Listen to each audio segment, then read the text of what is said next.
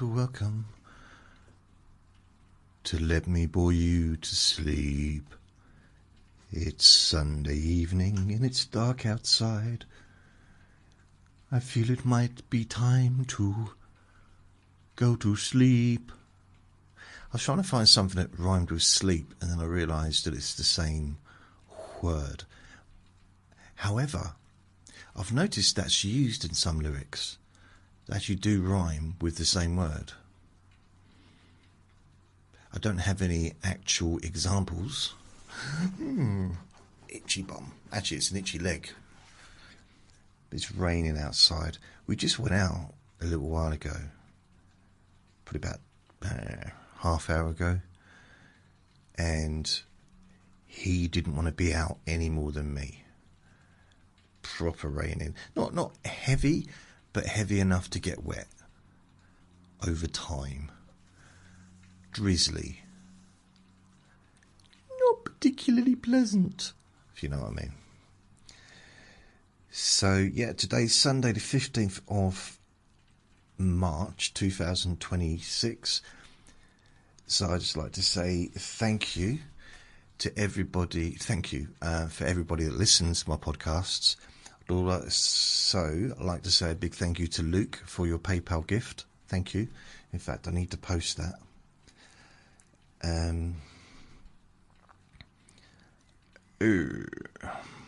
Onto Facebook. What else? Yeah, just let you know, I can know there's no way of me getting any income from the podcasts or the videos or anything. So if you'd like to contribute to help me to cover the costs of providing this free service, then I would I'd be delighted if you would consider a PayPal gift. I've got no idea what my PayPal is. It's something. What is it? It is paypal.me/Jason Newland. The link's on my website. So I do have a website called jasonnewland.com, which is my podcast. I also have another website called jasonnewland.store, where all my recordings are, and you can download those for free. So you can stream them for free on my website. You can download them for free on the store. I've gone back to doing 6 recordings per episode. So short, long, overnight, without music and with music. I'm on all the major podcast hosts, Apple, Spotify, you name it, I'm everywhere. Also on YouTube as well, so all my recordings get sent up there to YouTube automatically, and all 6 versions. And I'm on Facebook. I've got a Facebook group. Oh, really? What's it called? Well, it's called Jason Newland's Boring Group, and it really is possibly, I know it's not supposed to be, but it's probably the most exciting Facebook group that's ever been created by me ever. So I've currently got 242 members, and it's stayed that number for ages. So why don't you join? Come on. Even if you don't even like listening, can you join anyway? just to get the numbers up, because I'd quite like to get to 245 by the end of the year. Oh, please. So I need to put thank you,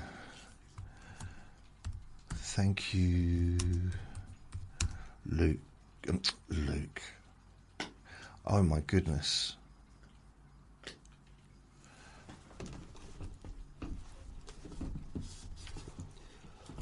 I've literally forgotten the name.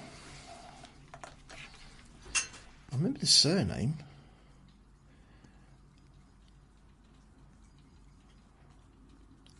Lucas. I mean, that's a name I should kind of know, isn't it? So thank you, Lucas, for your PayPal gift.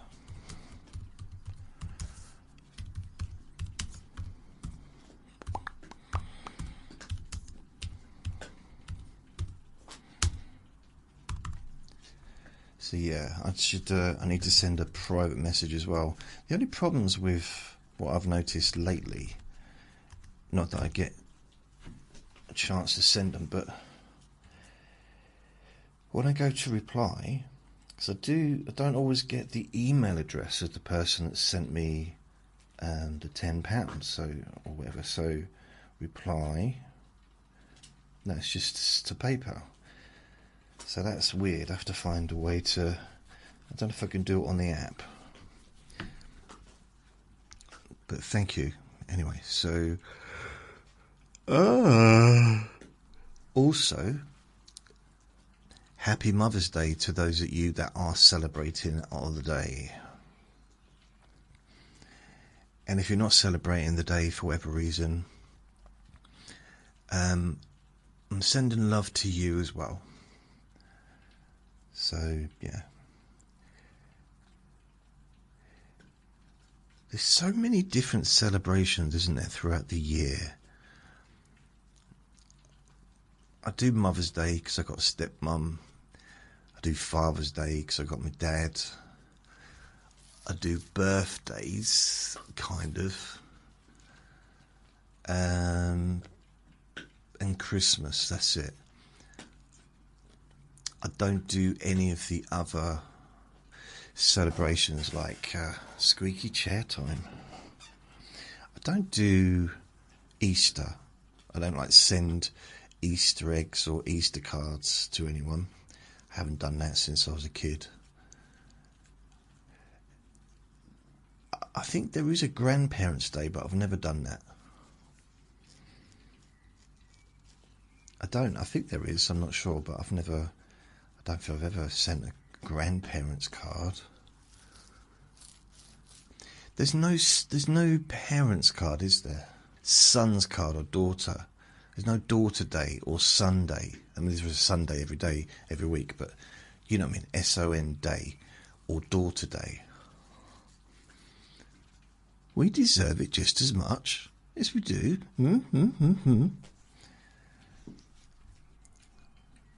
Maybe not. I don't know. So, at the moment, I'm still in the process of just updating the podcasts, because when I got them all back and changed things around, or after changing things around, I realised that there's quite a lot of stuff out of date.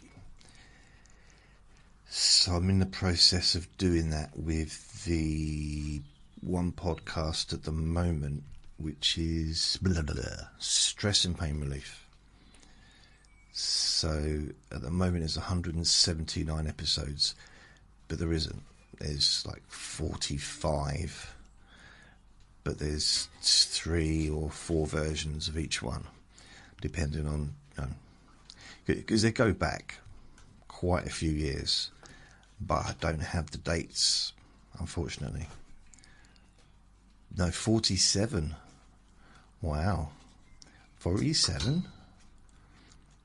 So at the moment I'm just going through them. I've done 45, so I now need to upload 46. It's very time consuming. But I can do other stuff while it's being done. It's just the internet's going a little bit slow at the moment. I told you about that, didn't I? About the internet. Us not getting internet that they promised. Couldn't believe it. Could not believe it. Coming round and building up my hopes. When the bloke came round, he filled the form in. Because I'd already filled the form in online, but he just put a bit of more information in, and I said, "Do you want my bank details for the direct debit?" Because I was literally excited. Up to 900 megabytes a second. That was excitement for me. Just how much more I could do.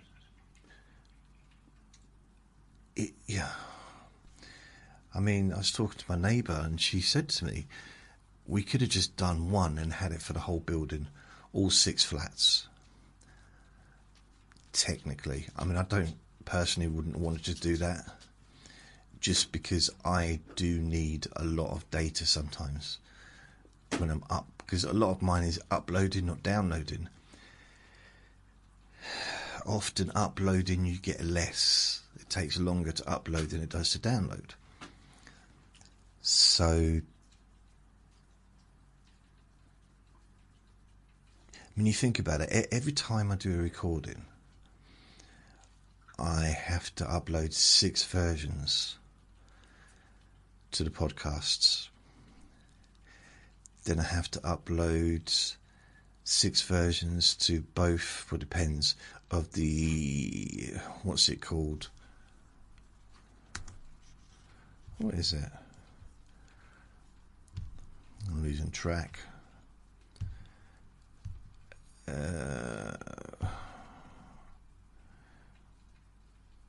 SoundCloud, that's it.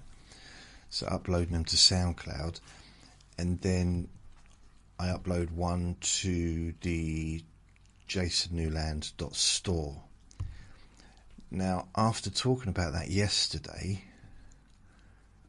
I've now redone the website so that I only offer one recording, just the one without music, normal length. It's a lot quicker to download.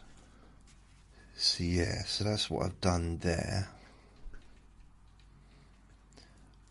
Do you ever send someone a text message and just wait and wait and wait, and they just don't reply? And you know they've received it. So I sent a text message, and this is something I was doing someone a favour, because I got them something, put it through the letterbox, and I said, I put the thing through your letterbox. This was at 2:49. It's now 6:30. I don't mean to moan. Actually, I do mean to moan. It's very rude. Very, very rude. How do people become so rude these days? People used to be perfectly mannered when I was younger. Perfect. Absolutely perfect. I tell you, it's really weird, right? Okay. MSN. I searched for the Baron Knight's Night of Laughter, or Nights of Laughter album, and now I'm getting adverts for the Baron Knights. They don't even try and be covert.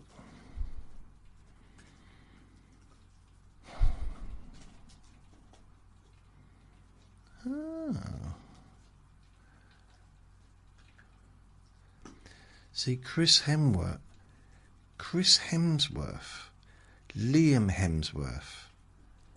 Is it me, or do they just look the same? Isn't that the same person? Because there's a picture here with Chris Hemsworth and he's got sunglasses on. And I'm thinking,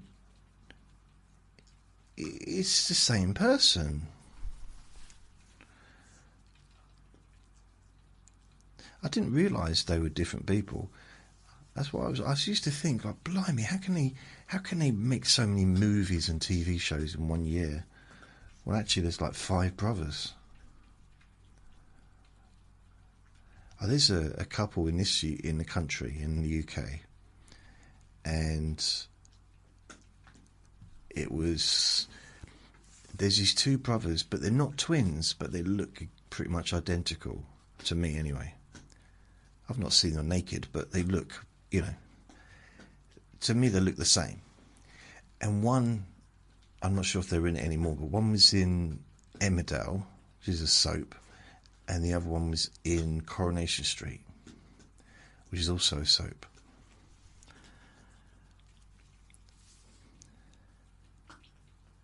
That's the whole story. That was really boring, wasn't it?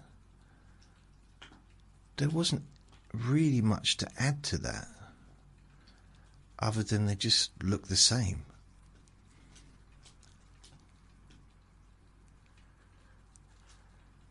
And I do wonder, there was a couple of boxers that were both world champions, forget their names now, But I did sometimes wonder if they took turns, because they were pretty much the same weight. If they just took turns, maybe if one of them had a little bit of an injury, so like they just step in for their brother and go in and win. Because one of them was arguably a higher level. He was more successful. They were both really successful, if I could say the word. But I did wonder if would you do that?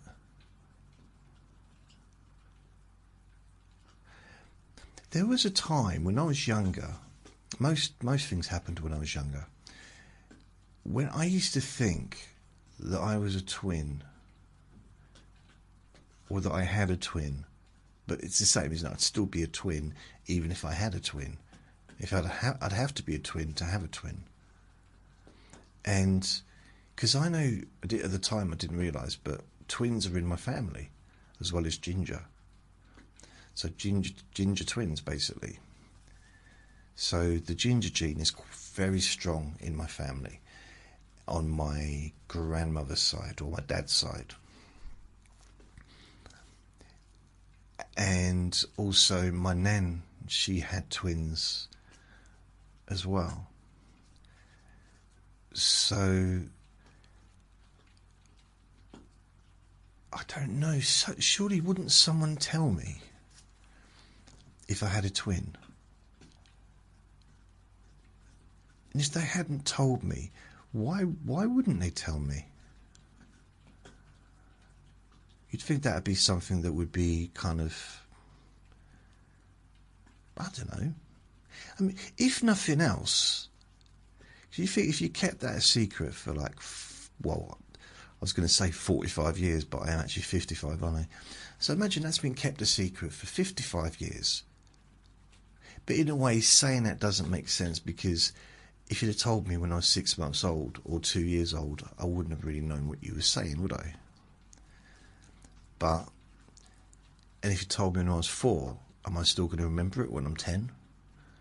Unless it's mentioned a lot, during that time. I mean, if you told a kid their name, your name's Adrian, you say it when you're 4 years old or 3 years old, and then you never ever mention it again, and nobody ever calls them by their name. You tell all the neighbours, all their friends, all the family. They're going to forget their name's Adrian, aren't they? It's probably quite a cruel thing to do, to be fair, but just as an experiment, I guess. Why would anyone do that? But you'd think that, bearing in mind, I've never really had a huge amount to talk to. There's been some boring moments with family members when perhaps we haven't really had much to say to each other.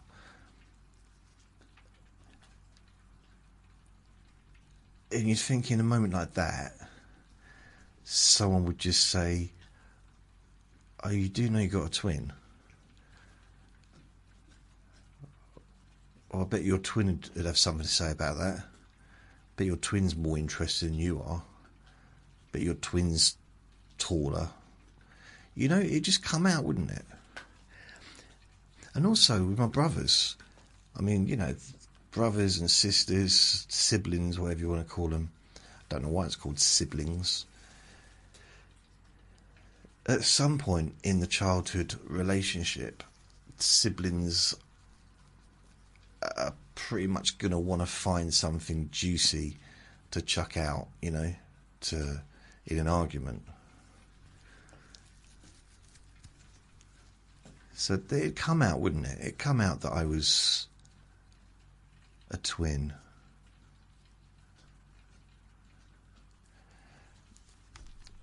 Here's something I'm going to read out to you.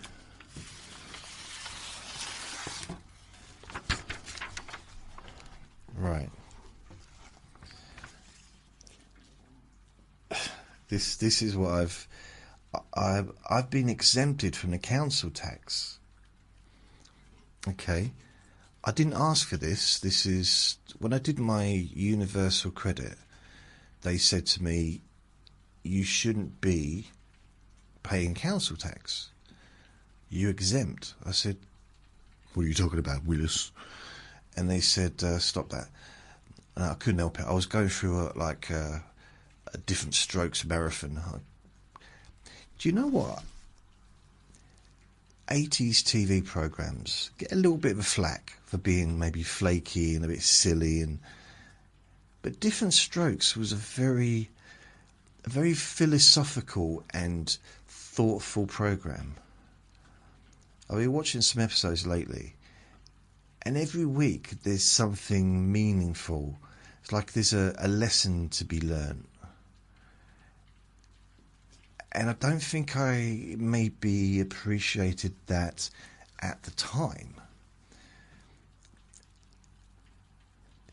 It's the same with the Cosby Show. Although some of those life lessons don't seem quite so valid now, for some reason. But Different Strokes, was it Mr. Drummond, wasn't it? Or Dad. But they called him Mr. Drummond for the first few weeks, I think. And it was like, I think I related to Different Strokes, like Arnold and Willis. Is it Will or Willis? Because me and my brothers were kind of in a similar situation, except we weren't living in a mansion. Like we weren't living with a multi-millionaire who was renting the house. That's what I didn't understand. He had a landlord, Mr. Drummond, and the house was huge. Or the flat was huge. I don't know. It was an apartment. It's massive. Why? I mean, maybe I've heard there's parts of New York and America where they used to have a limited rent or maximum rent, so the landlords couldn't charge more than a certain amount, regardless of whatever it was. And I realised when I said that out loud that it didn't come out very clear. I don't mean I don't mean like that, but the clarity of the meaning of the words that I was saying might not be quite what I had hoped for when I started out on that little journey of a sentence. However, the meaning of the show, I liked it. And it was fun. It was funny. It was repetitious. I mean, what are you talking about? What are you talking about? But as a kid, it was funny. And I don't know. I like that show. Why am I talking about Different Strokes? I don't know. Right. So I got when I spoke to the person on the phone, Universal Credit, they swapped me over last year around this time, probably about March, April time.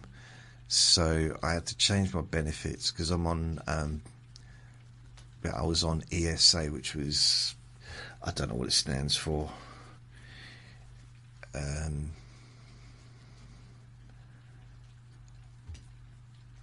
don't know.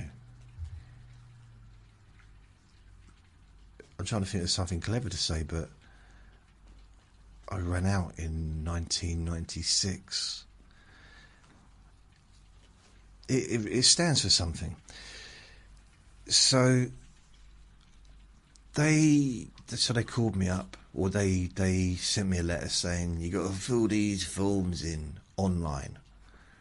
Oh, so I did that, and then we're going to call you up. I was okay. The weird thing about it is they have every bit of information about me that they need,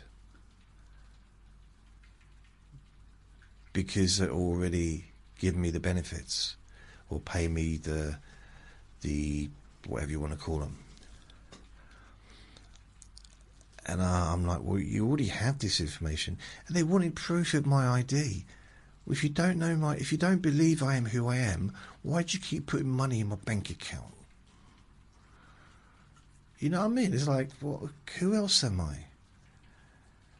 But I had to prove who I was and all that stuff.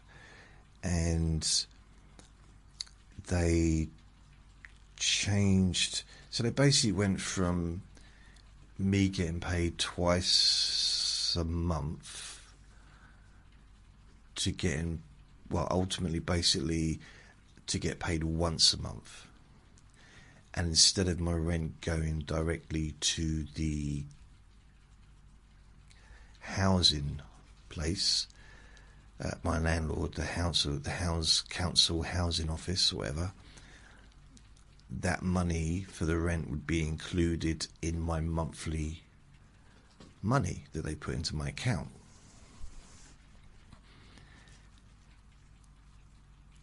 And that concerned me, because I haven't had to deal with the rent since I've lived here. It just goes out, and knowing it just goes out means that I've never had to worry about being kicked out because I haven't paid the rent. It's always, I mean, it is a little bit behind, but it's always a month behind anyway, I think, with the way that they do it. But, and I'm like, oh, I wasn't looking forward to it, because I know people that have had to go through the changeover, but I was supposed to have been done like 5 years ago or 4 years ago, but there was this backlog of loads. And then they pushed it through. They did like really quickly trying to put people back onto universal credit, which is a different system. It's a different payment structure. It's basically re-looking at the situation and deciding what I'm allowed to claim for and what I'm eligible for and all that stuff. And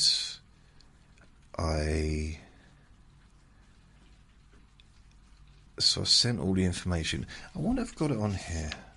Let me have a look if I can get it up on the screen. What was weird? Well, not weird, but the weird to me. I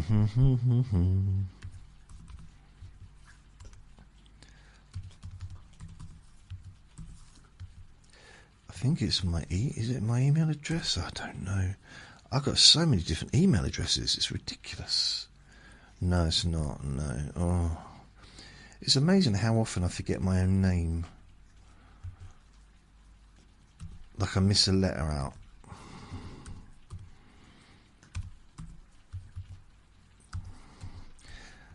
Because I'm trying to type with one hand, which just goes to show that I must be a fairly adequate typer if typing with one hand slows me down, because I always used to type with one hand, but now I can type with two. I'm still looking at the keyboard, but I guess some of the times I'm not. I just don't realise it.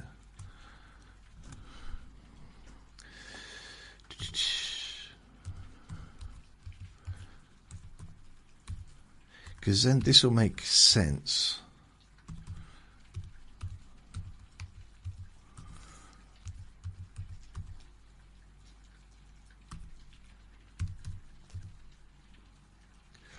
So if I open that up, ooh, I forgot a very important aspect to this. That's it. Okay, I've got to save that. So either it's my... No, that's not. Right, let's see if I get it now.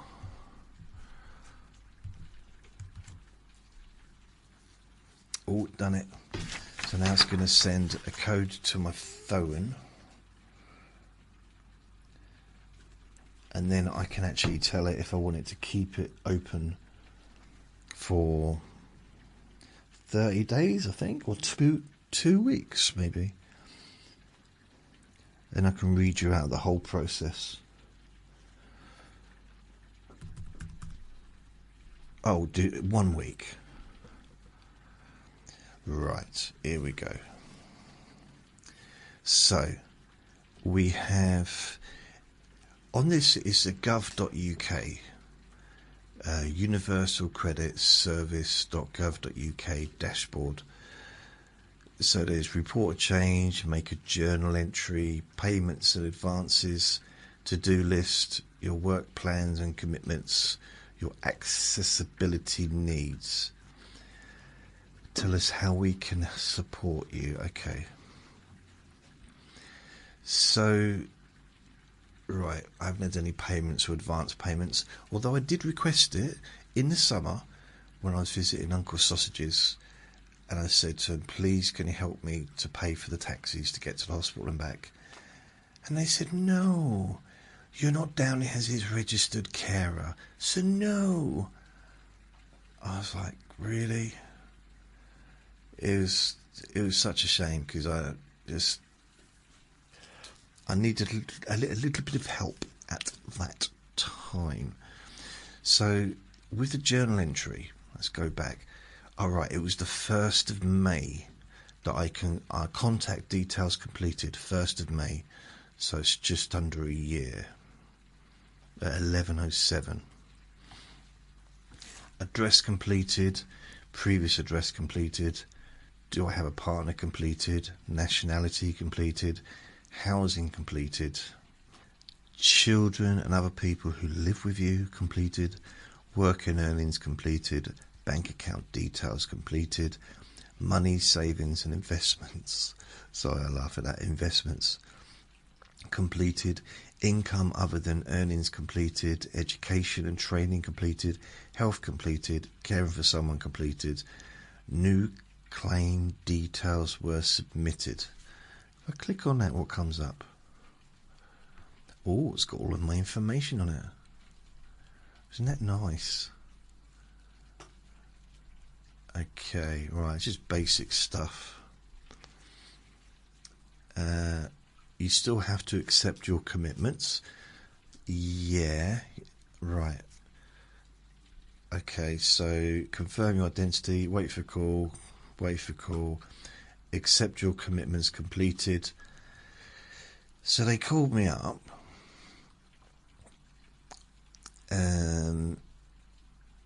Right, yeah, confirm your housing details completed. So I asked them, and they said, I said to them, is there a chance that you can pay my rent directly to the housing department, my landlord, instead of to me? And they said, yeah. And I said also, is there any way instead of paying me once a month, you could pay me twice a month? It's just, it's a personal thing. I've never had it all in 1 month, and I used to struggle when I worked getting paid once a month. Just, kind of managing it for the whole 4 weeks. So, yeah, it's just maybe it's my lack of, I don't know. But anyway, they said yes, so that was nice. I didn't know they would say yes, but they did say yes. And it's made a lot of difference, because I was concerned about that. And then there's a thing saying other benefits affecting your universal credit. I'm getting ESA, which I was before. And they say, if you think this is wrong, which is not, benefits that can affect universal credit, job seekers allowance, employment and support allowance, carer support payment, maternity allowance. Yep. No. widow, state pension, incapacity benefit, severe disability allowance, industrial injuries, disablement benefit. So basically what they've done is they've consolidated everything into one place. So all the different things that were together, and then it was done. So it's done by the 8th of May. Alright, changes to universal credit. So from the 7th of June 2025, we'll pay £447.83 of your universal credit to your landlord once a month. If your rent is more than this, you'll need to pay the difference. You now get 2 payments a month. Right. So £447.83. I won't need to pay the difference because that's the rent. And if it was more, they'd pay that as well. Well, I don't know why they're saying that. I mean, imagine £448 a month for a flat. It's pretty good. Pretty good. It's very cheap. And then I went to... Oh yeah, hi, I spoke to someone at UC today about getting an advance payment. The phone cut off after I gave all my details and explained why I was calling. That person doesn't appear to have put notes on here about our conversation, so I'm trying on here. I would like an advance payment, please, solely to cover the costs of taxis to the hospital and back to visit my very ill elderly neighbour. That's the only thing I'll be spending it on. Each trip to the hospital cost me £40 return. And they replied, this is on the 1st of July, 2nd of July. This is not something that we would issue as advance towards, as I cannot see any indication that you provide full-time care for them. And then I've had a couple of things from a bloke called Matthew from Job Centre. And then 2nd of January, I got a cold weather payment. £25 cold weather payment because of the...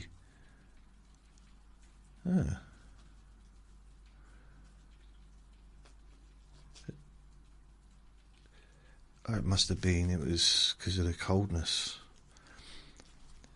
And then the 1st of March 2026, and it's saying other benefits. I don't know why have they sent that to me again? 1st of March, I didn't even come up. Some other benefits can affect how blah blah blah blah blah blah blah blah. So yeah, so that's it. Anyway, I got this letter through. I'm now waiting to find out whether or not I'm going to get PIP, because that's been 6 months now since I filled that form in. So that's going to be interesting. If I don't, I'm going to lose £280 a month. So they said to me, the Universal Credit people, "Hey up, Jay, you do know," because they went through all my expenditures and stuff like that, and I think they were going through my bank statements. What's this for? What's that for? Not quite sure why, but I mean, on my bank statements, basically all it is expenditures, bills, mainly Uber Eats, because I get my groceries from them as well. So that's all it is, really. So they said, why don't you contact the council tax people and apply for an exemption notice, because you're available, or you're eligible for that. So I did, and I got a letter 1st of March 2026.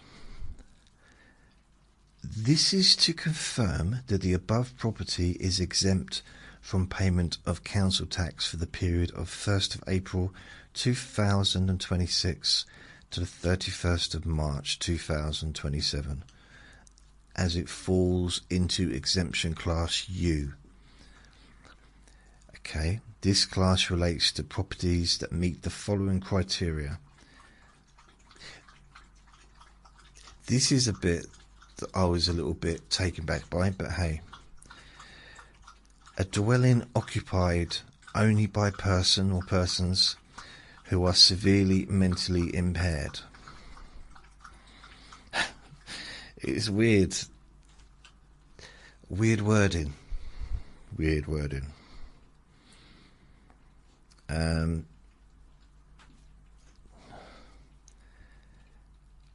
mean, that, yeah. To me, that gives connotations of, I don't know, almost like having brain damage or something. But it's the illness, I guess. But just, well, yeah, but mentally impaired. Weird. So yeah, that was. I don't know why I went through all that just to get to that point, but I'm still waiting to hear about the PIP, personal independence payment. And the thing is, everything I pay for it's expensive getting deliveries for everything, and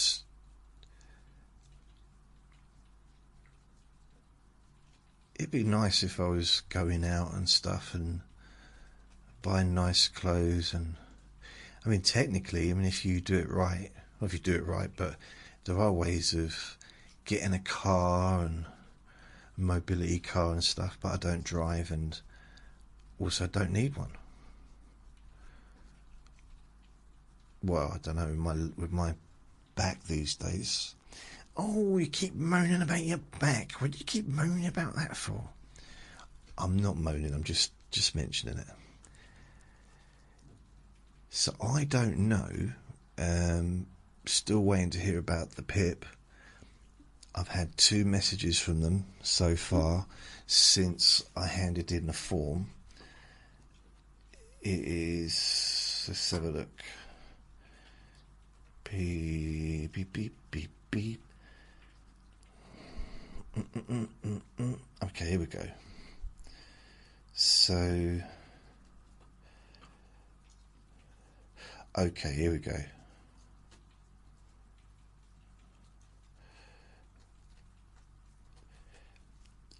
Wednesday the 30th of July last year. The review of your PIP has started. We are sending you a PIP review form. If you have not received this in 2 weeks, call us. The date you need to get your completed form back to us is on the front page. We will text you when we receive your form back. And then the 18th of August,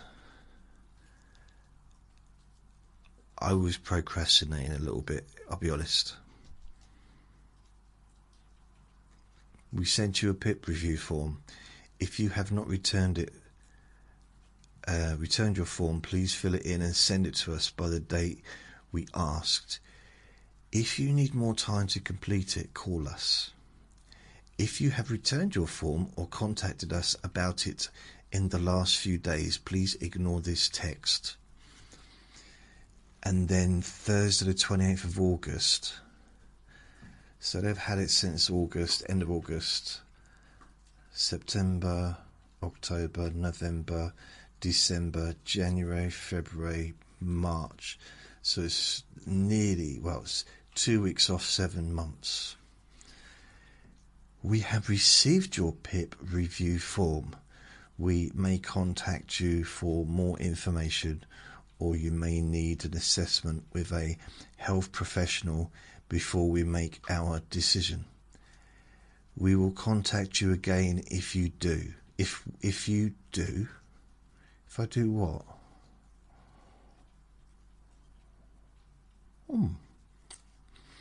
You will continue to get PIP while your award is being reviewed. You only need to contact us if your circumstances change. So that was the end of August, 28th of August. Monday the 24th of November. It's always in the morning. Actually, it's not. That was in the morning. In fact, the last two have been in the morning, exact same time, funny enough. The one then was 12:56 in the afternoon. Oh, but the other two were in the morning as well. 8:04 for the first, saying that we've started your review. It's Wednesday the 30th of July. Then the other one reminded me, we've sent you a PIP review. Can you please fill it in and send it back? Thank you very much. That was 8:23 on the 18th of August. But the one saying that we received it was 28th of August, 12:56. But then the next two are both at 8:10 in the morning. One was November 24th. We still have your PIP form and will be progressing your review as soon as we can. You may still need an assessment with a health professional. Your PIP will continue to be paid until we review your claim. You only need to contact us if your circumstances change. So that was end of November. So that was 3 months after they received it. And then I got another one in February, 16th of February. So that's well, it's a month ago now, isn't it? We still have your PIP form and will be processing your review as soon as we can. You may still need an assessment with a health professional. Your PIP or PIP will continue to be paid until we review your claim. You only need to contact us if your circumstances change. So yeah, every day I'm just waiting for the form to come through, or a letter to say yep or no, yeah or no, or telling me I have to go in, which I can't. So I mean, I go in and get a taxi in, but I can't face it, I'll be honest with you. So I'll see if they want to come here, do a face-to-face in my house. And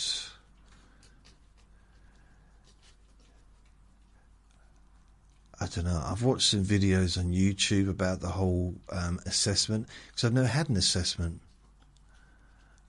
like face-to-face or anything like that. It's just always been because I didn't even fill it in. My social worker filled it in to start with back in 2014. So I didn't even know what it was. And then I've had to reapply or get reviews a few times over the years. And I got help with citizen advice once, maybe twice. I might got help with a doctor's surgery once, and the last time they said I didn't have to be reviewed for 5 years. Or 4 years, 5 years, something like that. Which takes me up to next year, or the end of this year. But they've kind of started reviewing it early. So I don't know. I don't know what they're going to do, but yeah, I don't know. If they just say, nah, not having it anymore, then the question would be, well, why did you give it to me before then? If I'm not eligible now, then I wasn't eligible before. And then they might say, okay, pay it back. Like, okay, I was eligible before, but not now. It's a weird one, isn't it? It's like, what's changed? So I don't know what's going to happen there. I'm just going to have to just see what happens, isn't it? A strange one. But I've been in flux, is that the right word? Up in the air a little bit since the summer. I mean, really, since having to do the universal credit. What was that, the end of March, or was it May? And then, Uncle Sausages, and then the whole kind of filling out a PIP form, and it's all been up in the air, the financial aspect of things, not knowing how it's going to be. The universal credit seems to be okay, but PIP, I don't know. I've never included my back before, but I told them about my back because they asked. Anything else? I just, okay.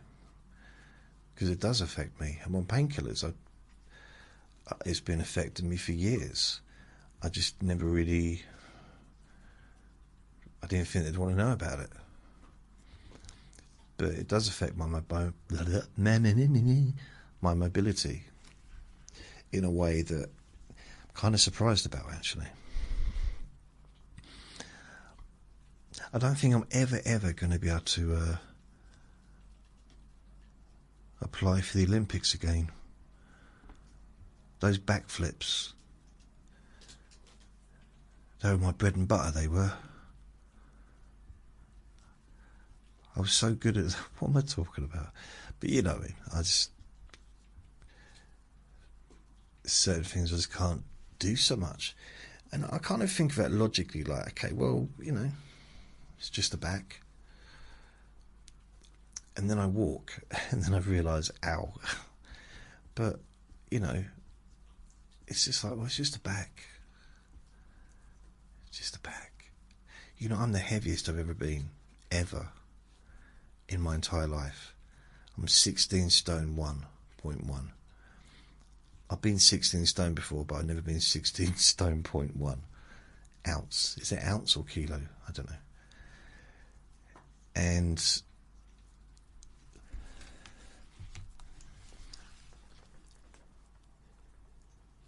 severely mentally impaired. Sebastian, what have you got to say about that? If Sebastian's listening, I'm sure he'll post something on YouTube making fun of me for having a mental disorder. So, it's very strange. And it's just as I've kind of got to the age where I'm starting to like the idea of maybe doing a bit of travelling. Now I can't walk far, I want to go travelling. It's, I don't know, just, I don't mean hiking. I'm not going to be going hiking. But maybe, going on cruises like I've mentioned before. Something like that appeals to me.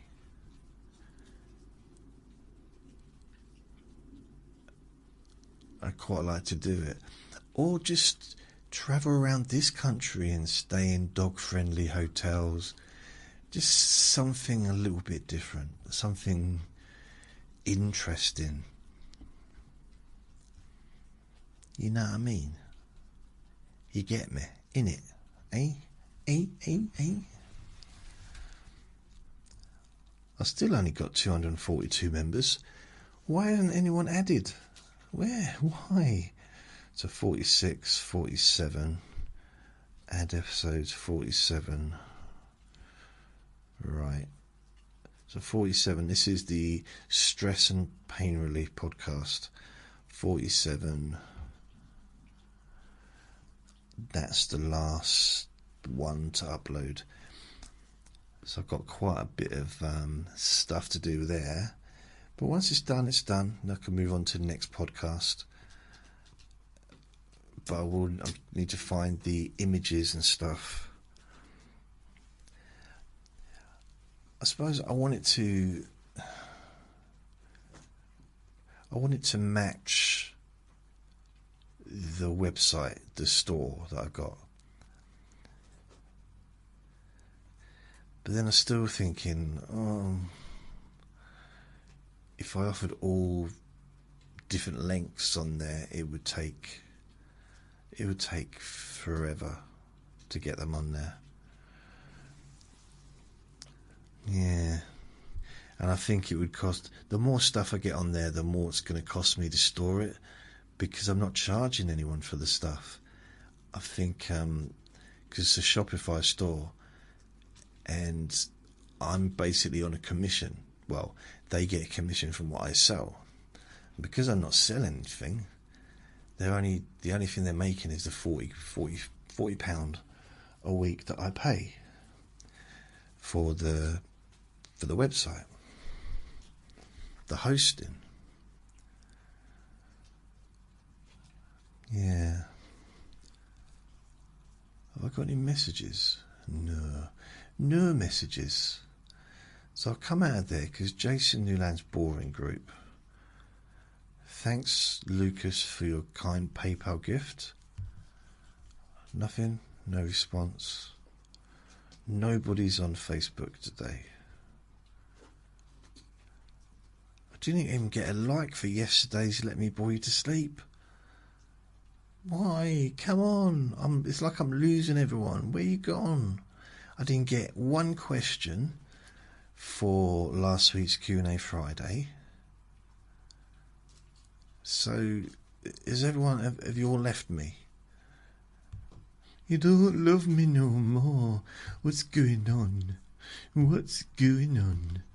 What's this? Banner? Oh, okay, right. Come out of that. So,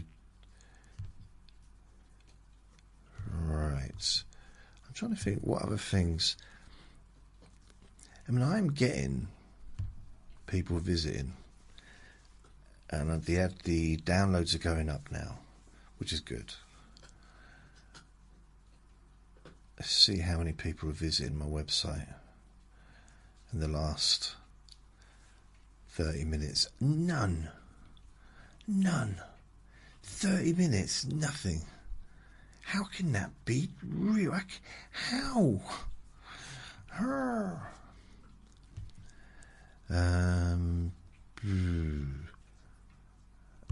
Outlook. So let's have a look. This is the email.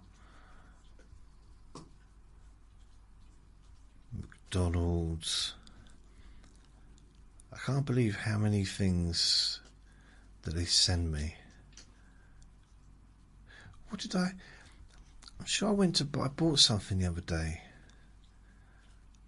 on Uber Eats, and it's supposed to be £2 discounted from £3.25 or £3.28, and they still charged me £3.28. I think that's all I've got on my email is Uber Eats, Ring Team. So tells me when my door camera's about to run out. Also, I've got I pay $4.99 a month, and I've got the you received money PayPal gift. That's from Lucas. That was at 3:28 this morning. And then I got when the podcasts are uploaded to my website, jasonnewland.com, I get an email from there. Receipts for your payment to Uber. Your Saturday evening order with Uber. It's two different orders. Uber payments. Moonpig, looking for something. So I've gone into Moonpig. But I left that. Yeah, this week was expensive. I had to send, well, I didn't have to, but Mother's Day, a card and some flowers, so that's like another 50 quid. Uber Eats Saturday, Gazette, that's the local paper. A community-run cafe. I didn't know there was such a thing. I didn't know such a thing existed or was even possible. Uber Eats again. Then I got Jamila Sundon Sundori, sorry. Improve your YouTube growth. Go away. Uber payments. So, no, another one. Jason Newland, your downloads are ready. This is Saturday when I tried to download my podcast episode. I'll do it again just so you can see how much quicker.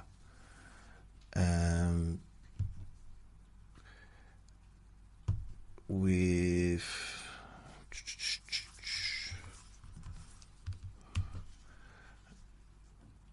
if I go to store,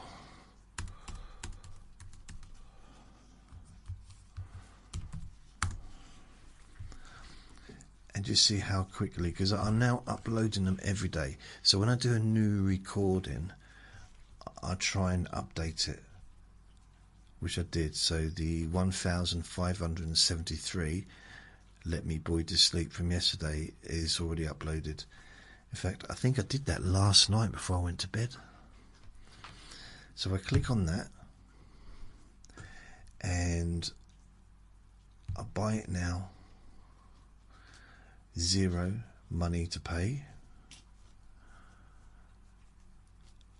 It's got my address and everything, so I just click complete order, or I could just check out as a guest, and that's it. So let me see, should get an email at some point telling me that your downloads are ready. Order one. Okay, so it's telling me about the orders there. Order 1348. So that's how many downloads I've had from the podcast, from that jasonnewland.store. I've had 1348 orders. People would order stuff for free. So let's have a look. Click the download. See how long it takes to download it. 41.3 megabytes. So 3 minutes. 2 minutes. 3 minutes. 2 minutes. So it's a lot quicker than the 20-30 minutes or whatever the last one was. So yeah, and this was an hour and a half yesterday, which is about average kind of length for my Let Me Bore You to Sleep recordings. About an hour and a half is about normal. An hour plus. Sometimes just over, sometimes a lot over. Sometimes 2 hours. Doesn't normally go above that, but it depends, really. It all depends. It depends on... It's really weird, because if I close my eyes when I'm talking like this, I start to drift. And I start to semi-go into dream world, where it's almost... I mean, honestly, I nearly said just then, I'm sharing a bedroom with my brother, not my little brother, my older brother, and there's not a lot of room. And I'm like, what's that about? So I drifted that quickly. And I wasn't asleep, but it didn't feel like daydreaming. It felt like going back into a previous dream. Because my brothers are often in my dreams. My dad's rarely in my dream. He's not in my dreams much. And it's mainly my older brothers that are in my dreams. Other people, I mean, it depends on who I've had interaction with. Oh, that's all downloaded anyway, so it took about 3 minutes. It depends who I've been talking to. Sometimes I dream about my nan. Sometimes I dream about Luke downstairs. Sometimes I dream about Andre. Vinny's often in my dreams. He's just there. Because I guess he's always here with me, so he follows me in my dreams. In my dreams. He follows me in my dreams. Yeah.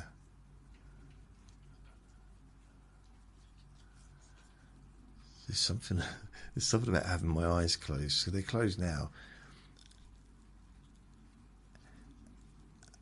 And I'm literally like, I was going to say I'm inches away from falling asleep, but that doesn't necessarily make sense.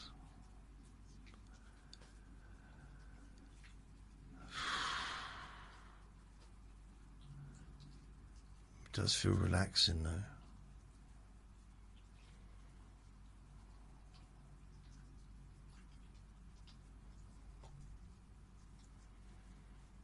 Yeah. It's quite peaceful. My voice is going croaky. That's what happens when I'm asleep. My voice gets croaky. But when I wake up, it's nice and smooth. Smooth. Weird, isn't it? Isn't it weird? Ooh.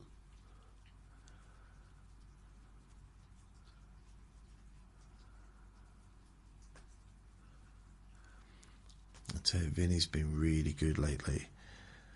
He doesn't bark at stuff that goes on in the garden anymore, which he used to do. I mean, if there's a lot of stuff going on, he might bark. But generally, if he hears another dog barking, he doesn't bark anymore. Which he did. He doesn't bark at the dustmen when they come every 2 weeks to collect the rubbish. Doesn't bark at them. Hasn't barked for years. And they're only every 2 weeks. He just doesn't care. He's in bed, doesn't care. The dog in the garden doesn't care. He's not fussed. The dog in the distance doesn't care anymore. And when there's a bunch of dogs all barking at the same time, he gets excited. So he does pipe up a little bit. But generally, he's pretty good. I mean, he still gets super excited if someone goes into their front doors upstairs. Either of the flats upstairs, if he hears the door, he'll bark. He can't help himself. He just... And it's... I don't think it's a case of there's someone at the door warning. He's just so excited to say hello to them. And bearing in mind that the person that lives opposite me now, that flat had Uncle Sausages living there for nearly 30 years.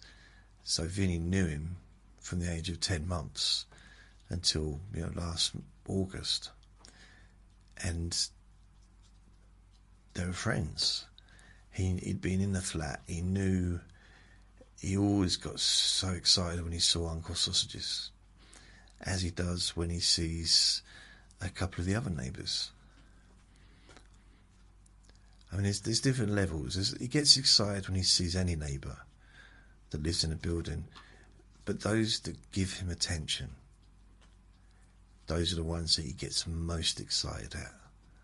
So Uncle Sausages, downstairs, there's a couple downstairs actually. One says, says hello to him, then don't let him jump up on me. So I do try and stop him because he does get dirty when we're out. And she doesn't like him jumping up anyway. But she still makes a fuss of him. And the other one downstairs,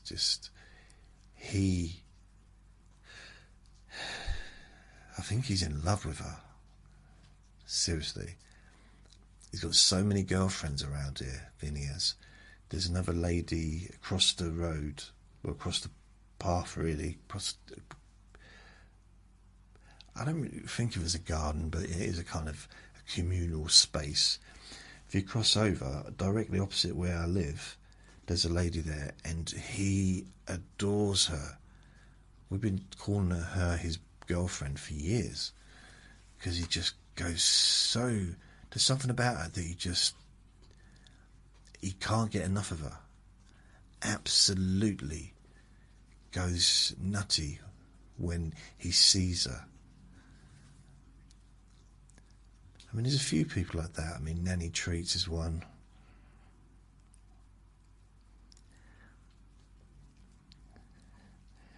I looked at him when I said that, and just he stopped. His head just stopped and looked up. So Nanny, just the word nanny now does it. He did it again. So I mean, he's crazy. When we went into her house, it was last week. She invited us round to go back the next day. So I went round. Vinny was up and down the stairs, and he was jumping all over her, like really jumping all over her. I was the other side of the room for some reason. There was a settee in between us, but it's like, you know, sit there if you like a mile away from you. I can't even see you, but that's okay. And Vinny was just having a time of his life, sniffing everything. He loved it, absolutely loved it, and he was all over her, on a lap, cuddling her, trying to kiss her face. He was trying to get onto her cabinet. He was just really, he's so happy. And she did say to me, because they've made a fuss of each other for over 2 years now. Yeah, it's got to be over 2 years, because I've given her Christmas cards 2 years in a row. So it's, yeah, over 2 years, probably from when I first got him. And she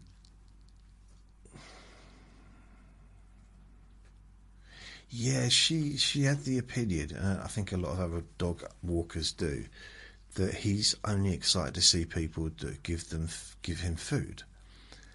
And I keep trying to say to them, you don't realise that if you'd never given him any treats ever, he would still be, if he likes you, he'd still be gushing all over you. And they don't seem to believe me. But I've got a neighbour. I've got two, but there's one round the corner who he absolutely adores. Like this bloke that lives, another neighbour, he's never given him a single thing, ever. And he just lays on the floor and, you know, lets people rub his belly and stuff. Vinny just watches. And then when he gets up, I say, "Well, do you want to rub Vinny's belly?" And it's a real kind of connection there. Vinny loves him, and he's never given him a thing ever. And there's a couple of people like that, and Vinny gets excited to see them. It's not about treats. It's about, I mean, sometimes it is, but for those people, it's not. And Nanny Treats was one that kept saying, like, it was just, if I didn't give him treats, he wouldn't want to be near me. So I said, "Well, take this then. Take this in your hand." And she said, "What?" And I said, No, this is the handle for the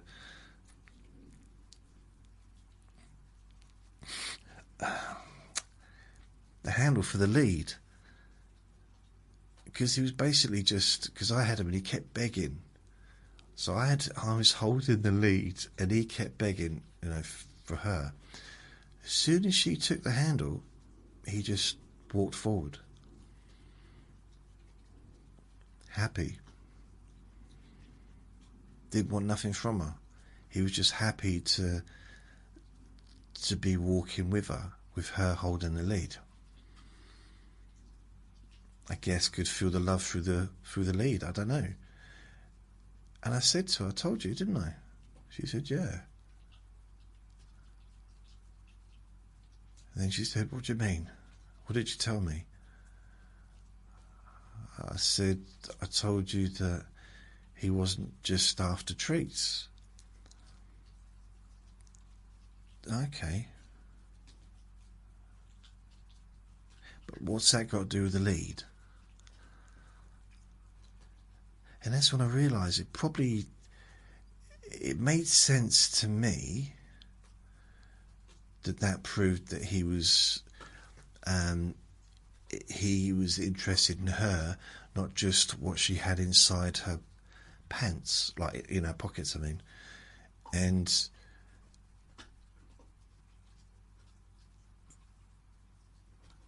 I believed it wasn't just about what she gave him, but the fact that he just absolutely adores her. So I think the fact she's done it a couple of times now, where she's had him on the lead, and he's just walked ahead so proudly, trotting like a little. What's those little horses that Princess Anne drives, whatever, and they lift their legs up, really, you know. I mean, I suppose all horses lift their legs up, but they do it in a kind of marchy way. And because I think Princess Anne, she won Olympic medals, didn't she, and stuff a few decades ago. And is it bon voyage or camouflage or something? They call it camouflage, camouflage, voulez-vous. What's it called? Anyone? I don't remember. So yeah, I think she was quite surprised that he, as soon as she had it in her hand, he just acted different. Like, she was surprised that he was no longer hassling her for treats or anything. He seemed genuinely happy to be just trotting along in front of her.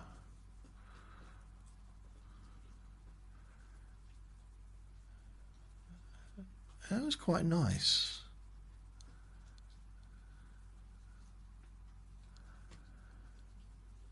I've fallen asleep again. That story wasn't enough to keep me awake.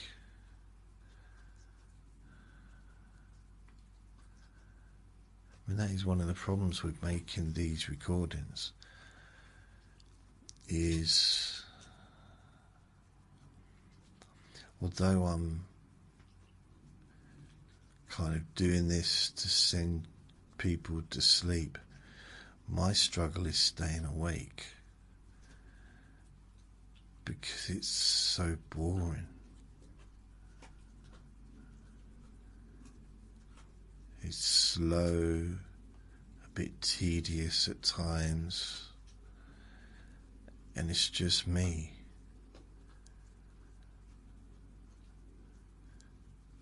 You know, there's no one else apart from Vinny with me. It's dark outside. It's nearly 20 to 8 in the evening. I mean, you could say it's home time, although I am home.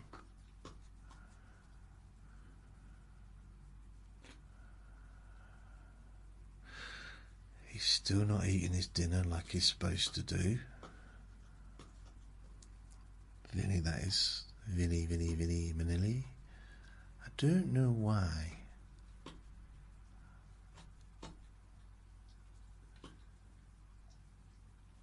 Everything feels really relaxed right now. Very calm. I don't know if, do you know what I mean? Just very peaceful. Like even Vinny chewing on that bone thing he's chewing on, he's doing it very quietly, being considerate, taking his time.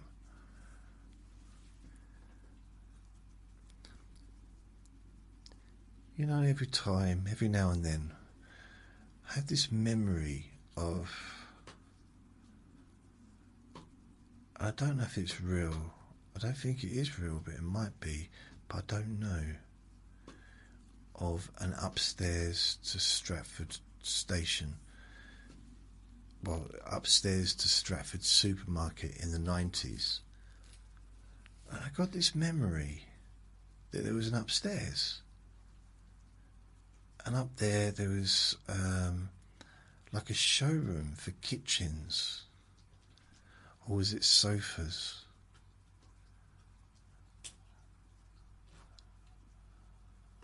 It wasn't sheds. I think it was kitchens, or maybe it was double glazing, but I think it was, it might have been sofas.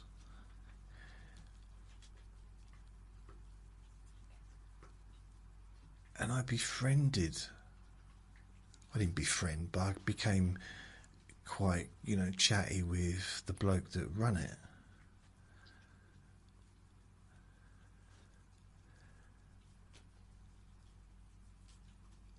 I mean, I'm just thinking maybe it was round the corner. So it wasn't upstairs, but it was round the corner. Because what was a bit strange about Stratford Shopping Centre, I'm talking, long time ago, and it was a bit like the TARDIS.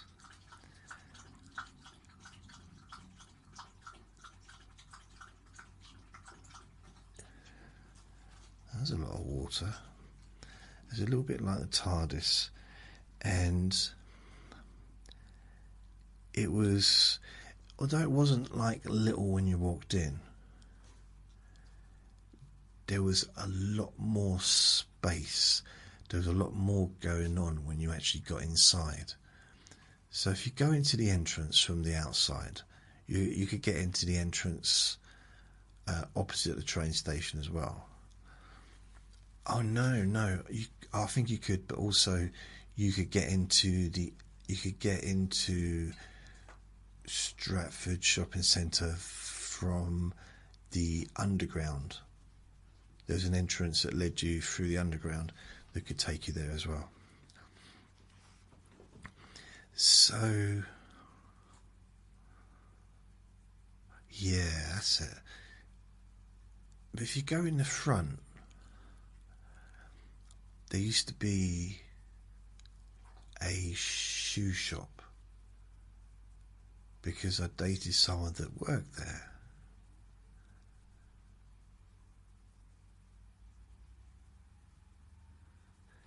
And then I think we split up, and I asked her friend out who also worked there, and she said no, and I said, oh, go on. And she said, has that ever worked? I said, what do you mean? She said, well, if you ever asked someone out and they said no, and then said, oh, go on, have they ever changed their mind and said, oh, okay then, I hadn't thought of it like that, yeah. I said, no.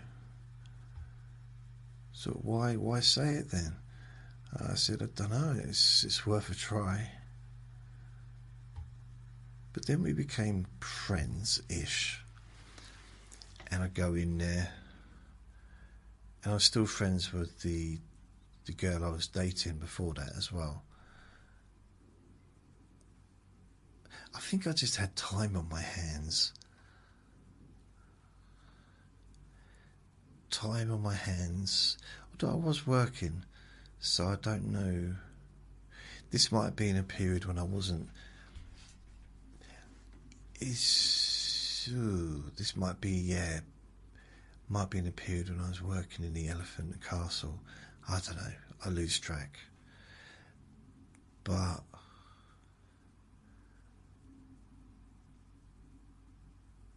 I remember going, if you walk in, there wasn't a McDonald's there like there is now. It's all been rebuilt and everything. It's a lot different now. But there used to be, I don't know what was on the right hand side. Maybe a little clothes shop or something. But up a little bit further on the right hand side there was a newsagent. Well, it was a newsagent, but it was quite big. Quite a big bit of space, so there's loads of room to have all the magazines and the newspapers, and they probably sold stationery and drinks, and possibly they was off license as well. I don't remember, but I used to get on quite well with the lady that ran that as well. So I used to go in these places when they were quiet and talk to them.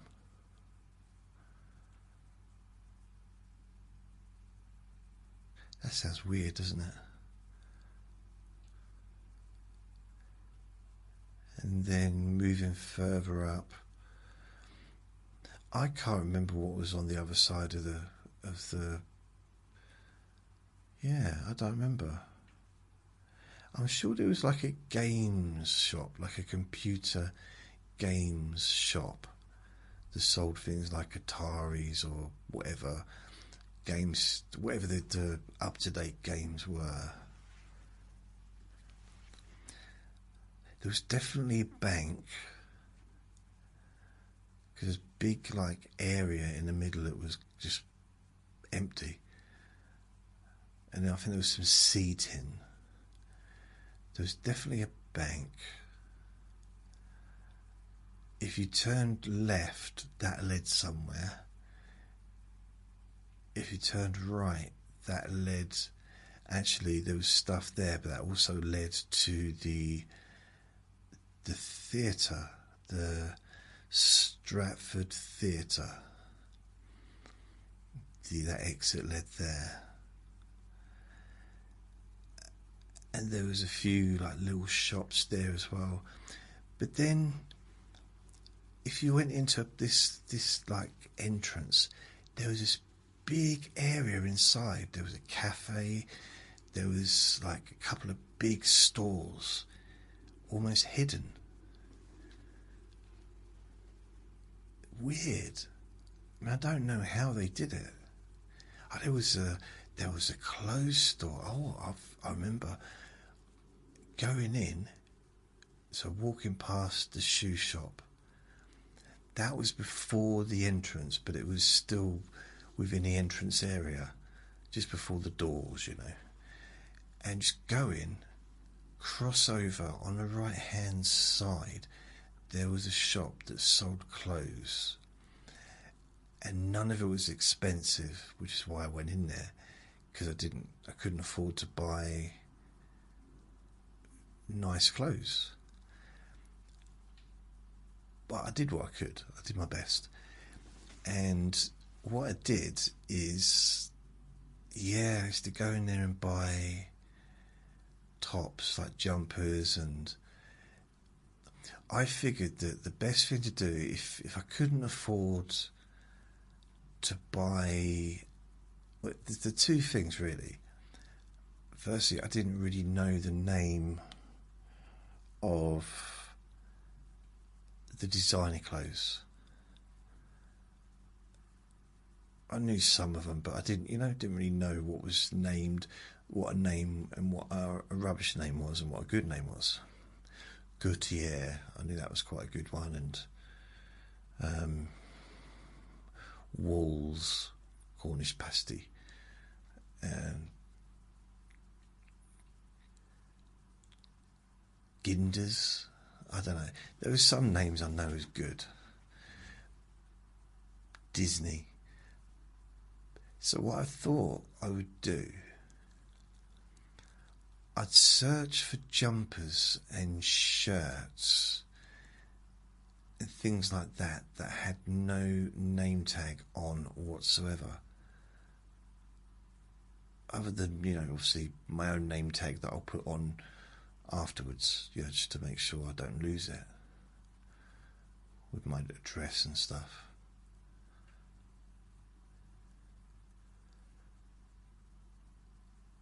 And I think doing that was quite good because, okay, it didn't have a name, didn't have a popular badge on it. But sometimes people would say, "Ooh," I don't know why. And other times people would say, "Oh, what's the brand? I like that jumper. What's the brand?" And as I'm telling you this, I've got this memory of a jumper that I had probably back in the early 90s. And it was this brown and white, or brown and kind of beigey, yellowy kind of jumper. And it had these flappy collars. And it looked like I had something on underneath, like there was a jumper and then there was like this t-shirt underneath, but it wasn't. It was just a jumper. I know. So I'm not sure if that's the one that people asked about, but that is one that I used to wear. And I got so embarrassed because I was so slim, and I just didn't want to walk around. I didn't mind walking around, but I used to put on like extra layers just to fill me out.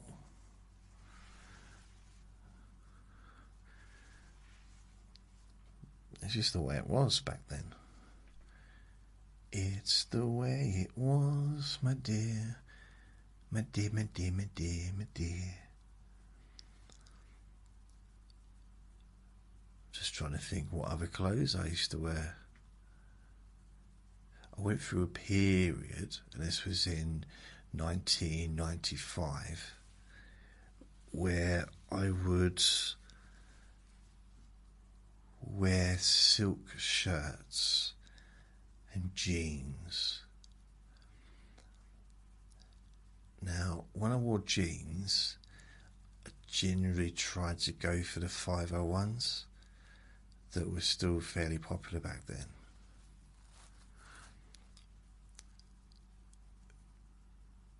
But I'd have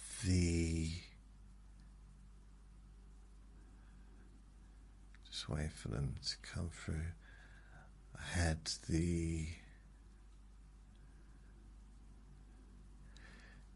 sorry, I was waiting for the memories to come through. I had the silk shirts, and they'd be long, so I'd have to. I always like to have my crotch covered and my bum for some reason. I felt that my bum was just like I didn't have a bum. I don't know. I just felt like I had to cover myself up. So I'd wear these silk shirts. I had about 4 or 5 of them, and none of them were expensive.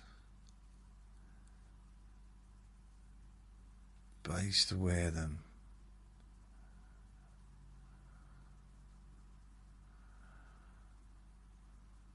Yeah. I had to wash them by hand, I do believe, if I remember correctly, and they would dry ever so quickly. And they would dry without needing to be ironed.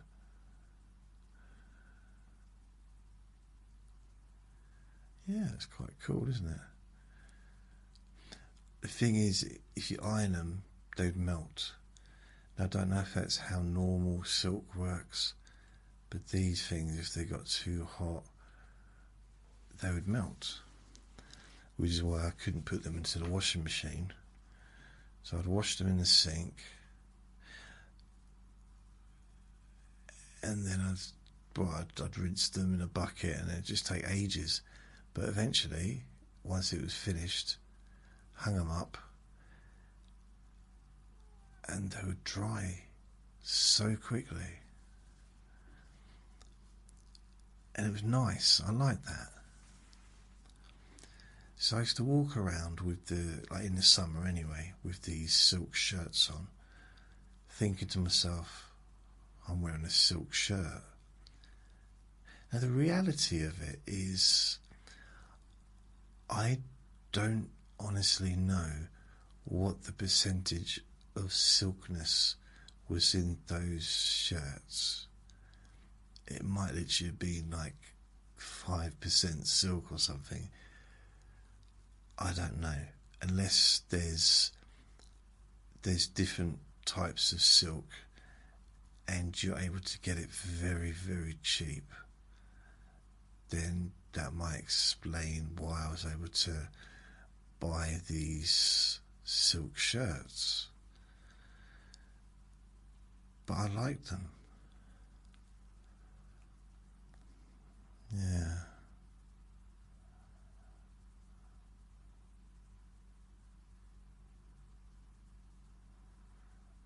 I like my silk shirts, baby.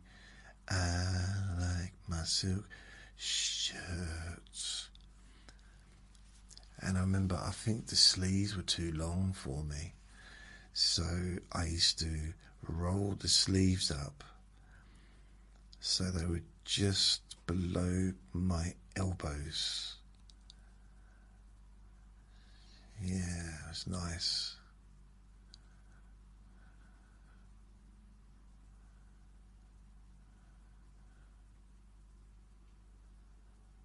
Yeah. I'm just trying to remember what other shops there was. I know for sure, for definite, there was a Sainsbury's. So keep going down on the right hand side before the exit or the entrance for the Stratford train station. There was on the right hand side, or if you come in on the left hand side, if you're coming in, Sainsbury's. It's still there. It's only still there. So I saw a video recently of Stratford. It's still there. The Sainsbury's, and that used to be one of the places that I'd shop. It's still there. There was no bookshop in Stratford. I'm trying to think of some other places I used to go.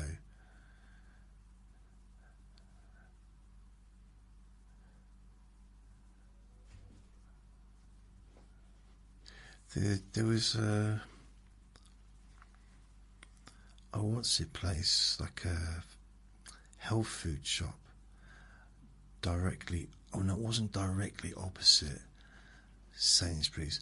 Directly opposite Sainsbury's was this quite a big shop full of prams and baby stuff.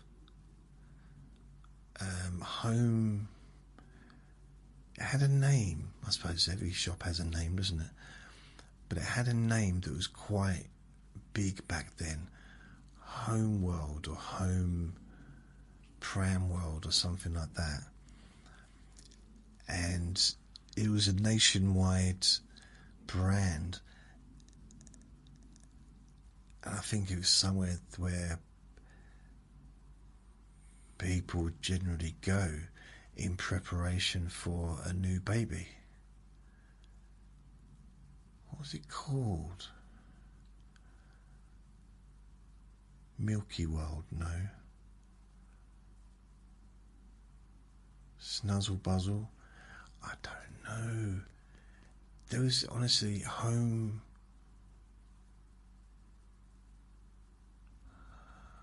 I'll find out what it was.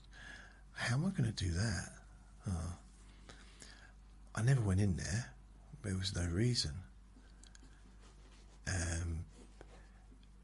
But next to that shop, on the way up, back out again, like going back towards the entrance, the original entrance, there was a health food shop, and I used to go in there and chat to the man who owned it, and I got in quite well with him. Got in. We had a laugh. And I went through a period when I was a vegan, so he kind of helped me with that process.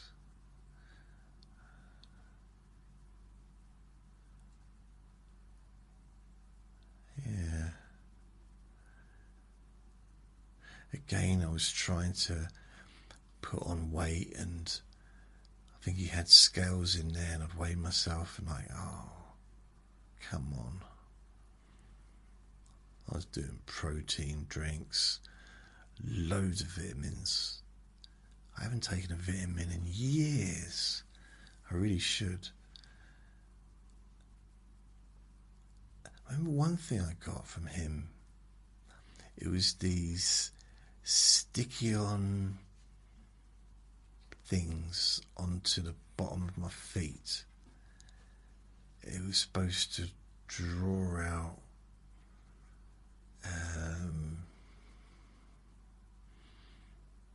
I don't know what you want to call it, muck, or just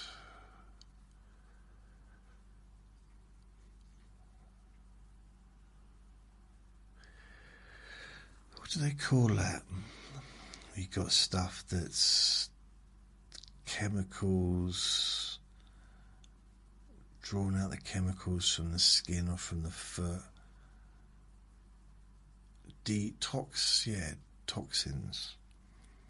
So to sort of try and detox the body. So I used to put these on the bottom of my feet, and they'd ache a little bit in the morning. But I'd look at them and they were absolutely filthy. I quite liked them. Almost felt like I'd been successful. I'd done something that worked in a healthy way. Because back then we didn't have the internet, couldn't look things up. I mean, you could look, there was a way to research. There was libraries and stuff like that, and bookshops, and asking people.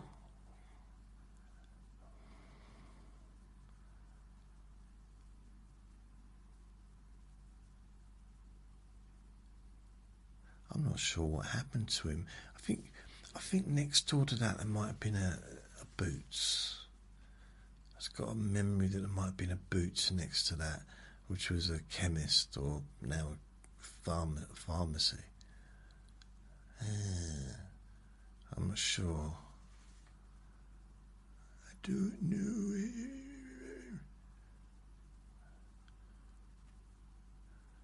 It's kind of coming back. But if you keep going up a little way, that's where the bank is. There was a jeweller's as well, but that was up the other side. I think that was next to the bank. They did that just to make it easier for robbers, so they didn't have to travel too far between.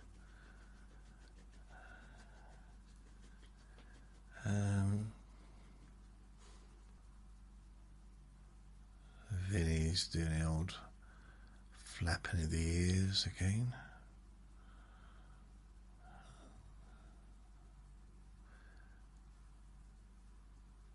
I just really do believe that there was an upstairs. And that bugs me sometimes because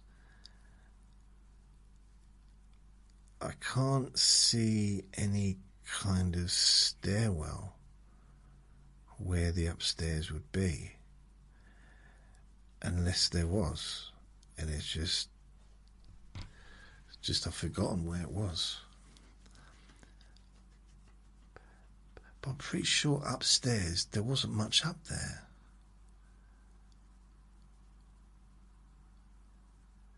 So we didn't get a lot of traffic. like, foot traffic. And it's not like there wouldn't have been enough room,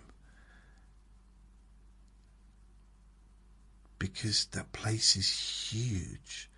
Stratford, that whole area, they built the Olympic, like an Olympic city there. So the room, the space was there.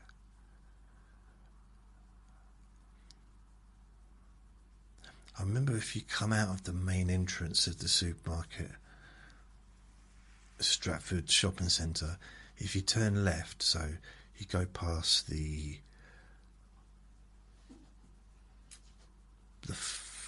shoe store, wave at Pam and Bob, or whoever it was, and then turn left.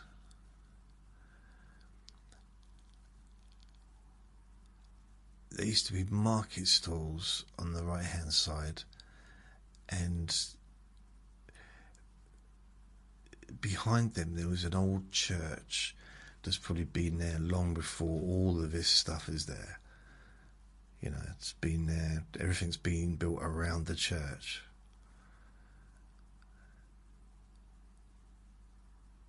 I don't know if anyone ever used the church, but it's very, very elderly.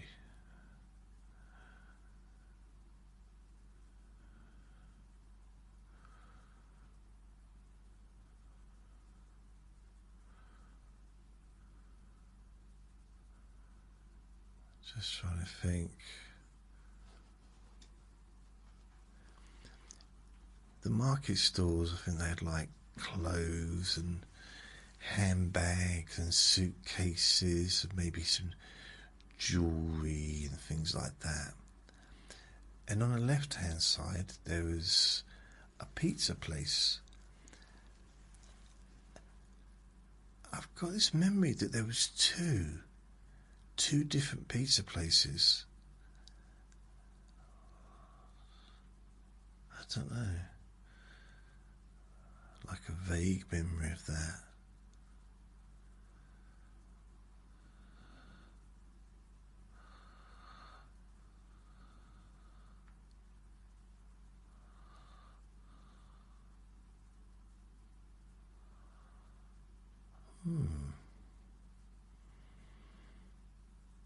Just trying to think, going down further,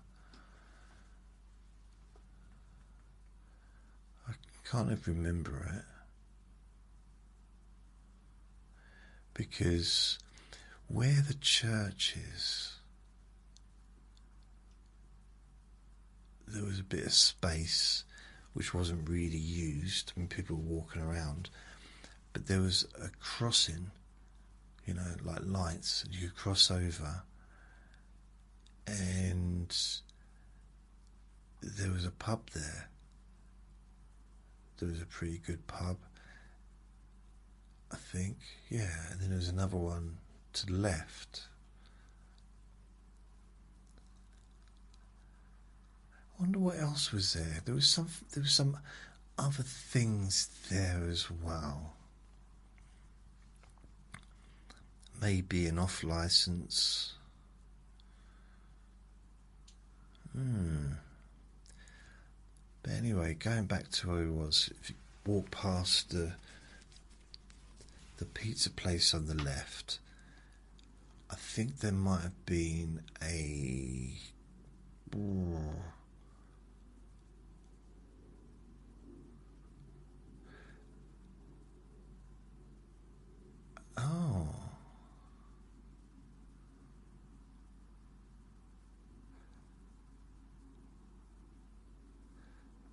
some kind of banking society, building society or something, I think.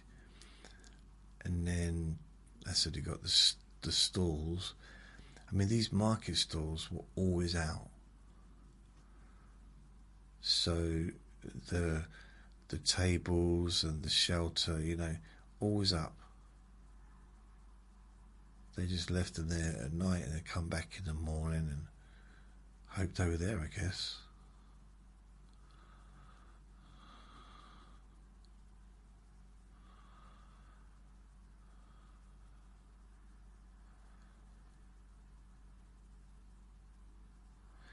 It's weird, isn't it? I can't really remember much. I mean, it was not a long road, but it wasn't like a short road either. Like the pavement, anyway.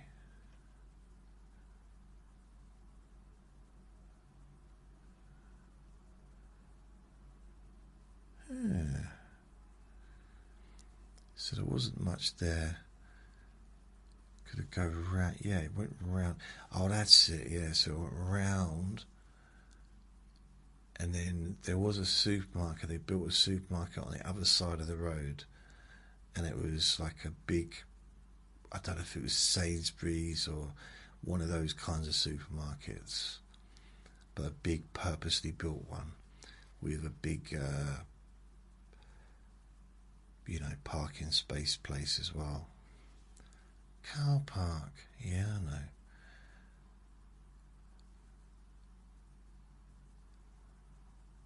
Yeah, because that side of the road led down Romford Road. That led to the Stratford Library. Also led to East Ham College, I think. And yeah, the library's on the left, college was on the right. It's a little bit further up. Yeah, that was a Romford Road. Yeah, which led to Romford.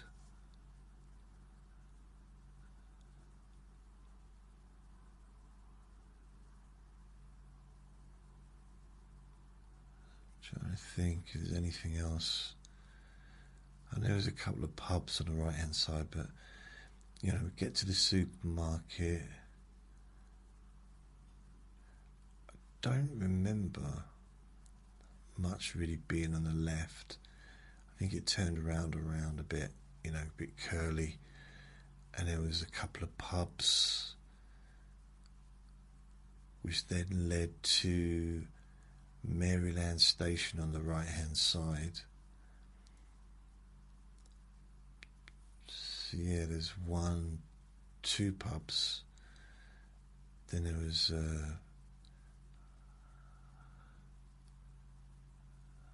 I don't know.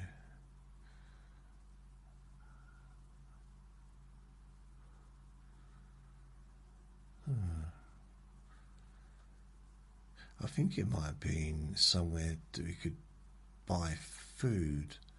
There was a place, like a shop. Yeah, like a corner shop kind of thing. So I used to go in there. And that was near the roundabout of Maryland Station. Maryland Station was opposite the other side. I'm sure there was a public toilets on that roundabout. I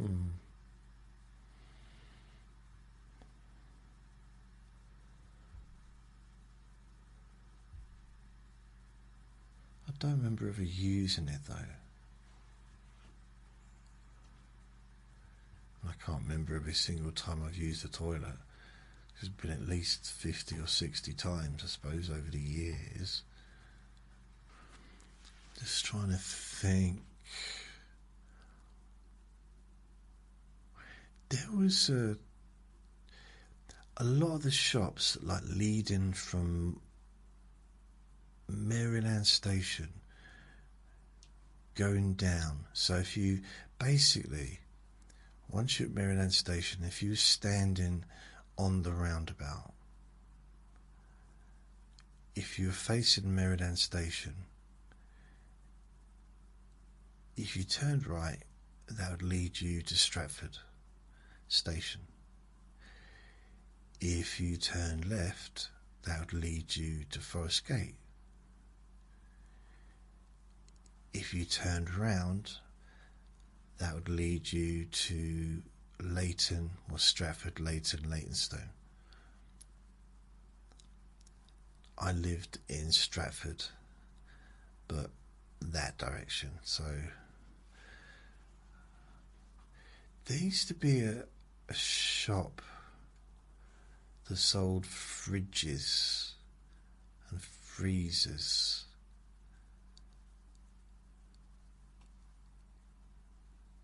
Yeah. I never really could understand where they were making money, because nothing seemed to get sold. It seemed to look the same the whole time. And a lot of shops with the metal railings or security guard door things down, even when they weren't, well, during the day as well.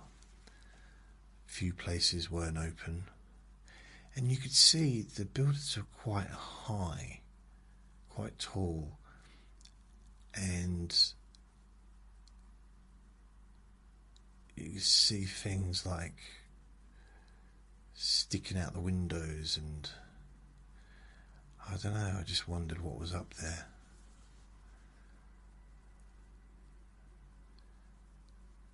Just turning down on the left, so that's on the right. On the left, keep going. I can't remember what was there and the shops wise, but there was a building. It was this tower block, but it was on its own. Just on its own. There was no parking space, no other tower block anywhere near it. It was just this little bit of ground. You could walk around it quite easily.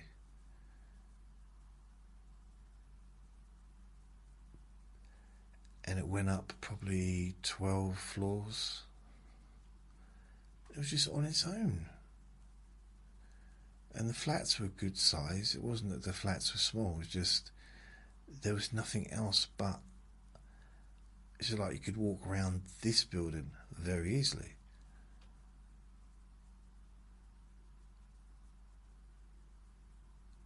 If there wasn't restrictions, because you can't get around, but if you could just walk around, it's like you do it in probably less than a minute. Walk around the building. But there's enough space inside for 6 flats on each floor. And I went in there one day to visit someone that I knew.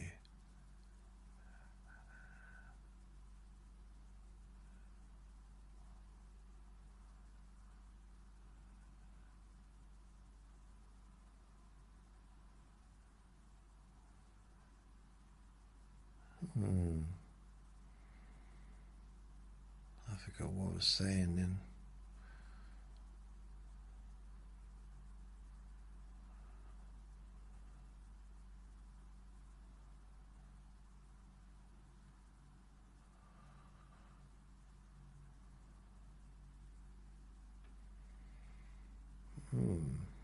I think.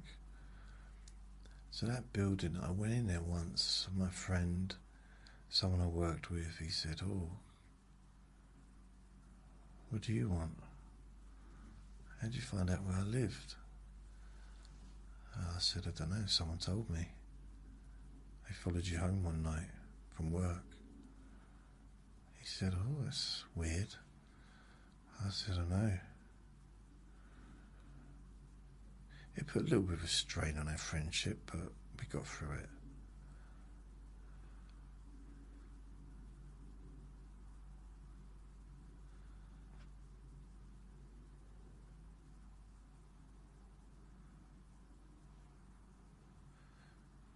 It's weird, I just had this kind of image of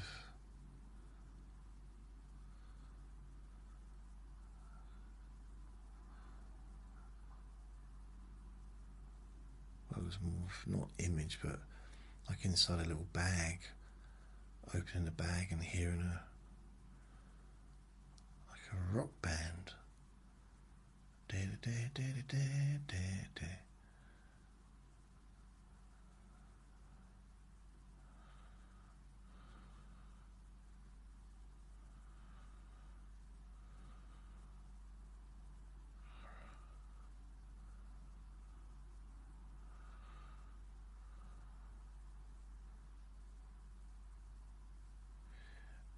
I'm trying to think. After that, there was a garage, like somewhere that sells cars, and on the right hand side there was a garage that fixed cars, and then further up than there I think there was just some houses.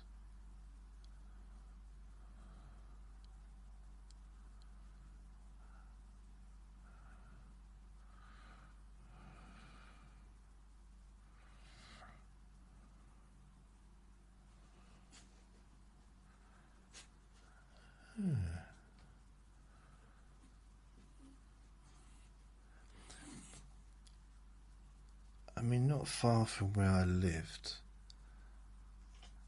there was the road that I went down to get to where I lived. There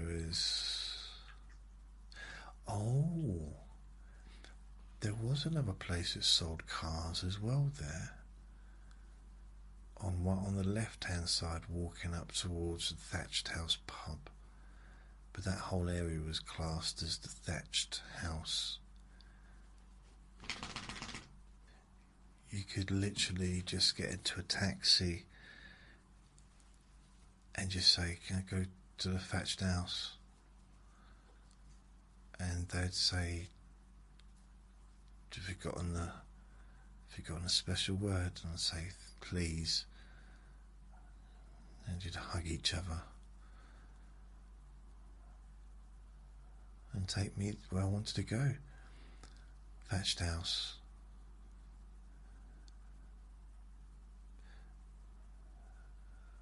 But the pub's closed down, that's what the place was, Thatched House pub.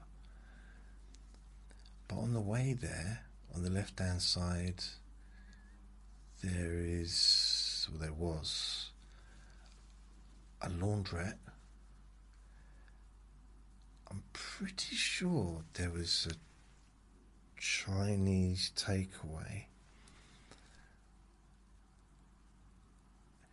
and there was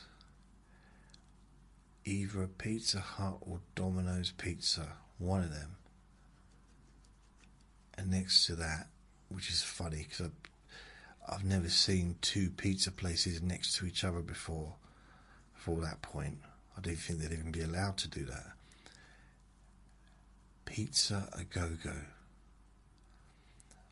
which was at the time a much cheaper option as far as pizzas go.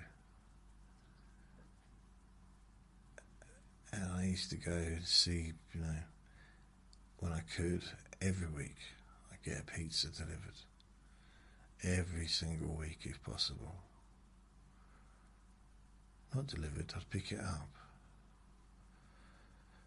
Yeah, why would I get it delivered? I literally lived across the road. But when I used to pick it up, that was only the last probably year or so that I lived in London. Yeah, I didn't used to get... I don't think I used to... Did I? I don't remember if I ever used to get a pizza in 1991 or 1992 or 1993 or 1994 or 95.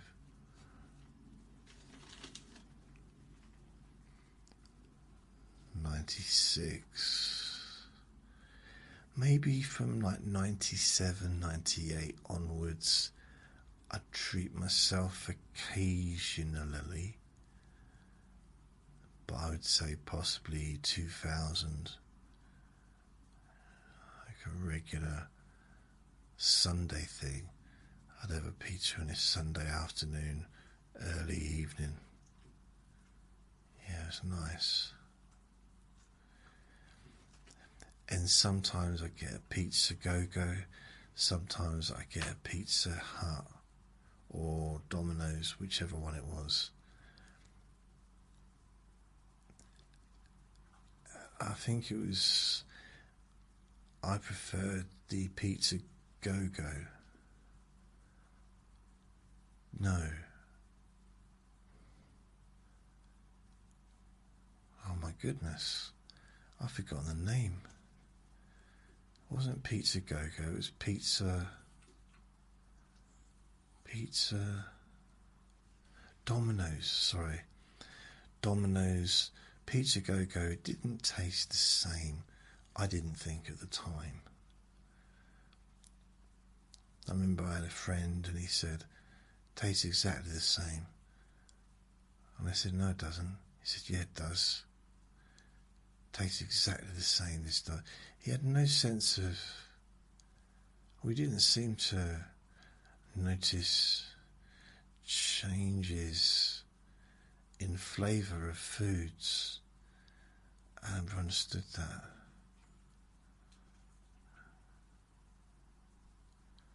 But we're all different, aren't we?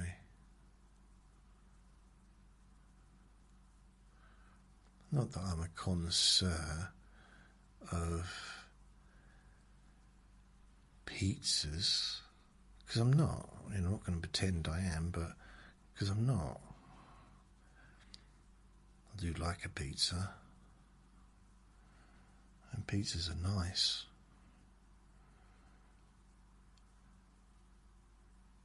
Yeah.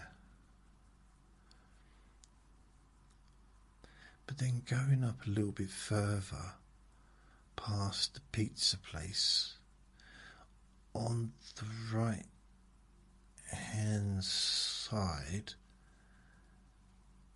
I think it was a doctor's surgery. Oh, I just remembered. Further up, walking back, there was a chiropodist. And maybe it was a doctor's surgery up there, because I did go to a doctor's surgery. I also went to a chiropodist because I had a chiropodist need for my toe. But I think that was like 1989.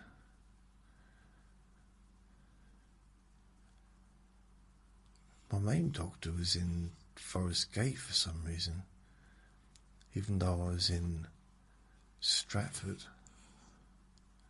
Don't quite know why that was.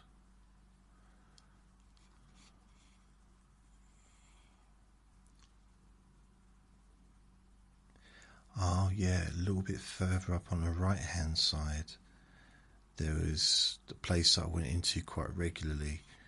There was like a food place, so I'd buy milk and stuff like that, vegetables, stuff out of the freezer.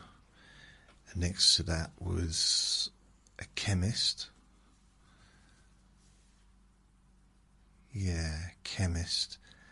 And then on the end of that little row, there might be more than 3 shops, but there's 3 that I remember. At the end of that row there was a bakery, and I used to go in there sometimes and get baked goods. One of my little favourite things I like to do is get a cheese and tomato roll, a sausage roll, with flaky pastry, sausage roll, a can of Coke, and a iced bun with a cherry on top. And then I'd take that home and eat it. I don't know why I added the word eat it, because that was kind of the point, isn't it? And I remember I was in there once. Oh, there was a chip shop. There was a chip shop in that row as well. Yeah. So in that row between the supermarket, well, a little kind of corner shop thing. There was a chip shop. There was a chemist, pharmacy, whatever you want to call it. And then there was the corner bakery. Opposite the bakery, across that road. After about 96, 97, mobile phone shops. They were everywhere. Mobile phone. They literally were. You couldn't. Honestly, you'd go in and there'd be mobile phone shops inside mobile phone shops. They'd be everywhere. You couldn't hide from them. They followed you around. And then at the end of that little bit of the road, traffic lights. To the left was bus stops, and because there's a lot of buses going in and out to Walthamstow, to Leighton, Leytonstone, to all different places. And then right across the road was the Thatched House pub. Which was a landmark. I mean, I think the last time I went there, it was a coffee place, but it still had the banner of Thatched House.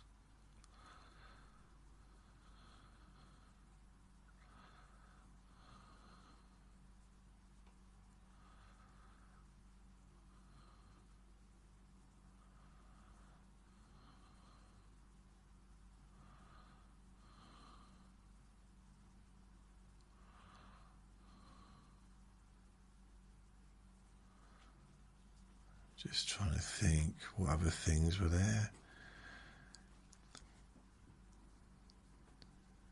I mean, a lot of the roads you'd walk down and there'd be nothing much. There'd be houses and it would lead somewhere. I mean, everything leads somewhere, doesn't it, I suppose? But there might be the odd shop. And houses. And then another shop, off licence or news agents, which often were just the same thing, really. Or maybe a takeaway.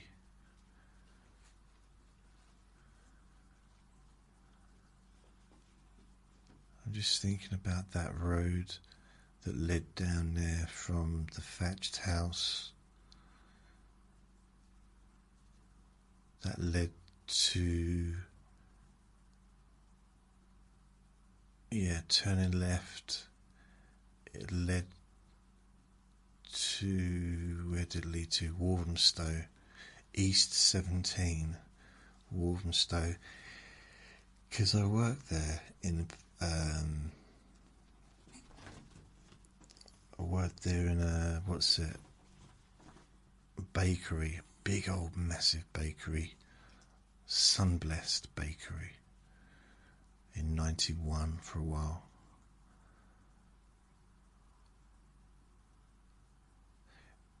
But then there's a road it crosses, which is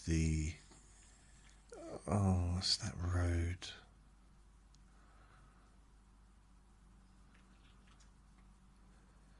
The thing is, East London is so many interconnections. Rowbridge Road, Lowbridge Road, Zobridge Road, something. And there's this big long road. And my friend lived on there. Leabridge Road, that's it. Leabridge Road. So I used to cross over there to get to Walthamstow.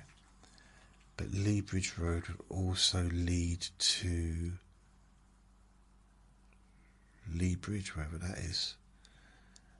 It'd be a bridge, I suppose. And you just go different directions to get back to or to go to where you want, which is, I guess, pretty much the way that all roads work, isn't it? Really, you just go in the direction you want to go. Yeah, makes sense.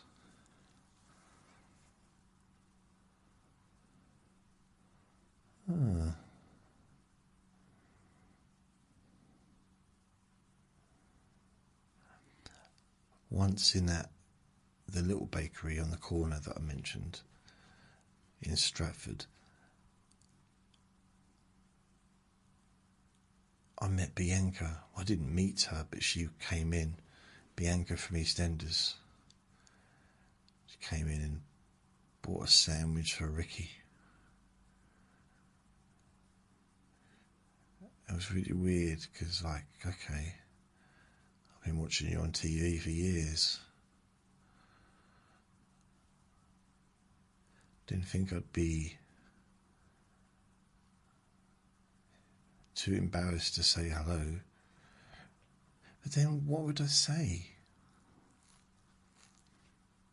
Ironic, really, because she ended up, this was like in probably the late 90s, maybe 2000. And in about 2010, 11, 12 maybe, 2012, because she'd been out of EastEnders for a while. She came back and she was with a friend of mine, a comedian who I haven't seen for a long time now, but I used to be friends with him. I was like, wow.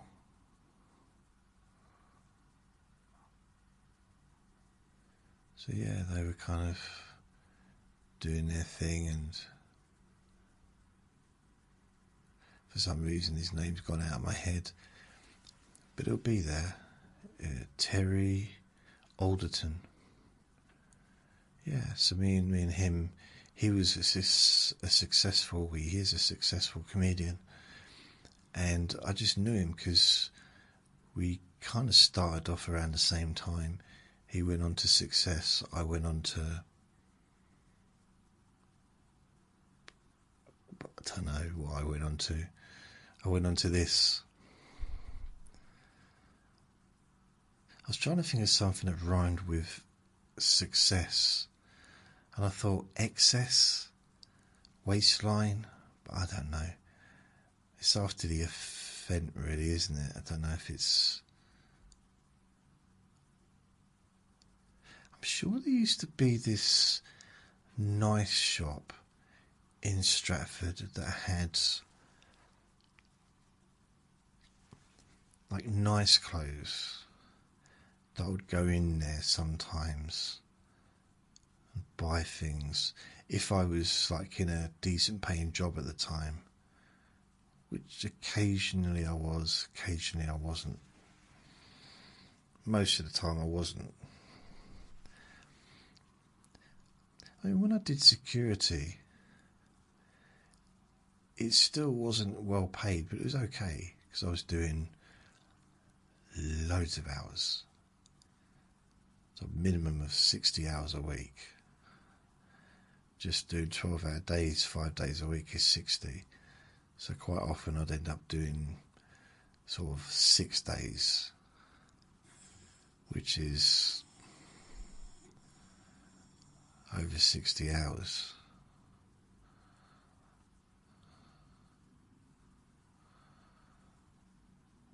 Yeah.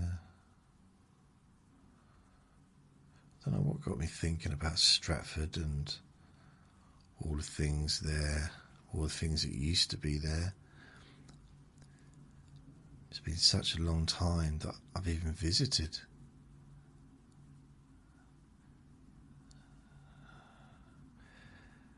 Last time I did go, years ago, I remember coming out and, you know, all the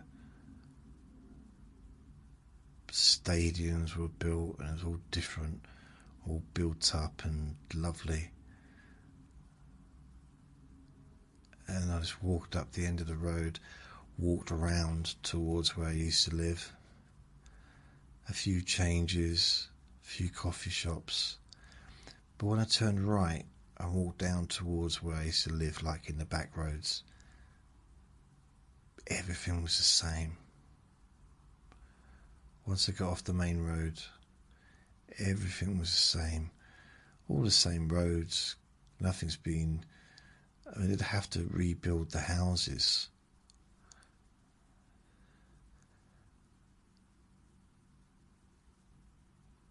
I mean, I suppose... Oh well.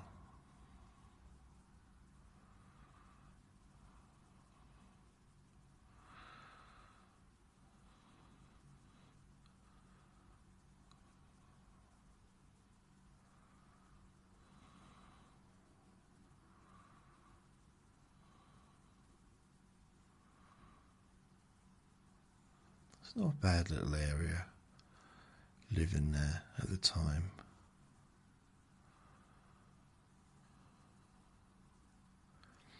I think one of the good things about living in London is,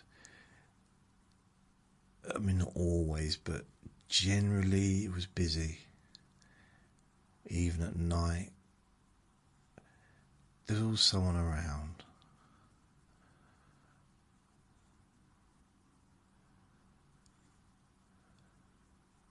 And during the day, there was always people around. So it just could almost feel like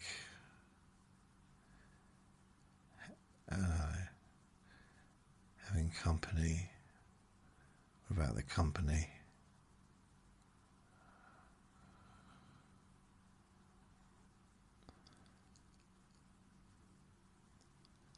So I'm going to go now. I seem to have waffled on about something for a while.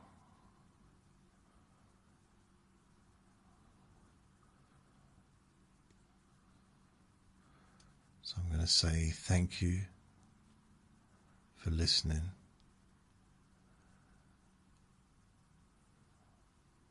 Remember to be kind to yourself. You deserve to be happy.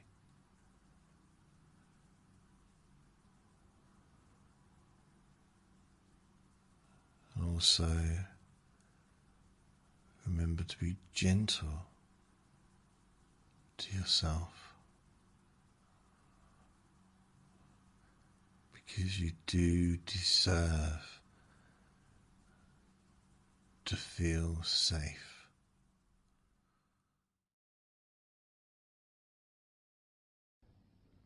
Relax in a more deep and meaningful way, maybe in a way that can not just allow you to feel calmer now and throughout the time we spend together here, not just relaxed at the end of the recording when it's finished and you can enjoy that sense of comfort and peace, but also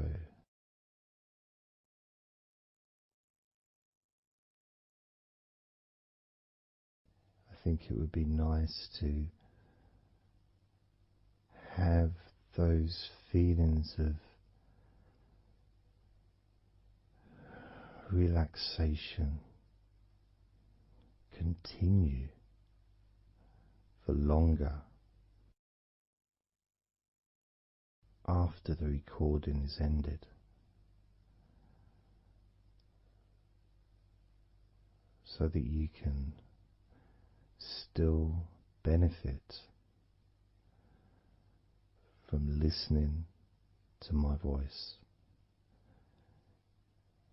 maybe in a few hours' time, perhaps tomorrow.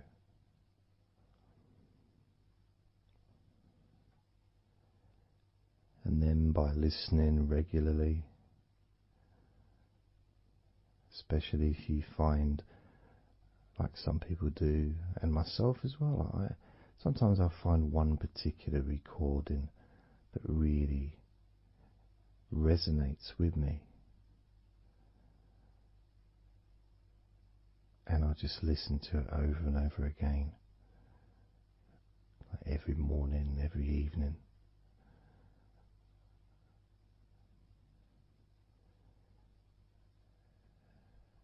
There was this recording from, we're going back to about 1999. It wasn't hypnosis, but it was a guided visualization, so it kind of was hypnosis really. And I managed to find it again, and it still has the same effect on me. And part of it was the person's voice relaxed me. Just felt so peaceful, and I'd look forward to listening to her in the morning and in the evening.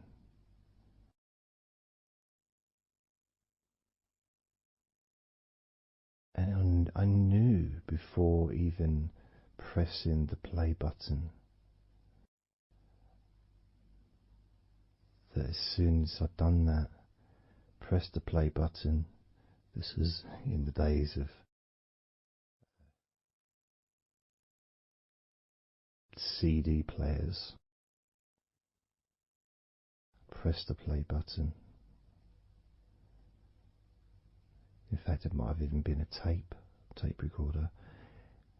I'd lie down on the bed, and then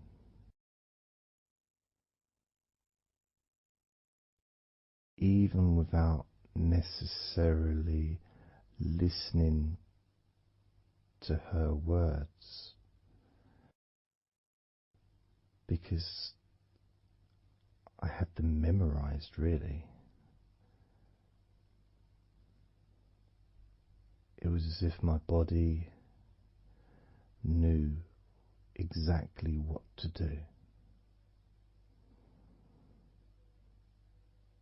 And the muscles just almost went into automatic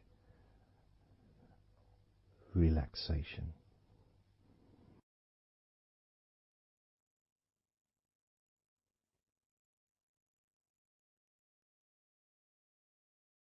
And I remember my mind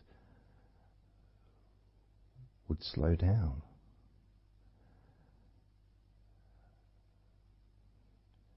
Now, I was listening to this recording in the early days of learning hypnosis, and long before I ever made any videos or audio recordings myself, because I didn't start doing that till 2006.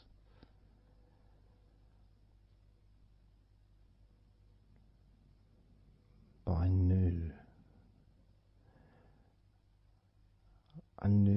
how helpful I found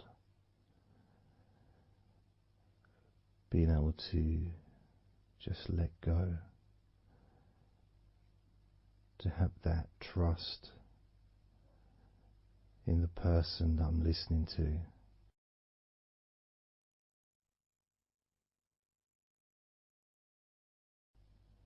knowing that it's going to be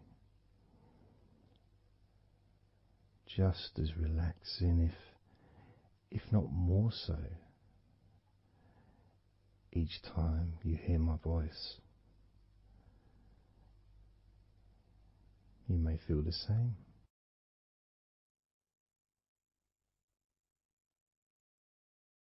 Some people have been listening to me for over a decade.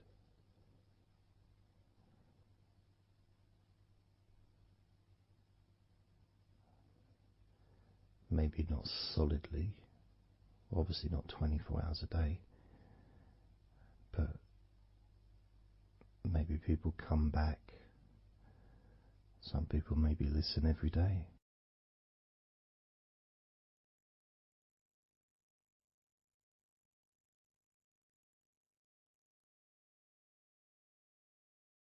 And something that I do, which you may not realize by listening, is when I record these recordings, now for example, I also am affected by the words that I say.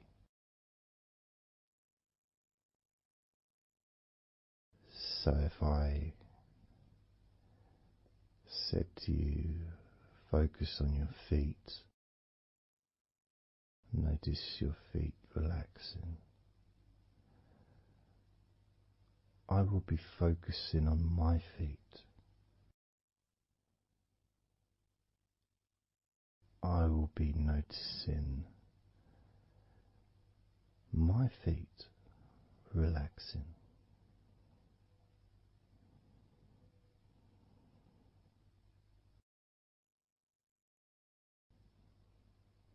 If I said focus on your hands, and maybe notice the difference between each hand. Perhaps notice the air in the room, the temperature of the room on the backs of your hands.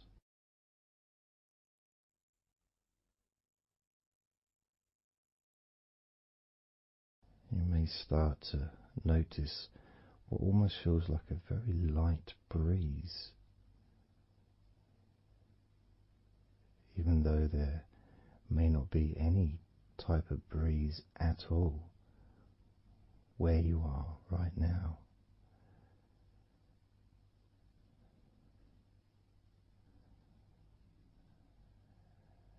And as you become aware of your hands,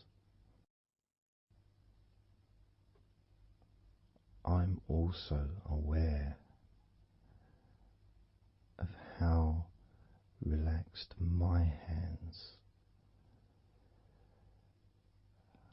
are feeling now.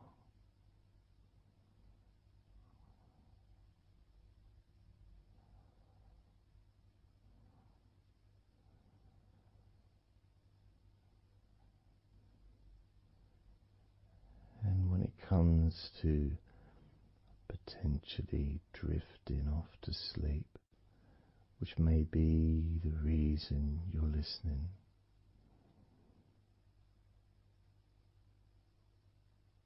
I also feel drowsy when I make these recordings. I also notice my mind drifting.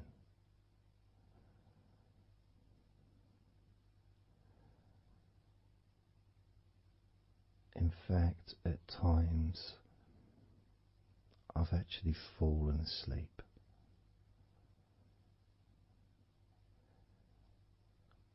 without even noticing. And then I carry on talking.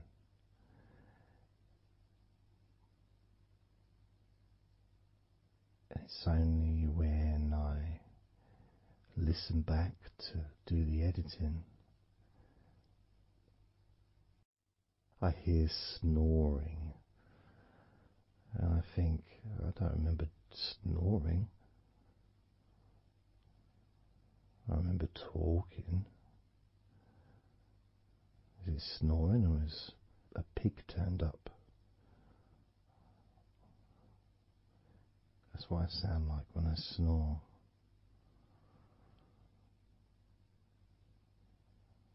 And I get really into the whole experience.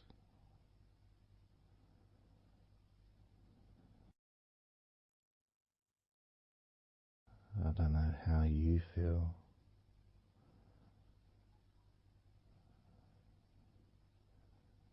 How relaxed you feel in your feet. How relaxed you feel in your hands.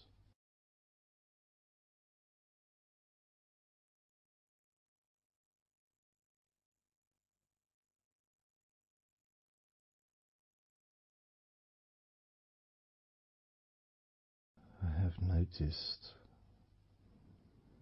more and more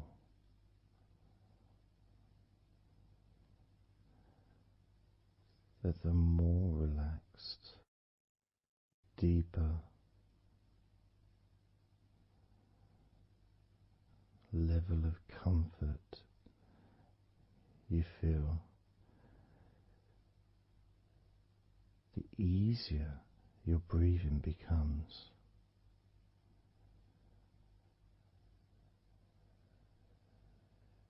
It's almost like that additional muscle relaxation. So this allows you to breathe easier.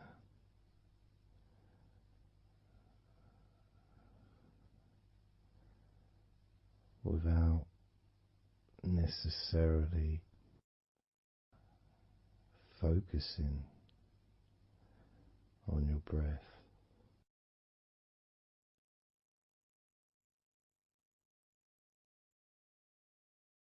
However, being able to notice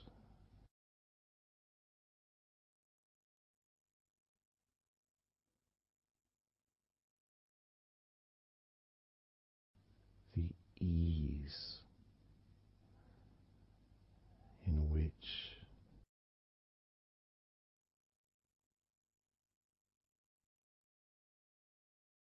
you breathe so naturally.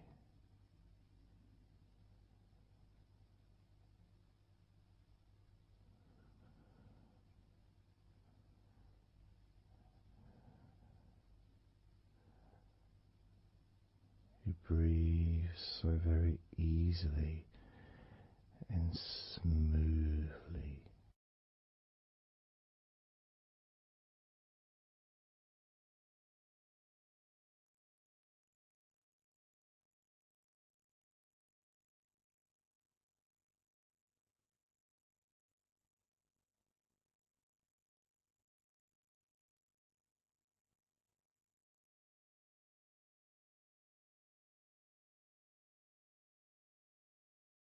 Whenever I imagine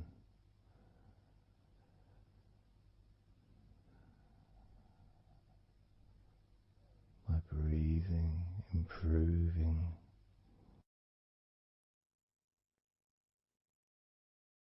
when I've got my eyes closed,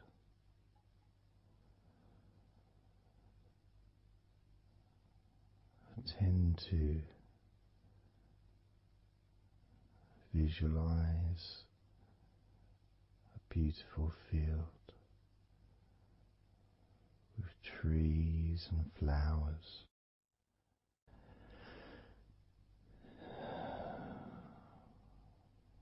producing all that life-giving oxygen.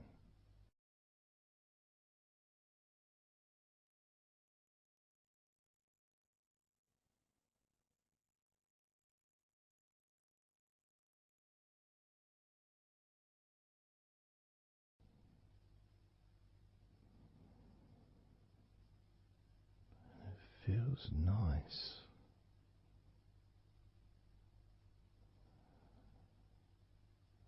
to, if nothing else,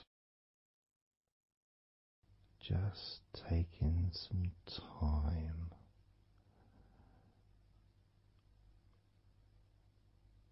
away from everything.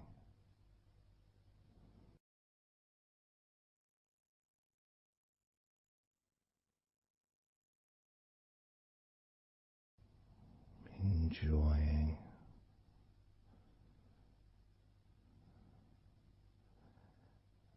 that feeling of peace, serenity,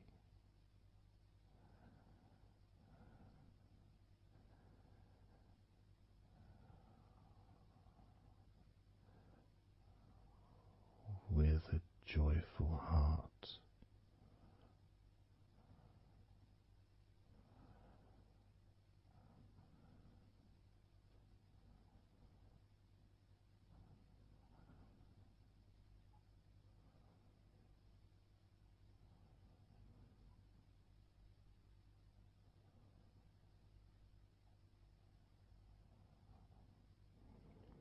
Time seems to just drip by so very slowly.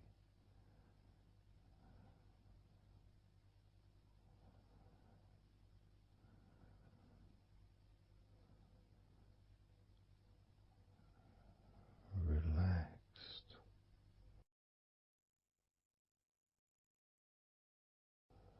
so deeply peaceful,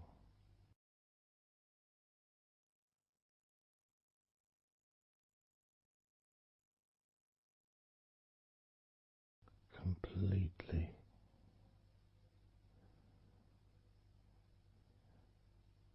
unattached to any thoughts whatsoever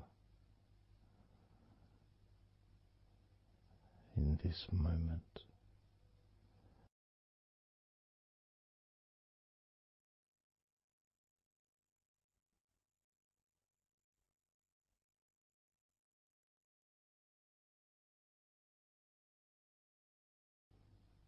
Completely free.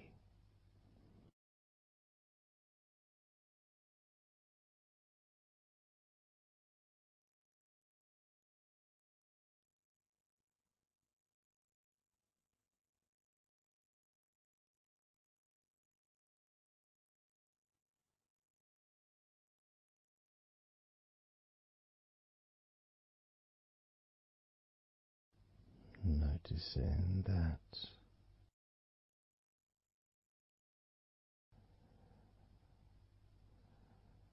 your mind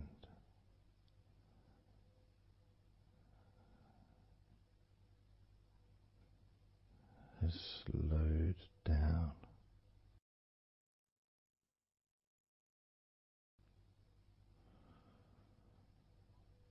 slowed down,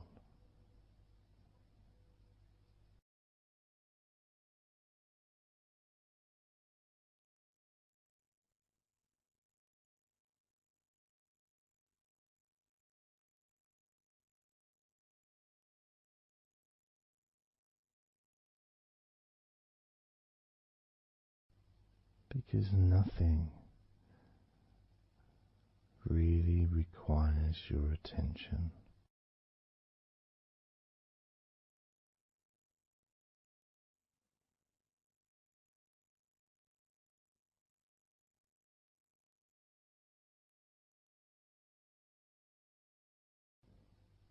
You can enjoy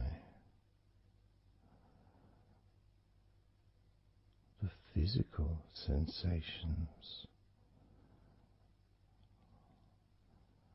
of allowing the stress to drip out of your body,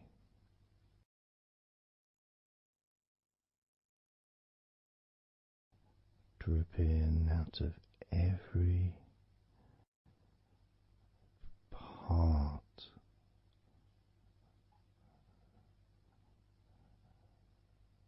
of your body.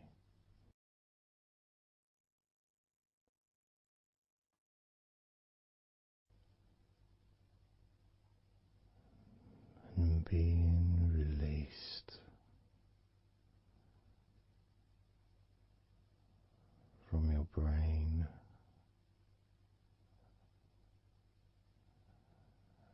and your mind.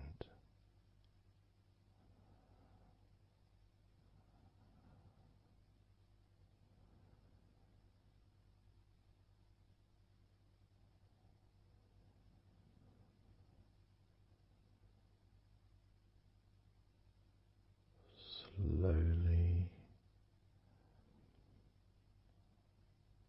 but surely,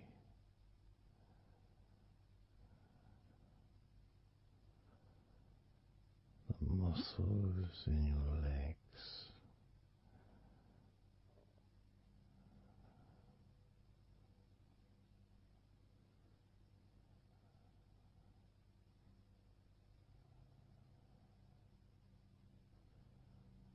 relax,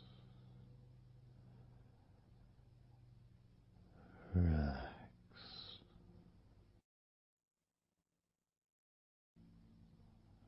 relax,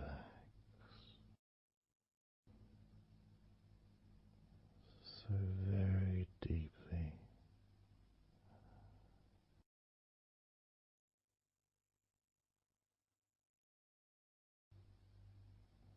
Relax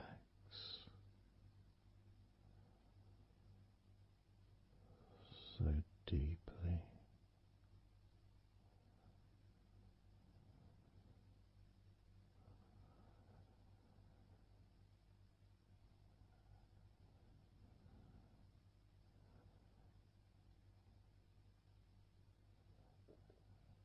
And the feelings, the pleasant feelings in your arms and shoulders,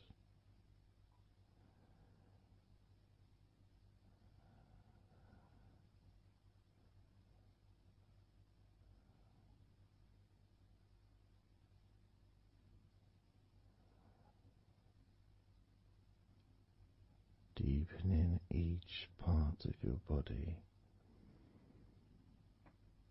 further and deeper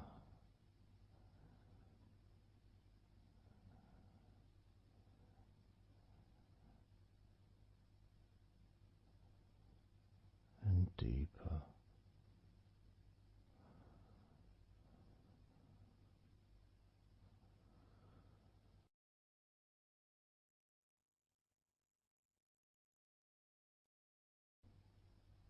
Noticing the feelings in the back of your neck,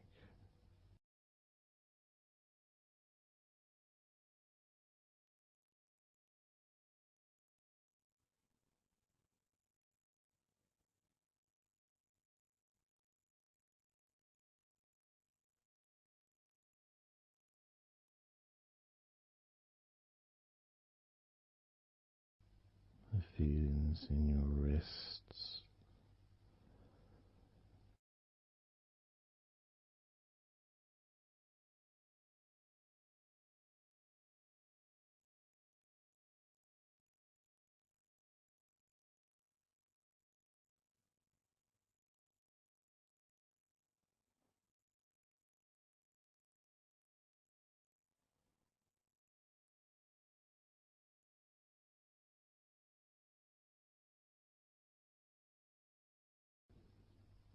the muscles in the front of your body,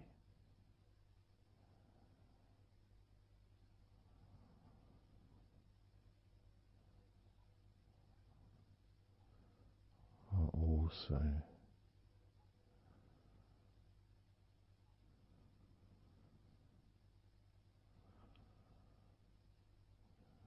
feeling peaceful.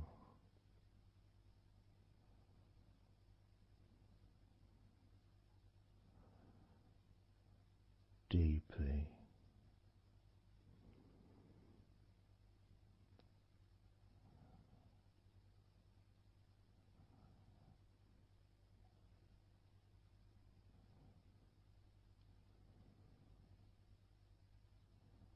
There's a sense of peace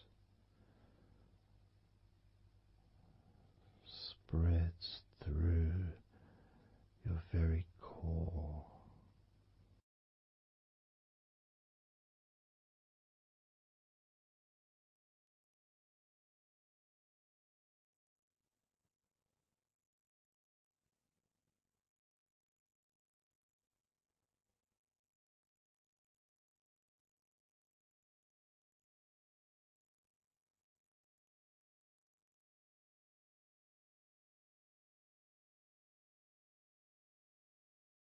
Even when you focus on your mind,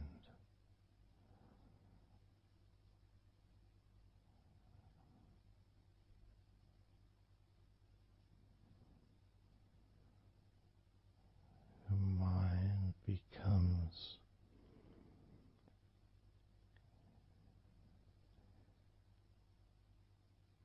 even slower.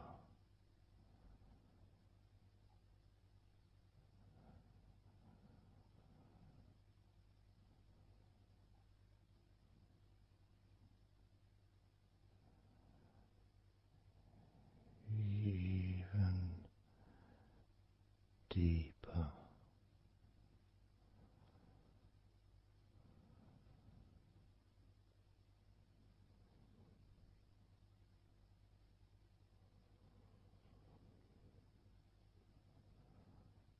Relaxing.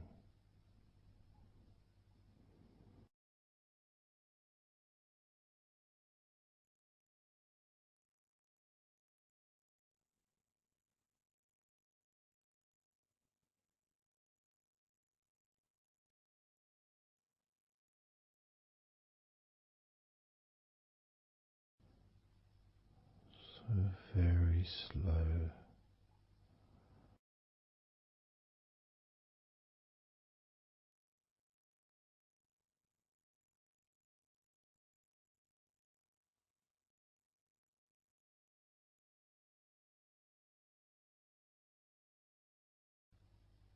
Your stomach.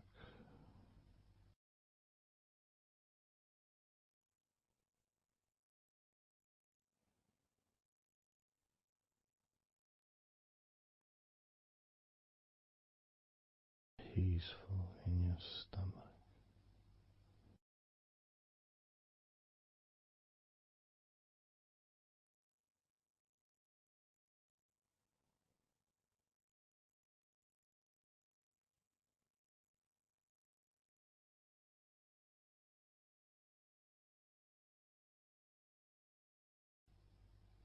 Your back.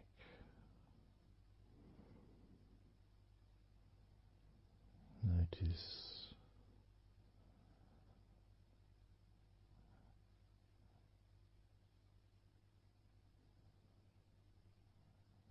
Notice how relaxed you now feel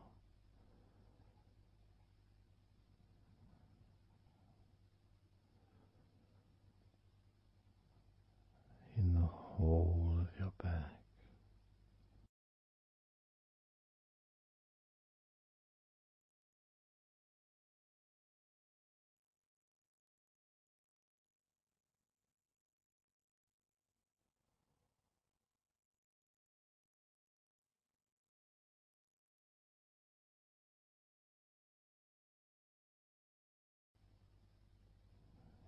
Your spine, from your brain all the way down the middle of your back, sending and receiving millions of messages every day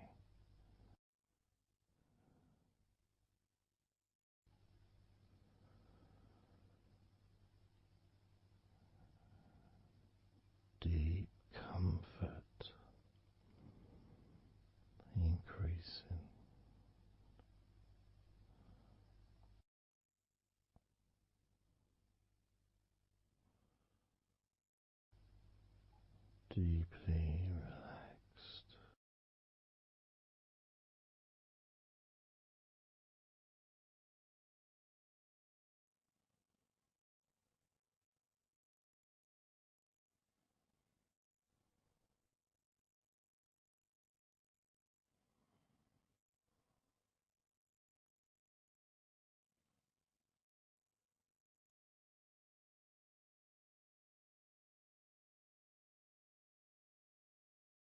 Your knees,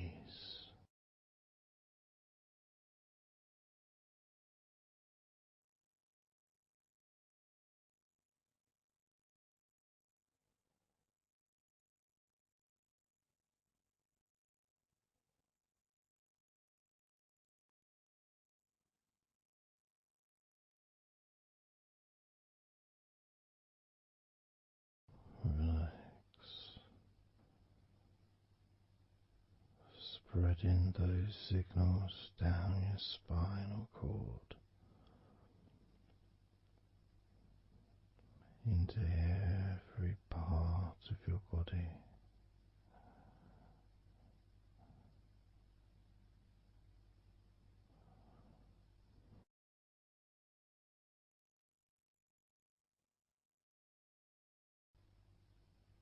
Your shins and your calf muscles,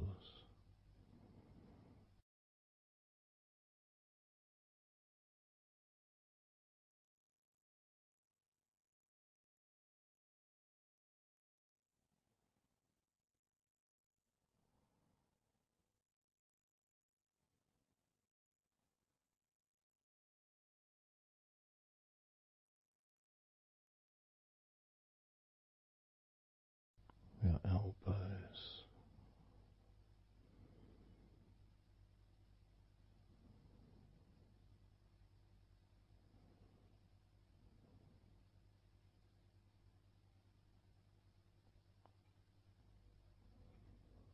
feelings of peace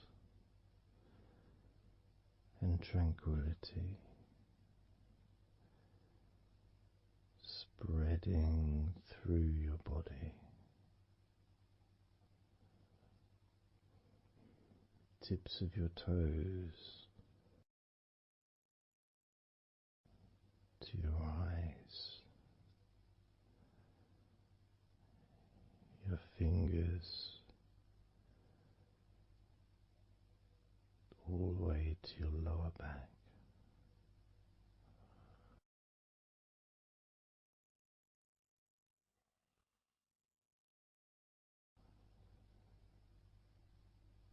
Letting go, really letting go.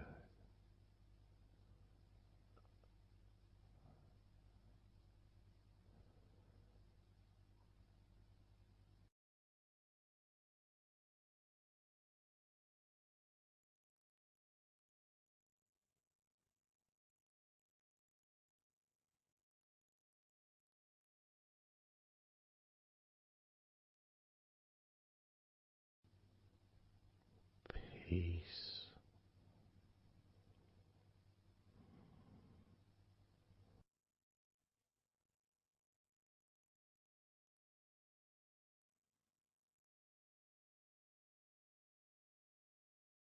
drifting,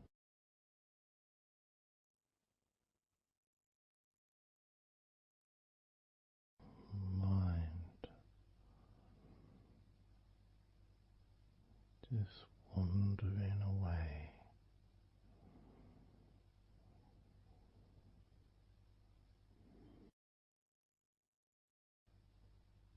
happy to let go, let go,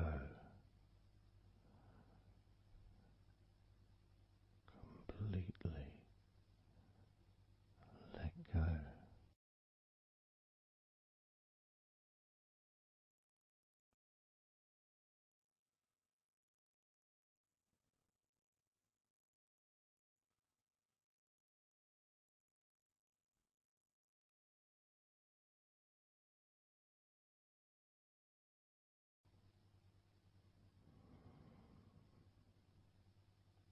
So tranquil,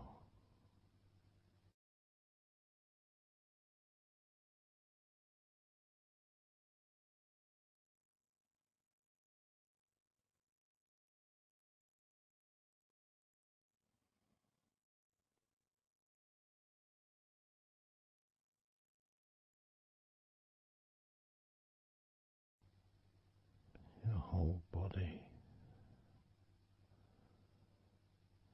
enjoying a sense of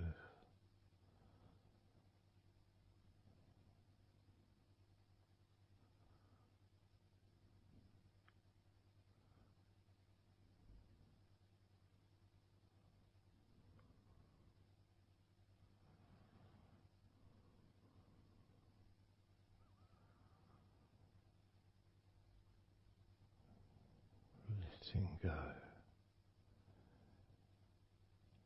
even more.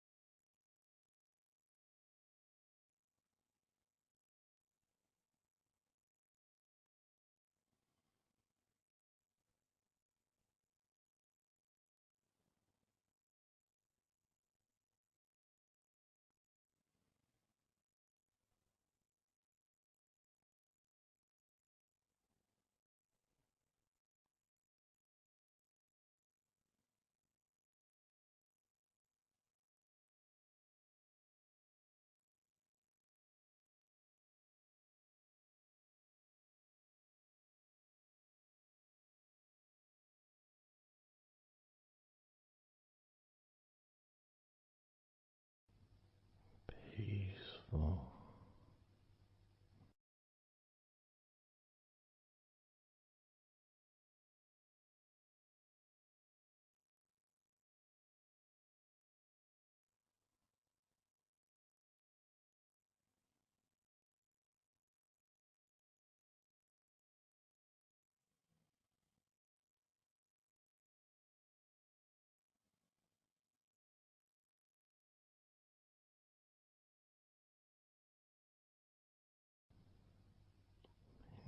Enjoying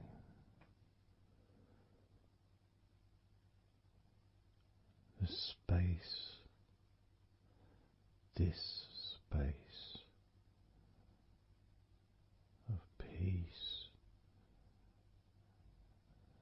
and safety.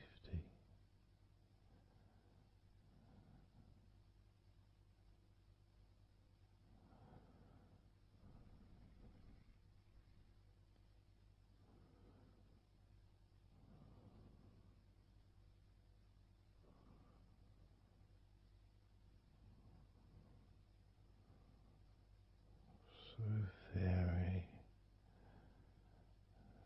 very relaxed.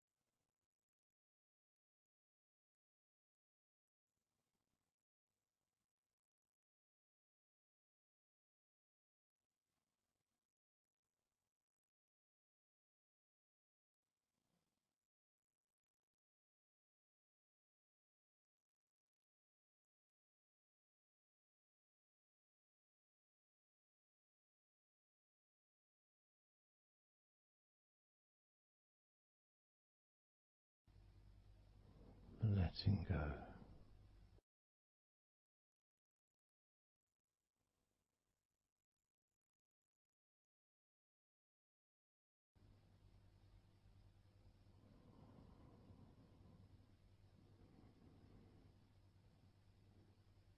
maybe we can just focus on the different parts of your body just to notice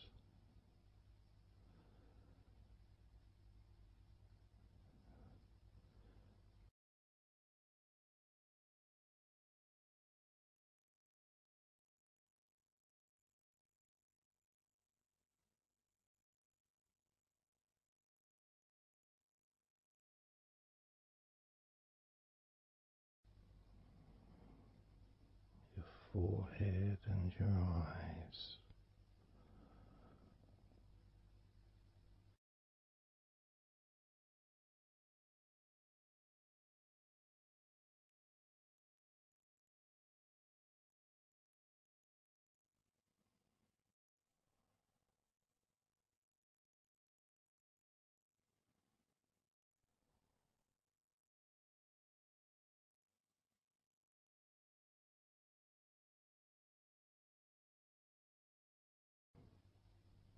Your jaw,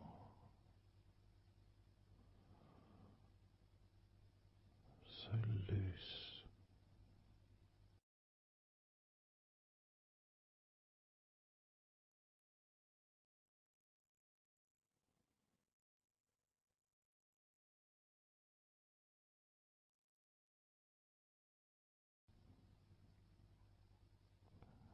noticing a sense of complete freedom.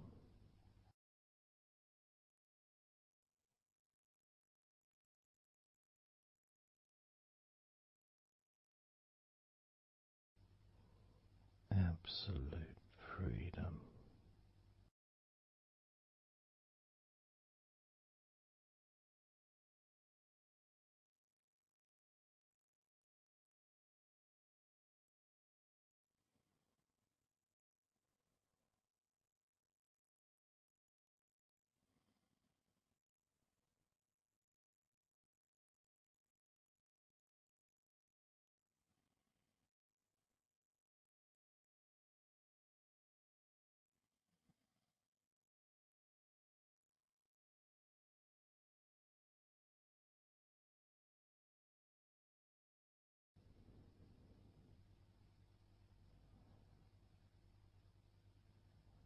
Drifting,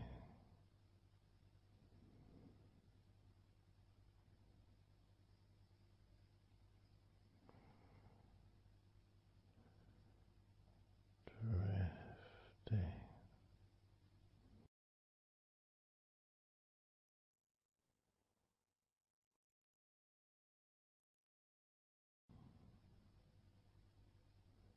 peaceful energy.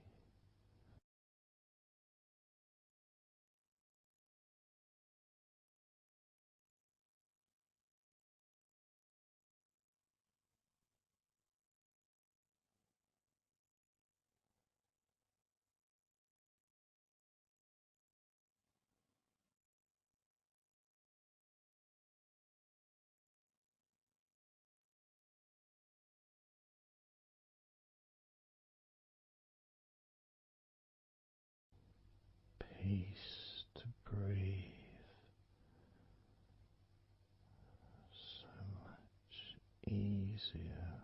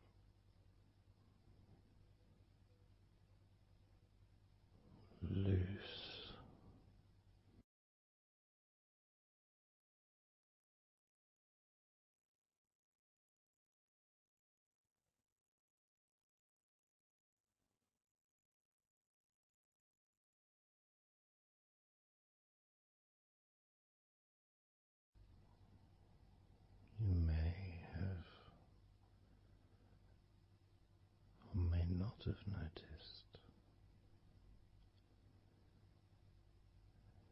your mind drifting.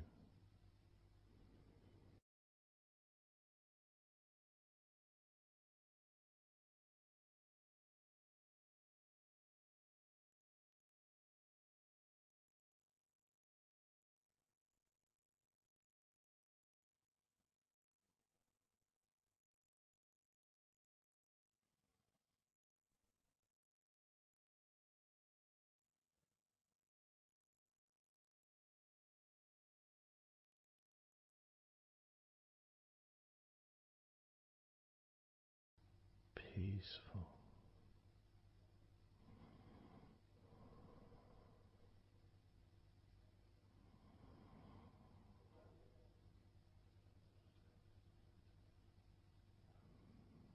Moving even more deeply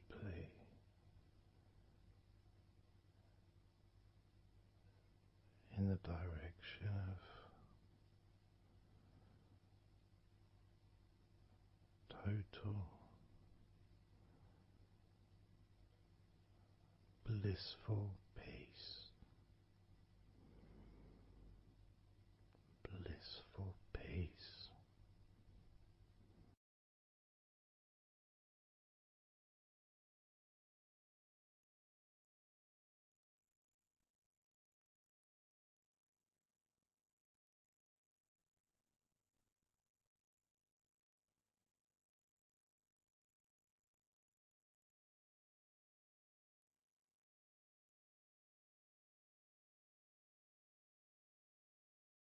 Drifting.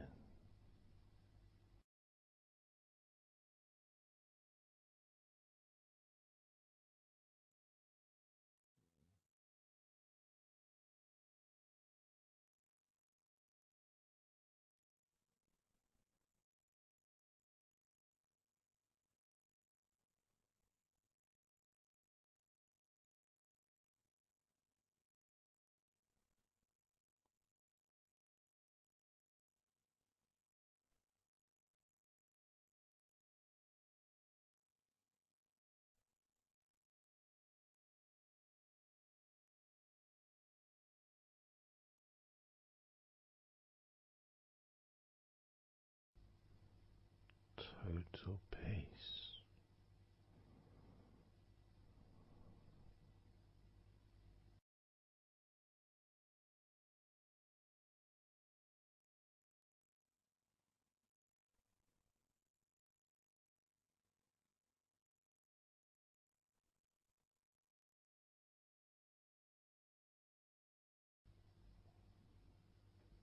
Calm.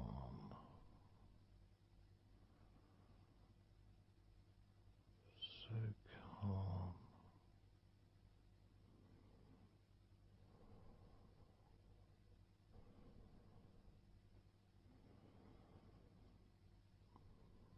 Letting go.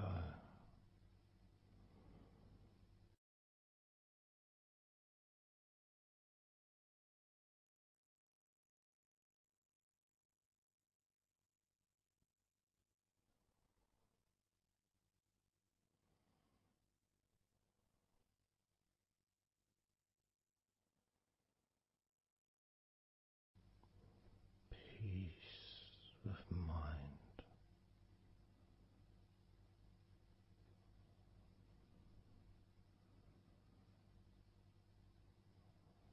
Relaxed body.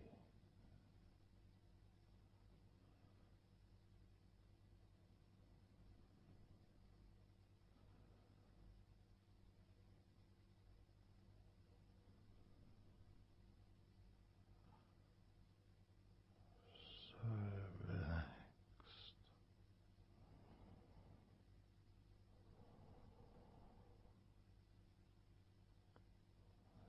So relaxed.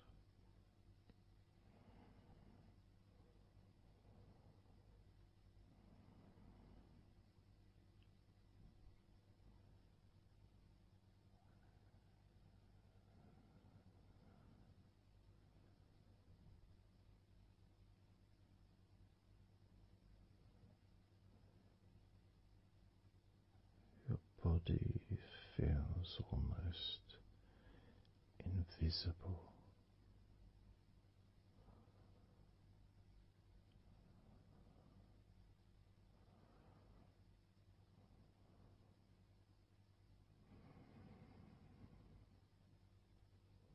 So very relaxed and peaceful.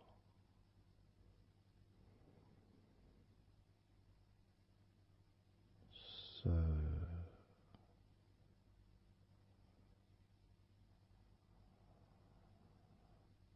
peaceful.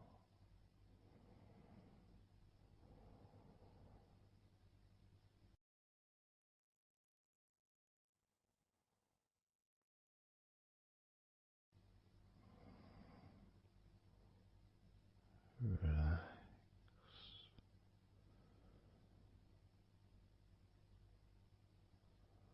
Let go.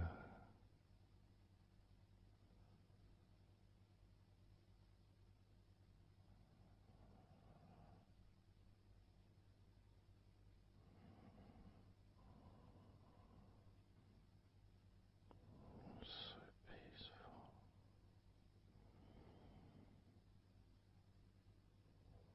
So very, very peaceful.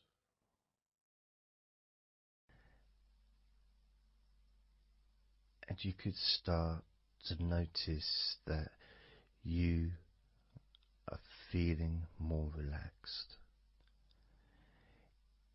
Even though I've not purposely focused your mind upon that sense of physical comfort that is growing within you throughout your body, and your mind starts to slow down. And that could be almost in recognition of, I guess, my speech not being particularly fast.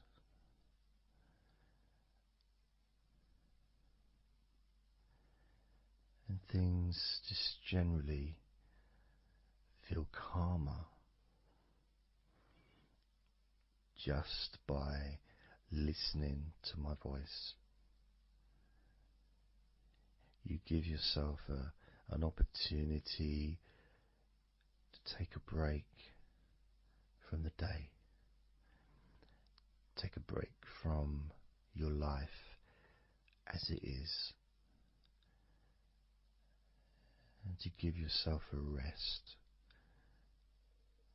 giving yourself permission to take some time off and to allow your body to relax and allow your mind to slow down, which in turn releases the tension, any stresses that you had in your body.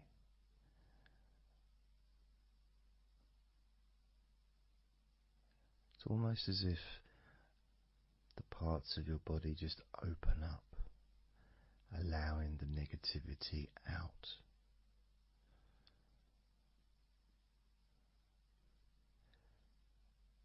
And at the same time, replacing that negativity with positive, healing energy, which then fills your body up, and your mind too also starts to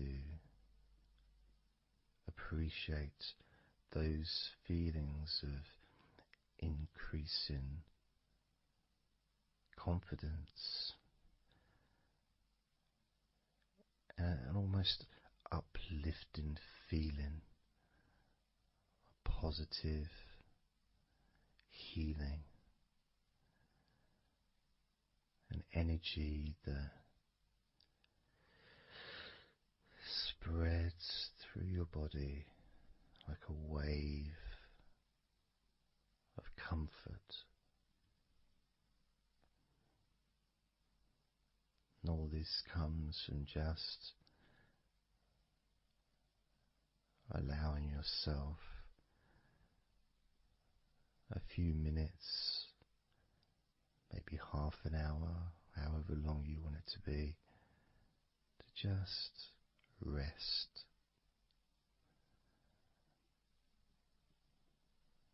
And allow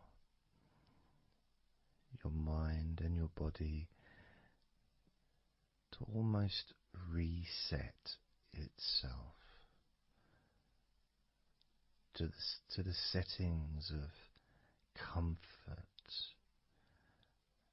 and relaxation, calmness, which allows more room for feelings of pleasure and happiness to move around your body and into your mind,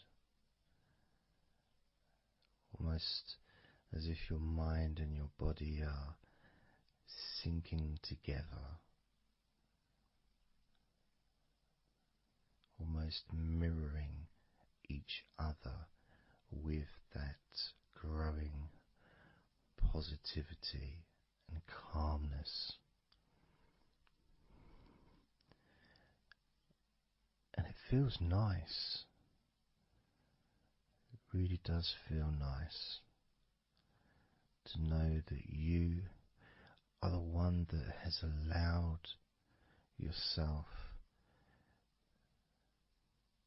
to feel more comfort and to experience more of this deep relaxation spreading throughout your body.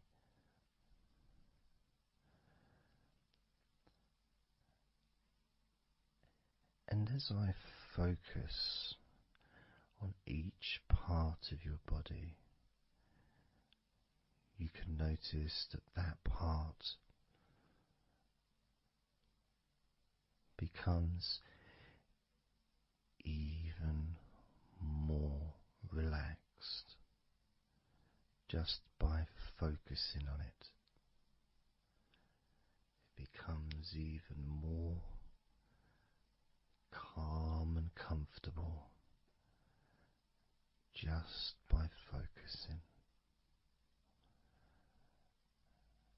And as I move down your body, starting at your head, the parts that you've already focused on will continue to relax deeply. And those parts that we've not yet focused on will just automatically release any remaining tension in anticipation of even more comfort about to come.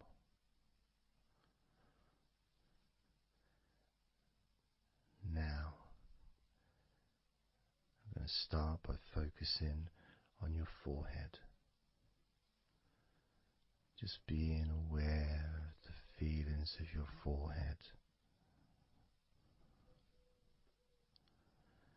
And any background sounds, like Mr. Herbert the pigeon, can just allow you to feel even more relaxed. It just means you're in the moment. This isn't a sterile environment. This is the world. I live in the countryside, so there's lots of nature sounds around.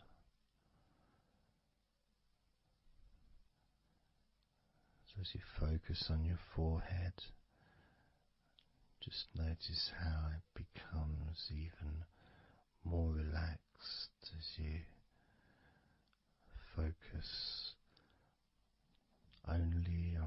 voice and that part of your body. Moving down to your eyes, focusing on your eyes, noticing how your eyelids feel so heavy, yet so light at the same time, and all the muscles around your eyes relaxing completely, moving your focus down to your mouth, your lips, your tongue, your teeth and your gums, and the whole of your mouth relaxing, calm and loose. As you focus now on your jaw, not just the part of your jaw near your mouth and your chin, but all the way up the sides of your face to your ears, that whole of your jaw, feeling more relaxed and calm.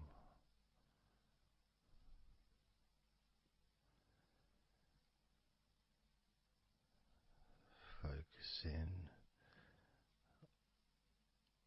on your neck, the front of your neck and your throat, relaxing and loose and calm. The sides of your neck, the right and left side of your neck, relaxed and loose and calm.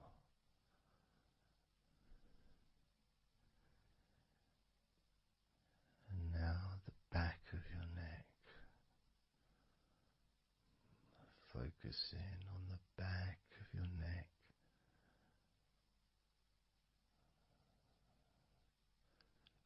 letting go of any tension that may have been there before, and enjoying that sense of increasing comfort and release that you can experience in the back of your neck.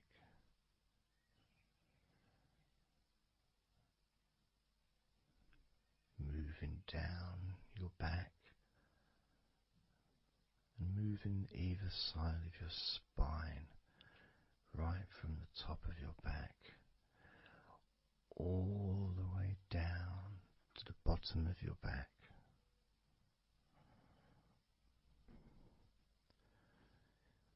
Down to your lower back,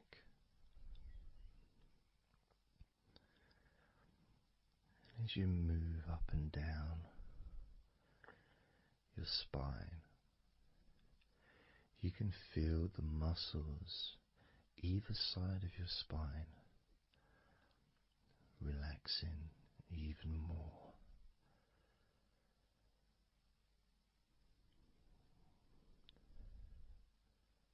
And as those muscles relax, that sense of comfort starts to spread outwards from your spine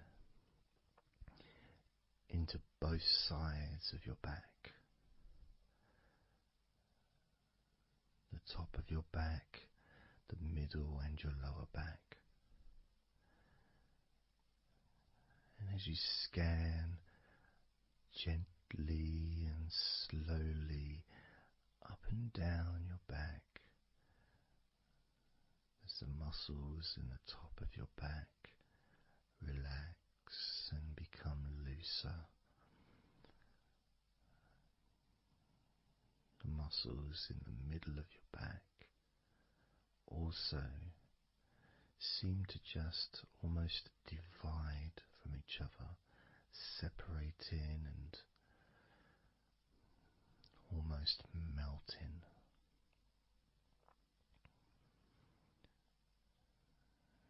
And in your lower back, there seems to be an extra special feeling of comfort that spreads into your hips, so down your lower back and into your hips, into the area where your coccyx are, and into your buttocks, and all those muscles that spread from your lower back into your hip area start to melt, start to really let go.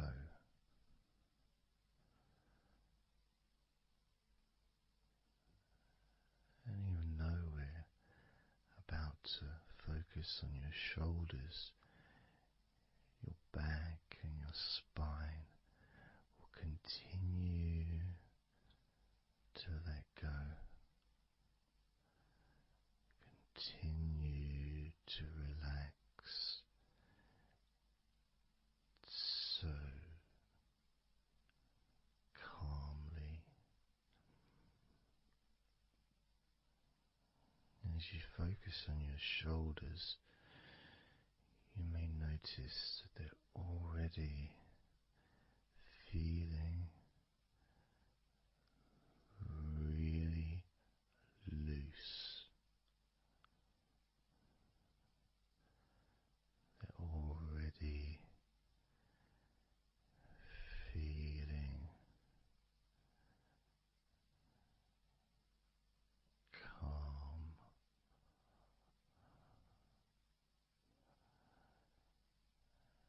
And that feeling of those muscles that move from your neck into your shoulders.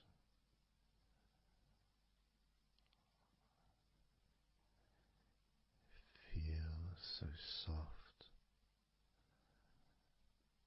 and gentle, so smooth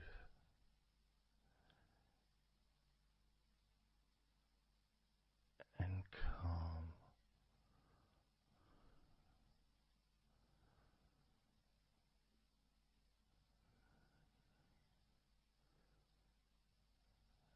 And the feeling in your shoulders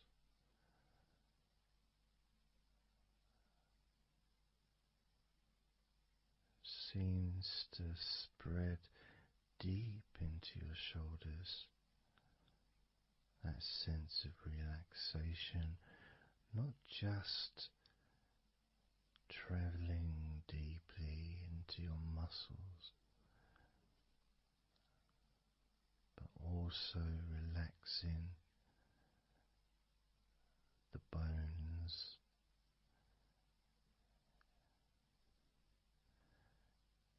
and moving all the way to underneath your arms,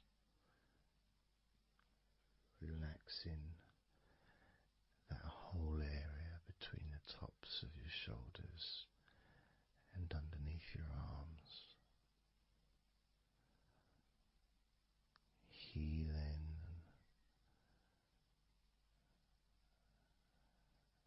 You feel so relaxed and comfortable in your shoulders, which sends that deep,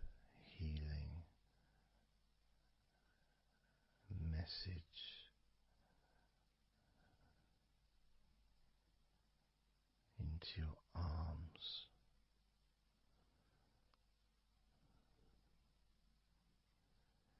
and you may feel almost as if your arms are not even there because they're so relaxed, so deeply relaxed.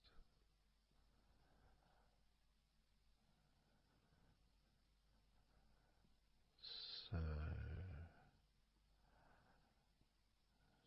so calm.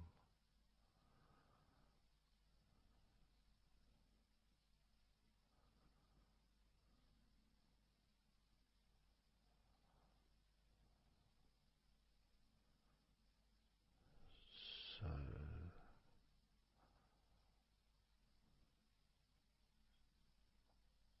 loose,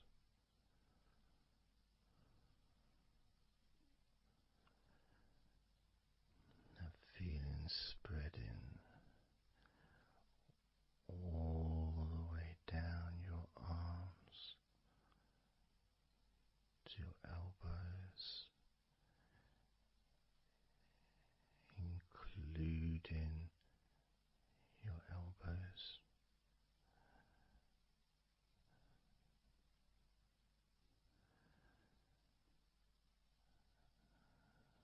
Circumference spreads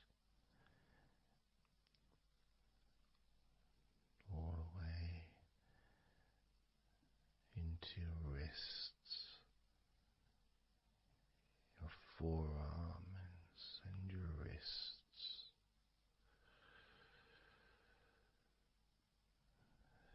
feeling so heavy, yet at the same time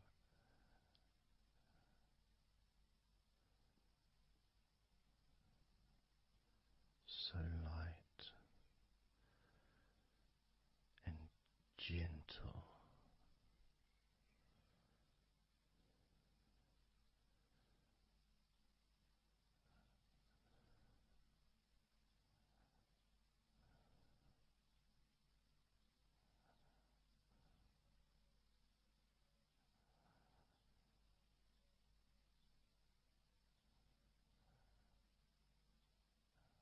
Focusing now on your hands,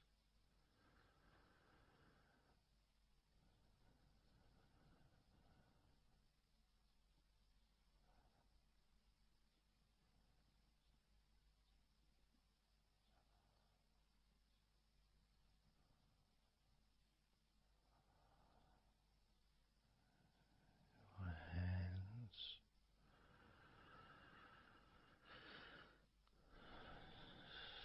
so peaceful in your hands.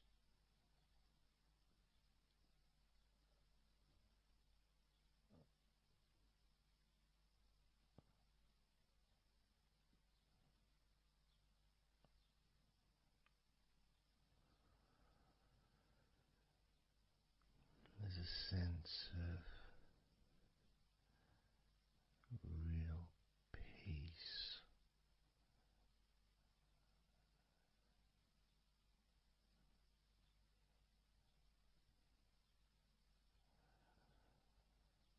that just seems to feel so familiar when your hands relax deeply.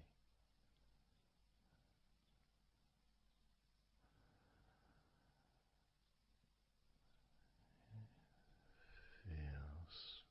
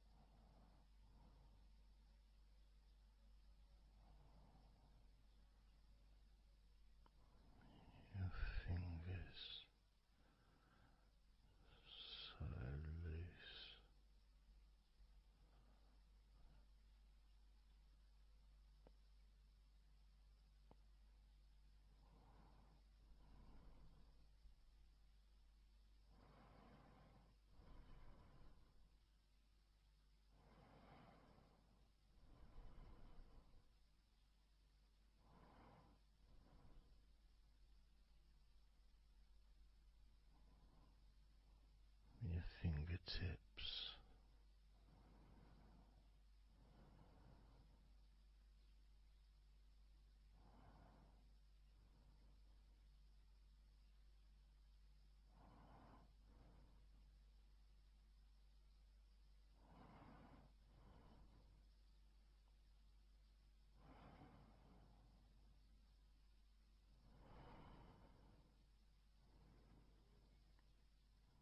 Moving your attention to the front of your body,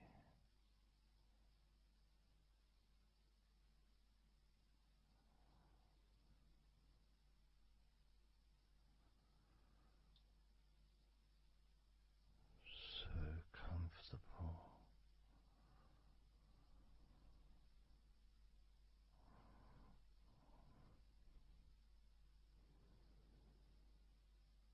Moving your focus to your legs,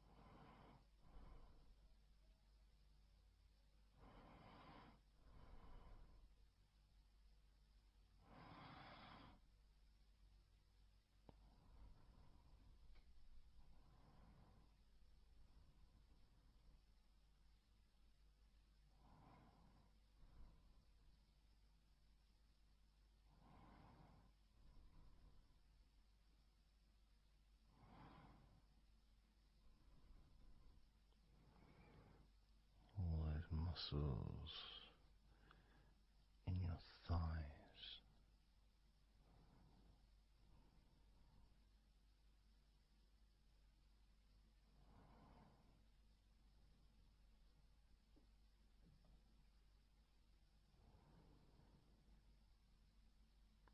your knees, so relaxed.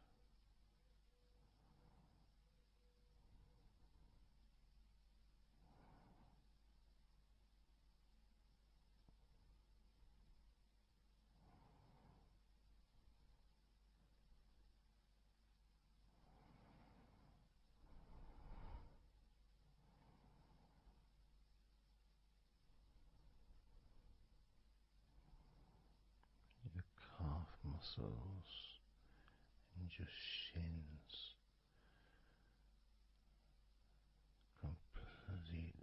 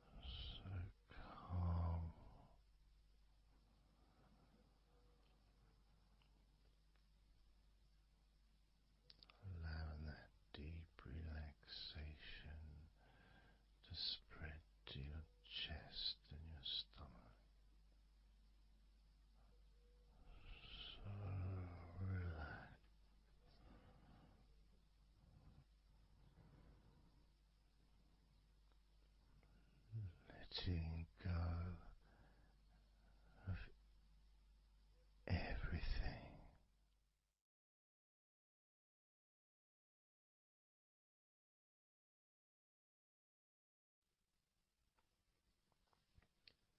So I'm going to start counting down now from 20 down to 1.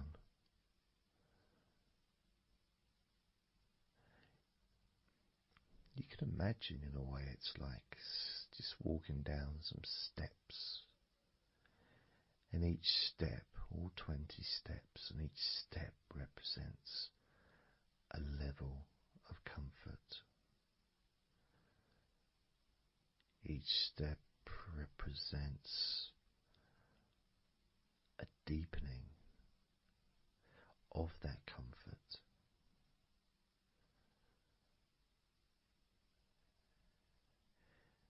And the further you walk down those steps, the deeper and more relaxed you feel.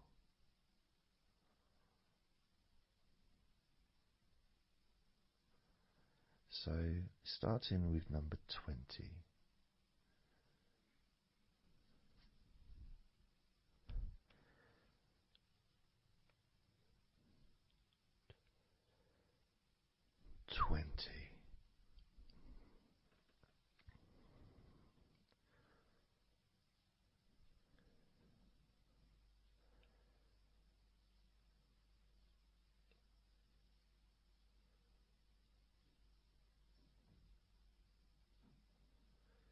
Nineteen.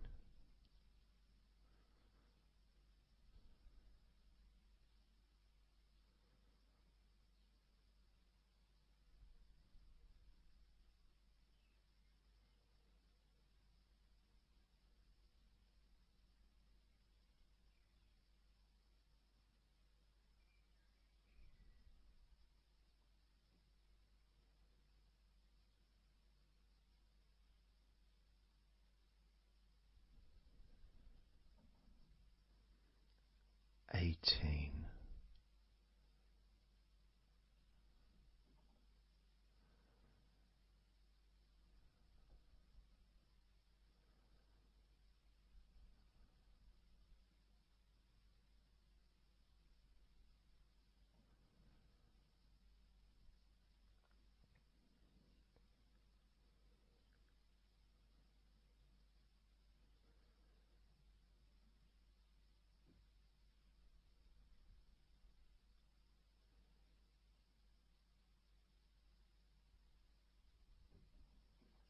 17. 16.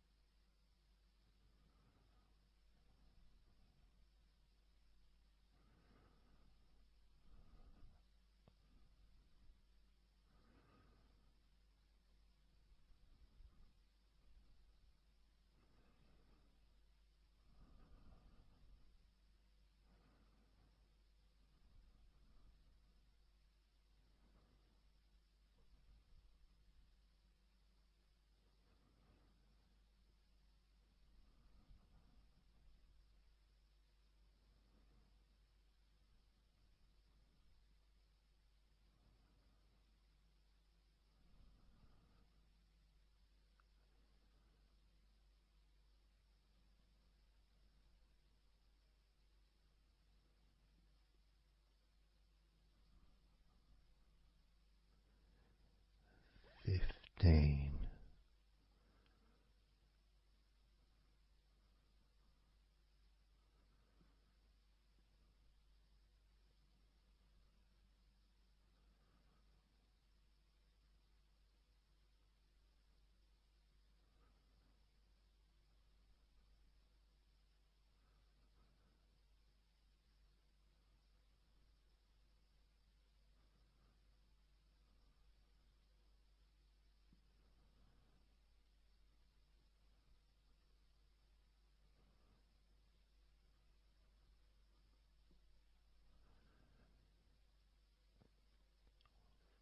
14.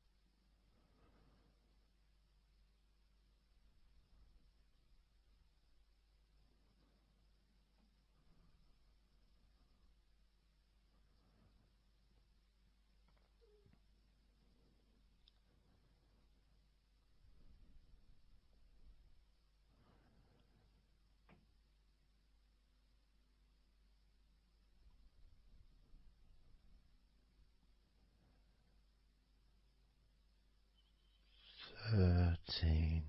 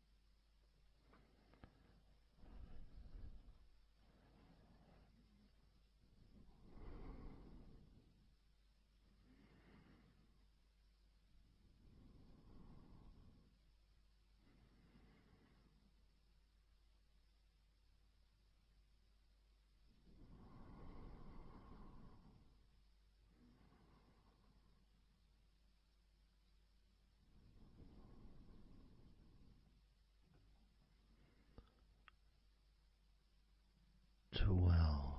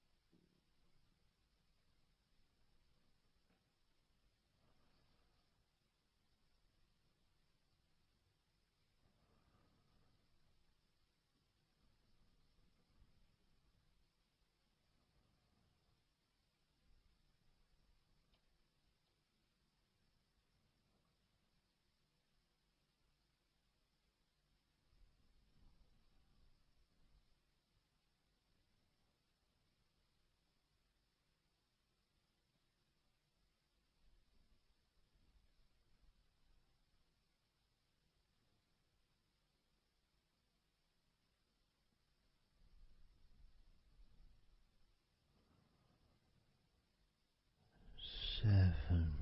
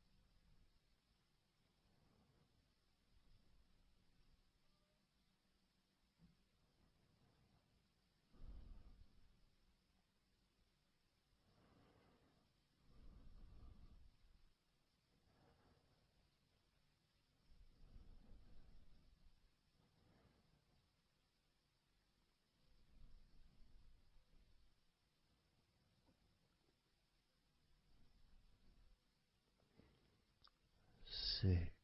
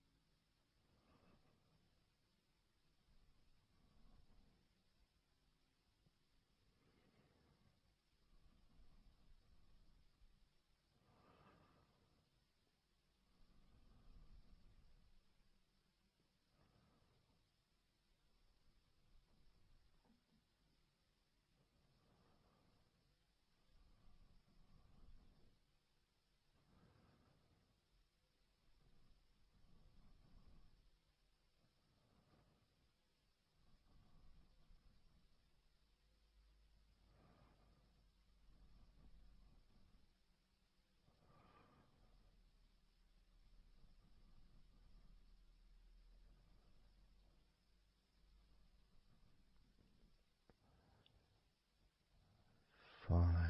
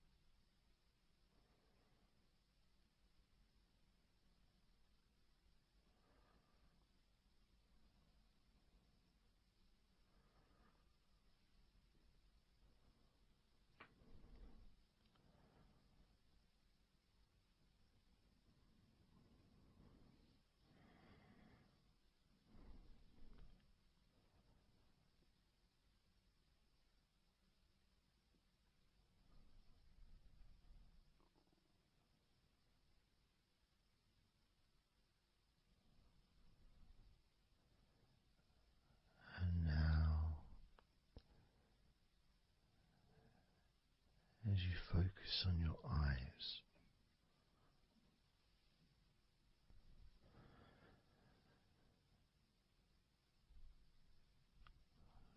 we're going to count down from 10 down to 1.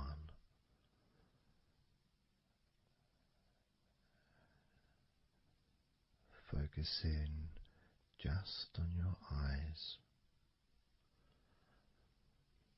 your eyelids, the muscles around your eyes, your eyeballs themselves, that whole area that makes up your eye.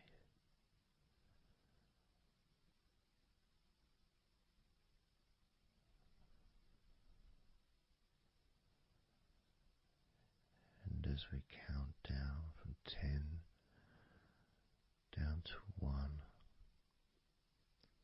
whilst focusing on your eyes,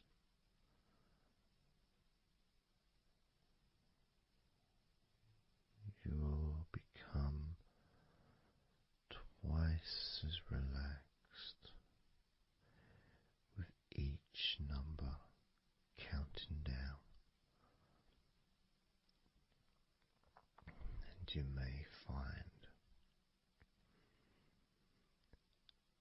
that all you want to do is just drift off to sleep. And if that's what you want, then just allow yourself to do that.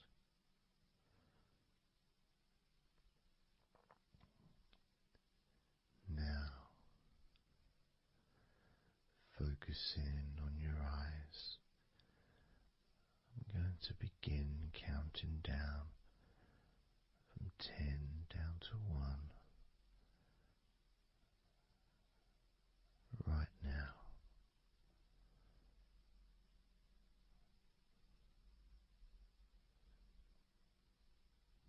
10. 9.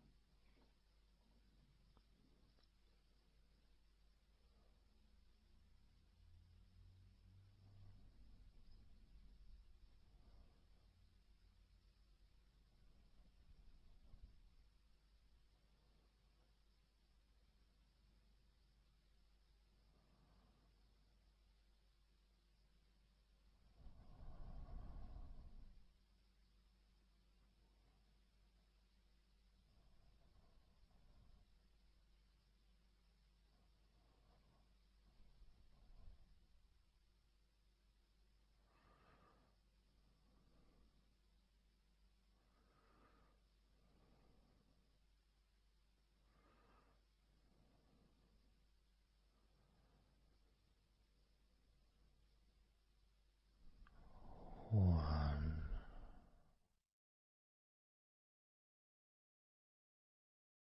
So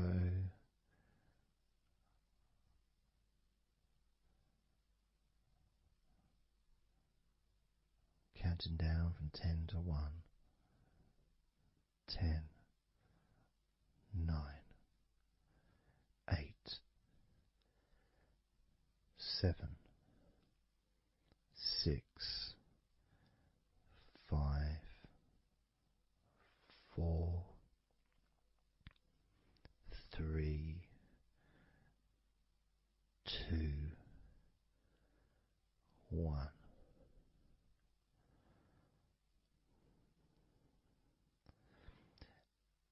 And maybe that was a bit too quick in order to relax. Maybe it's a bit too fast for you to notice the calming of your body. Maybe even a little bit of pressure there, like you're counting down from 10 to 1. What do you expect me to do, man? You expect me just to go all floppy just because you're counting down?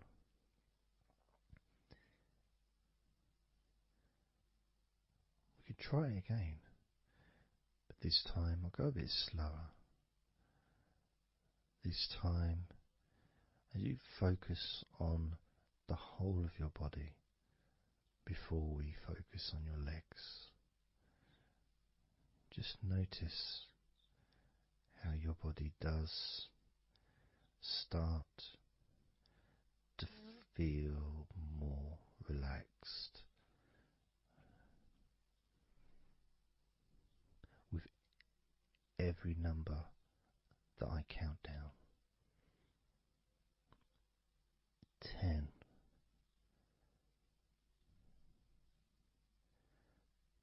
9,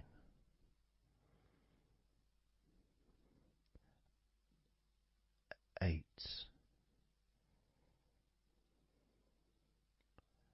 7,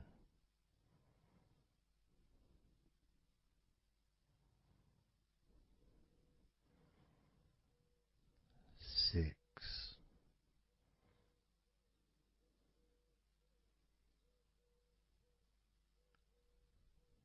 5,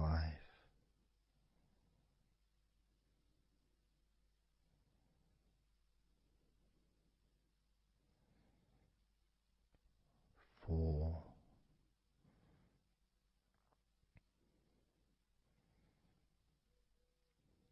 3,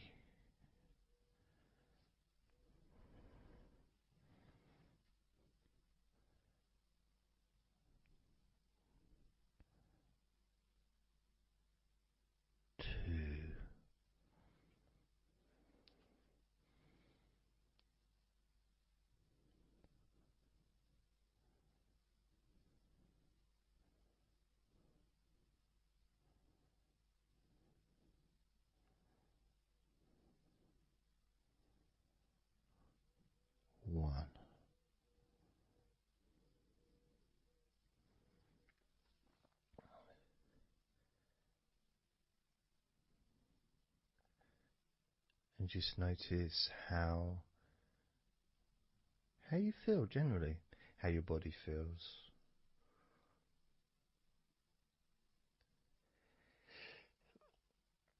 It's not necessarily even about counting down from 10 to 1. It's that space that you have, that space between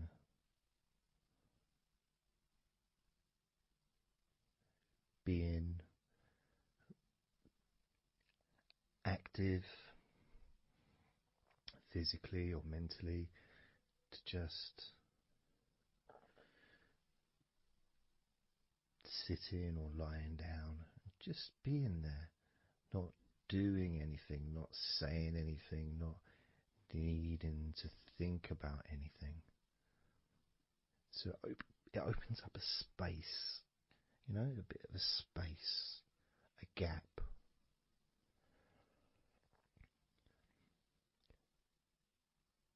And the more I count down from 10 to 1, the bigger that gap becomes. So there's that gap of calmness, of comfort, relaxation.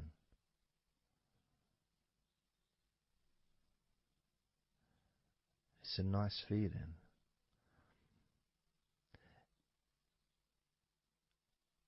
And it moves those stresses or discomforts physically or emotionally, moves them away.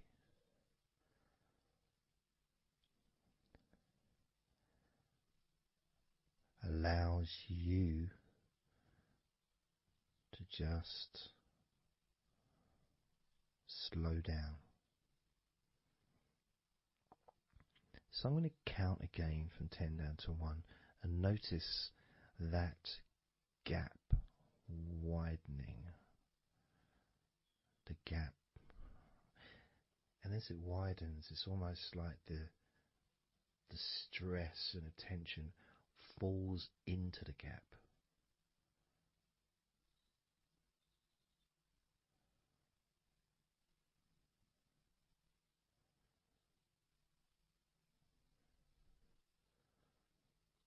And gives you that distance, that space.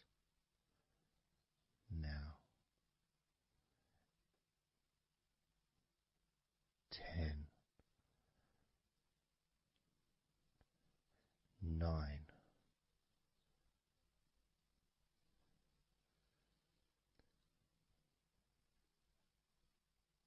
8,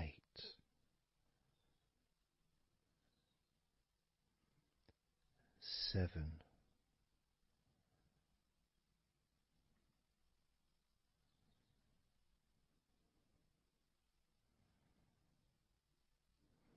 6,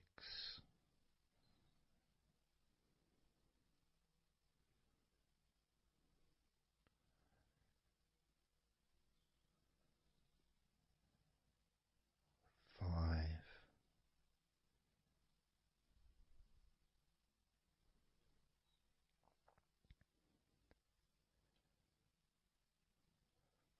4,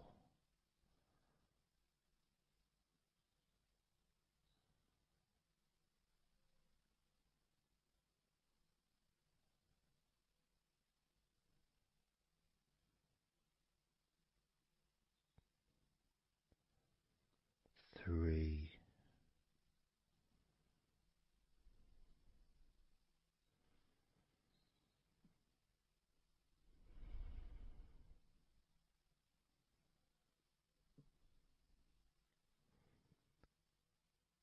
2, 1.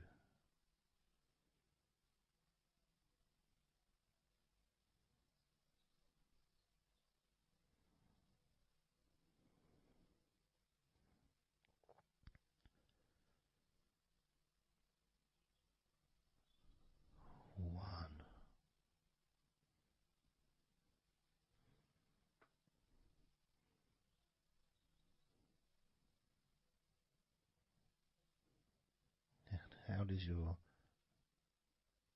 body feel now?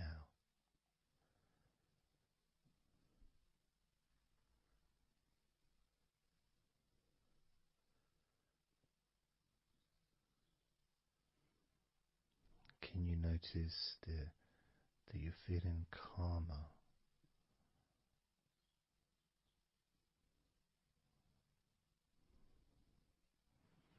That you're feeling more relaxed?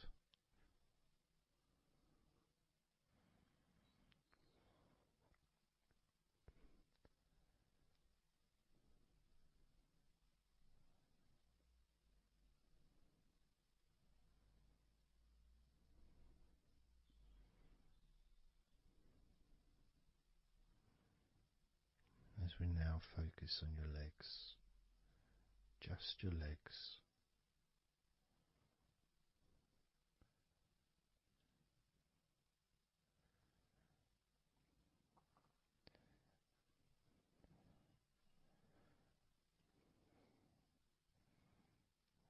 We're just going to start with focusing on your thighs.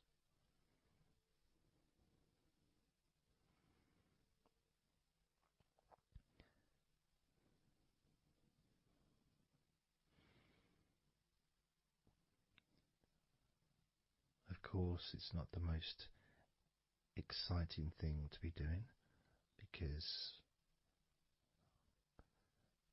I'm sure, like most of your body, there's not a lot going on right now.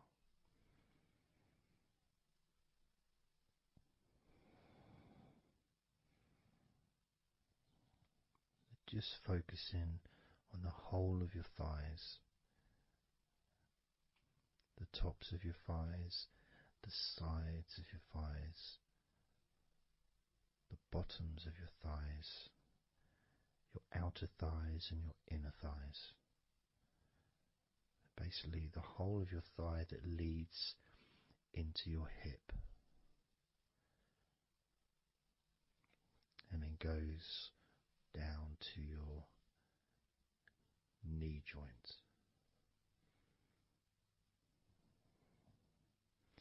Now, this is a big area. It's a very heavy area. It's very strong. Probably the strongest muscles in your body are in your thighs.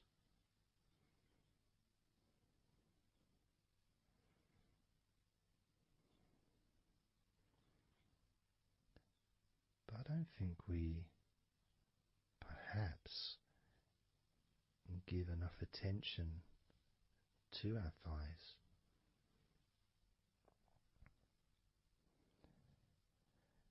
Perhaps we don't acknowledge how important our thighs are to our lives.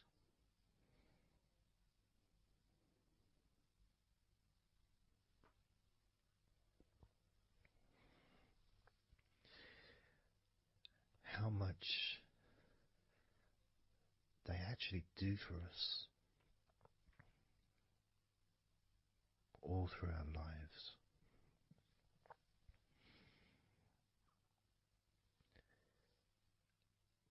And it may sound really weird, but I think that all of our body parts, especially our thighs, need some TLC. A bit of love shown, a bit of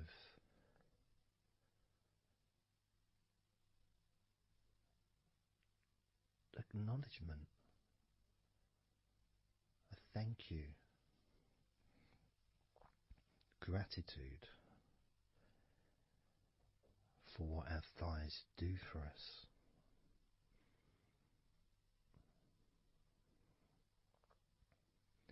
And I know this may sound a bit strange. Maybe you think, why am I? Surely I should be out in the garden hugging a tree or something. Well, it's hard to set a microphone up on a tree. That's why I'm doing this indoors, otherwise I would be outside hugging a tree. No, I can't see the television from the tree.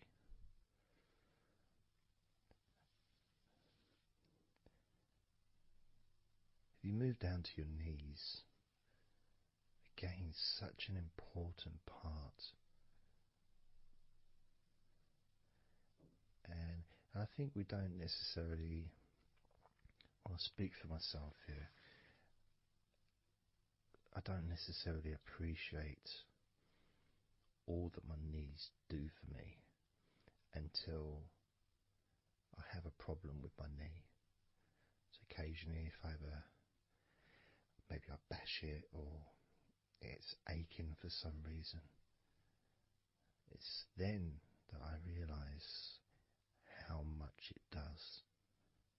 You know, the benefit of being able to use my legs without any kind of physical discomfort is a beautiful thing that's possibly not appreciated until it's temporarily removed, you know, that comfort.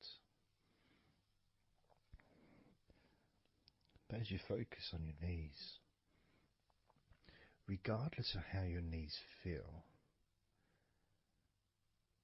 you can add that sense of gratitude and love to your knees for all that they do for you.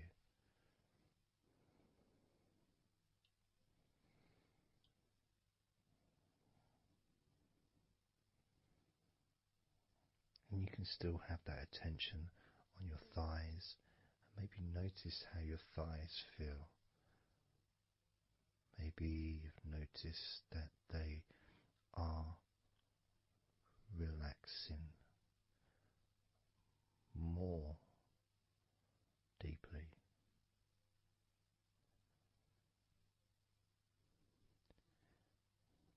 As you focus now on the bottoms of your legs, your shins and your calf muscles and the bones between your knees and your feet, incorporating of course your ankles.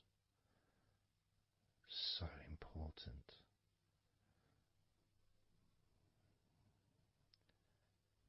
Anyone that's had even like the slightest sprain of an ankle knows how much we take our ankles for granted.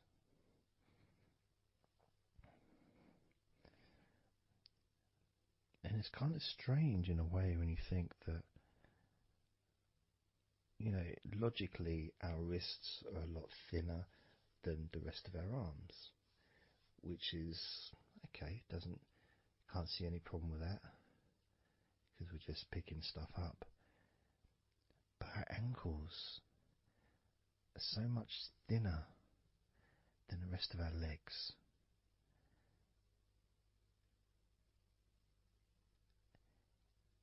And from a physics perspective, or logical even, it doesn't really make sense that all this weight would ultimately be resting on your ankles, then leading to your feet.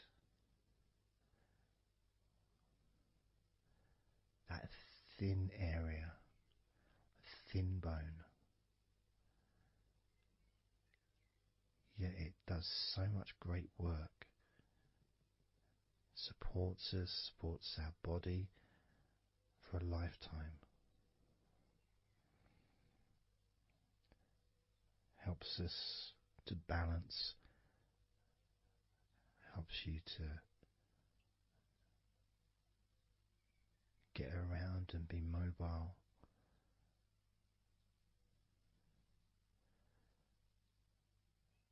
And there's the calf muscles, of course.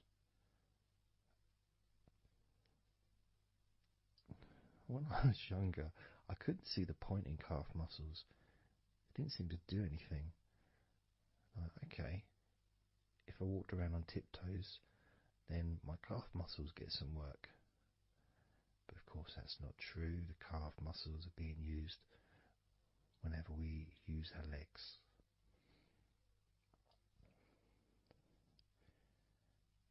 And your shins,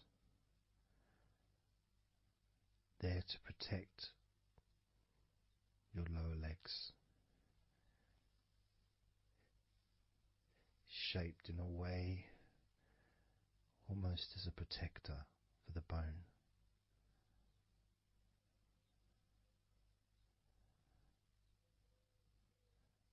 Leading, of course, to your ankles and your feet. But we're not going to focus on your feet, we're just going to focus on the legs. And I realise that now that I've mentioned your feet, you're probably focusing on them anyway. So maybe I should focus on your feet a little bit. You can have them in your awareness, the same as you have your thighs in your awareness, even though we haven't been focusing on your thighs for a few minutes. We've been focusing on your ankles,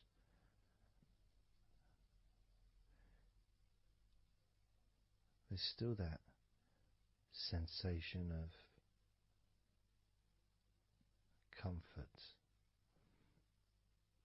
in your thighs.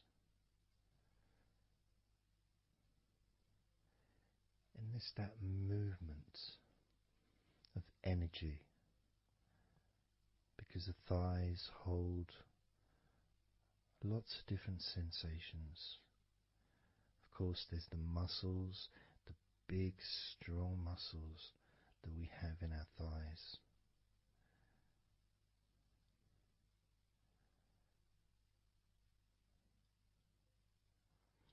But the skin on the outside of the thighs, as in the outside of all of our body, can be very sensitive.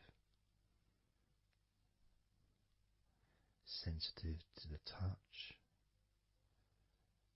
sensitive to temperature.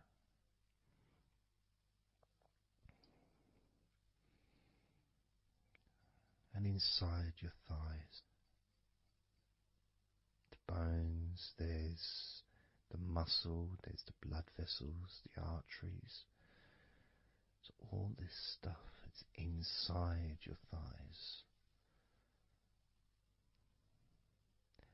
And I guess sometimes it'd be nice if you could actually put your fingers inside your thighs and massage.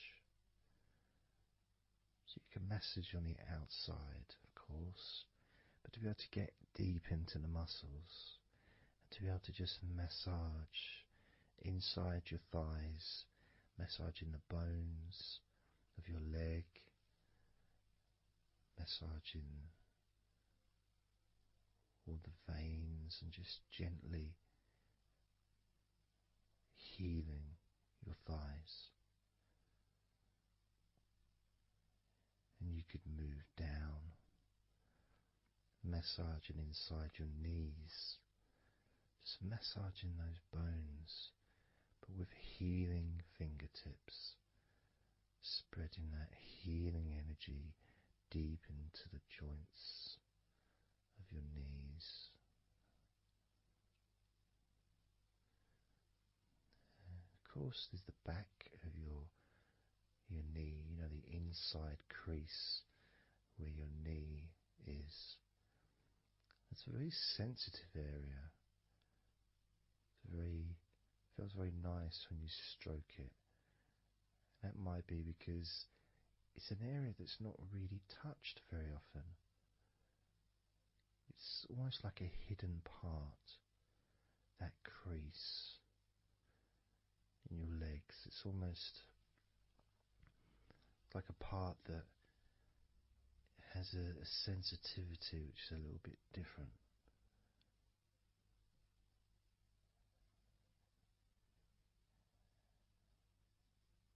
Of course, it's protected by your legs.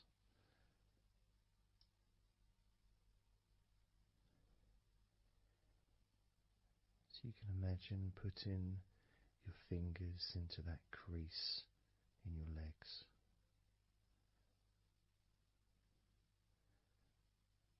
That fold in between your legs, you can just massage with your fingertips. Imagine your fingertips going inside, massaging the muscle tissue.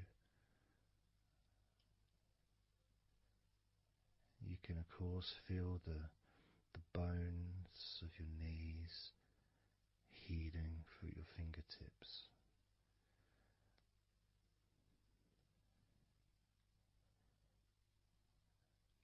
And then as you go down to your calf muscles, now that's a part I'd like to be able to really put my fingertips deep inside my calf muscles, massaging every single tissue of that muscle, healing every part.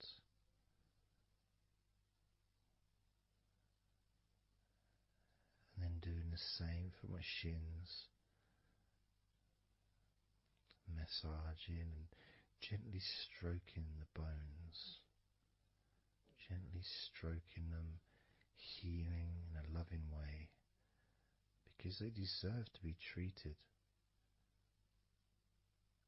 as the precious bones that they are, because our legs are so precious, as in all the other parts of our body. They're more precious than any jewel on the planet.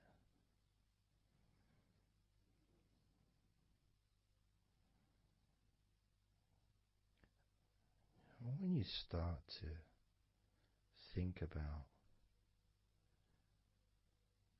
your legs in this way, it can change your perspective. It might sound a bit silly to start with, the idea of having love for your legs, showing appreciation for your thighs,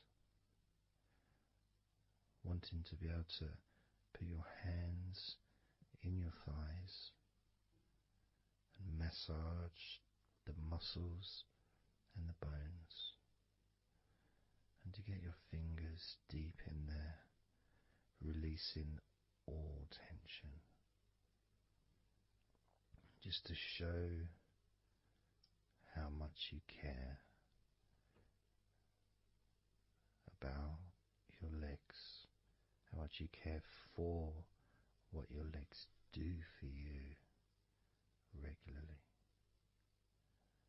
Your knees, your calves, your ankles, the strength of your ankles, considering how thin they are compared to the rest of your legs, especially your thighs. Yet they're so strong, so flexible. Absolutely amazing things your ankles are. Truly a gift because of what they do for you.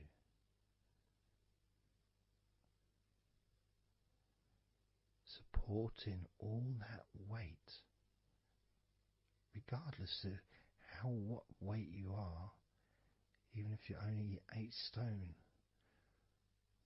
it's still a lot of weight for these little ankles. Now I'm a lot heavier than 8 stone, double that. Yet my ankles support my body all the time. Although they do give off a sigh of relief when I sit down. As in fact my whole legs do. My feet also go whew, and my toes clap They're so happy.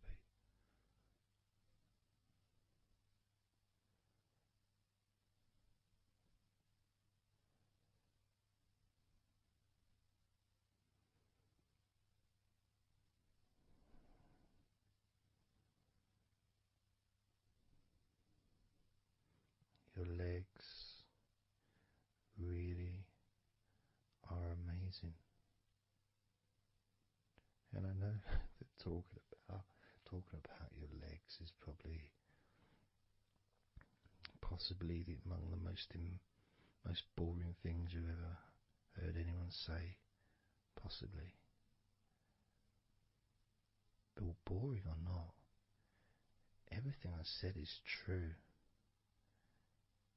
Your legs are amazing.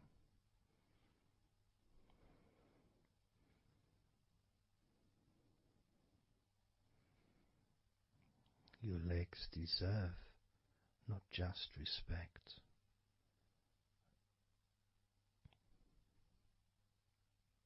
they deserve to relax deeply.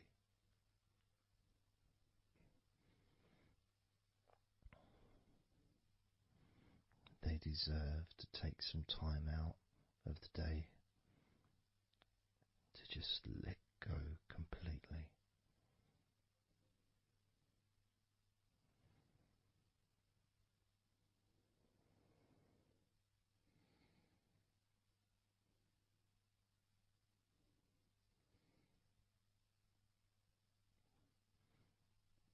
Your legs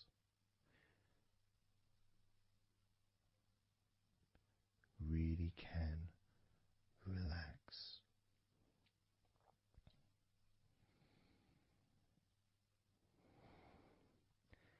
And because the legs are such a very important part of your body, when you relax your legs, the rest of your body also naturally follows in that journey of comfort.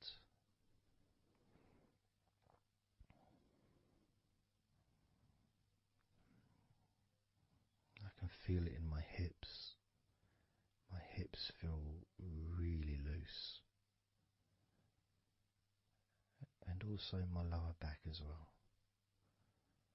My lower back really feels stretched, even though I'm just sitting in a chair and there's no stretching as far as I'm aware that I'm doing. But it's almost as if the muscles are just relaxed so much that there is a natural stretch as the tension has reduced a lot.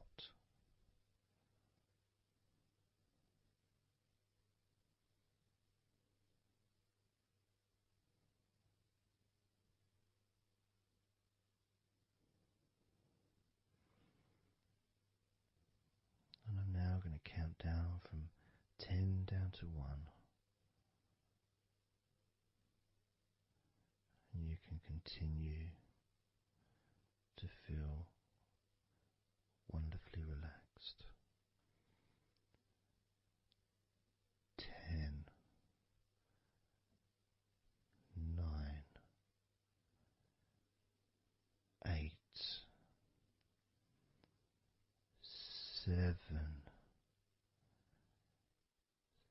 6, 5, 4,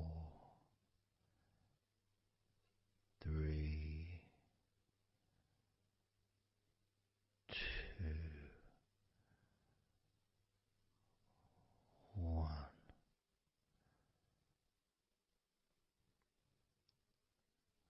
Relax.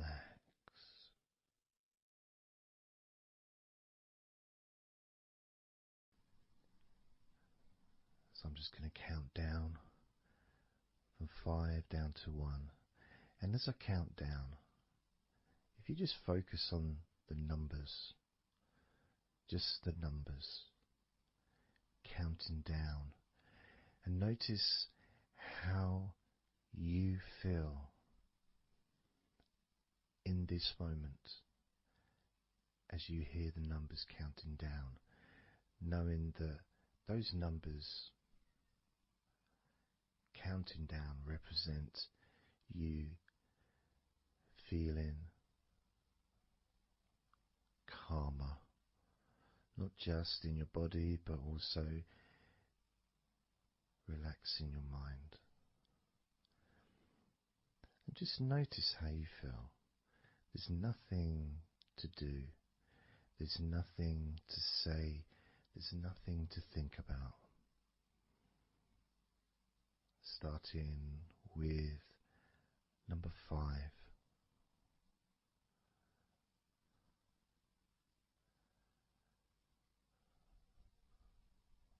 4.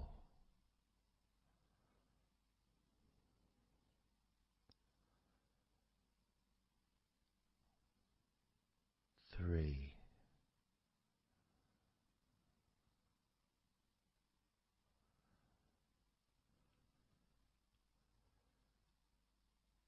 2.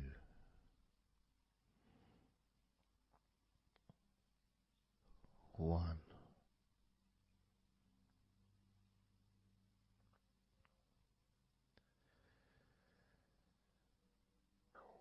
As you notice the gradual letting go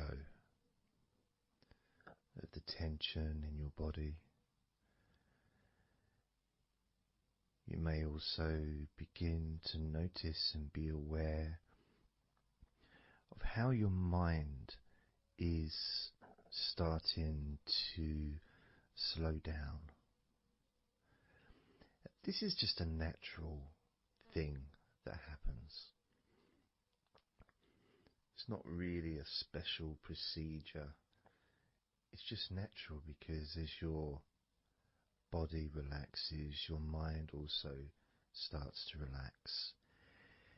And the more your mind relaxes, the more your body relaxes. It's just a continuous circle of relaxation.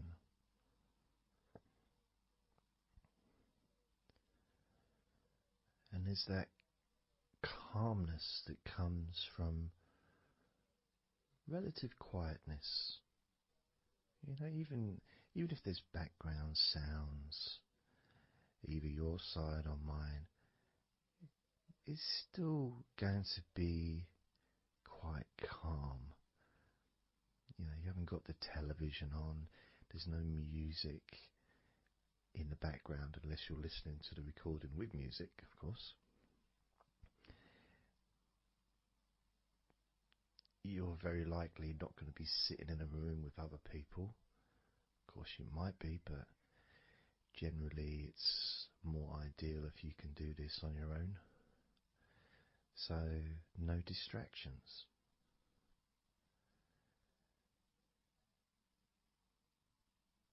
And when you stop thinking about stuff,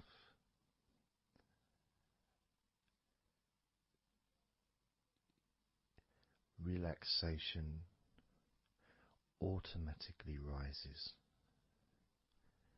A sense of comfort starts to grow. And without trying to build it up into something fantastical or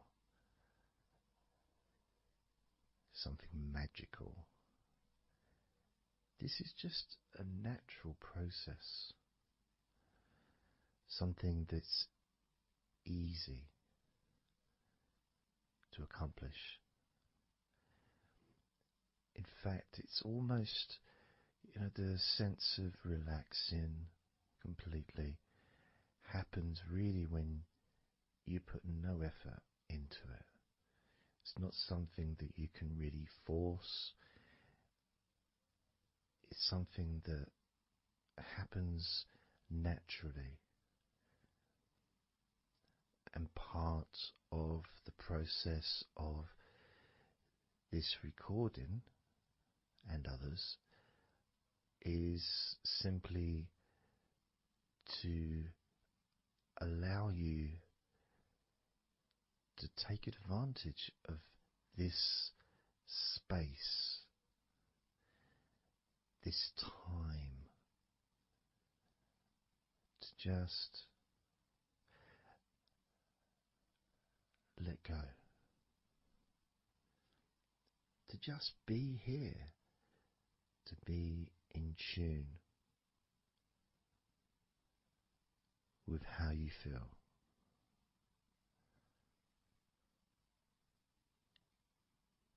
Yet with the intention of wanting to relax deeply, and maybe even to fall asleep, depending on what it is that you wish for yourself in this moment.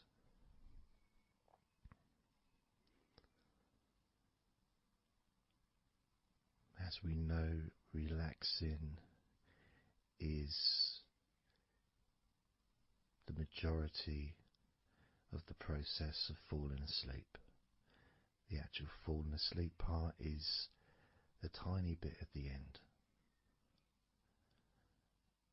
The deeper relaxed you become,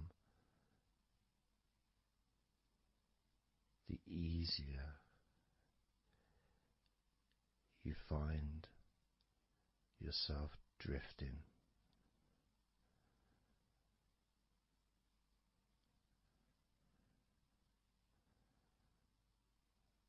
But you can also, if you choose, stay focused on my voice and really enjoy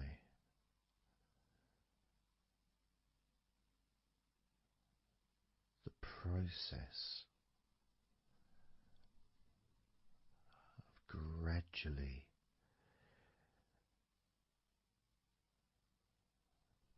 relaxing each muscle in your body, effortlessly,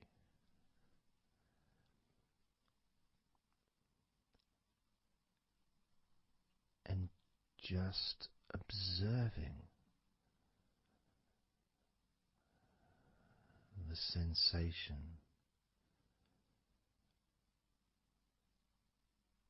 of letting go.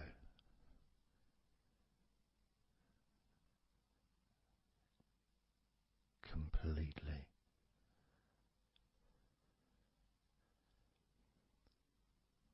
This time I'm going to count from 6 down to 1. And you can notice your mind calming down more with each number that you hear me say. Naturally feeling calm and slow and peaceful.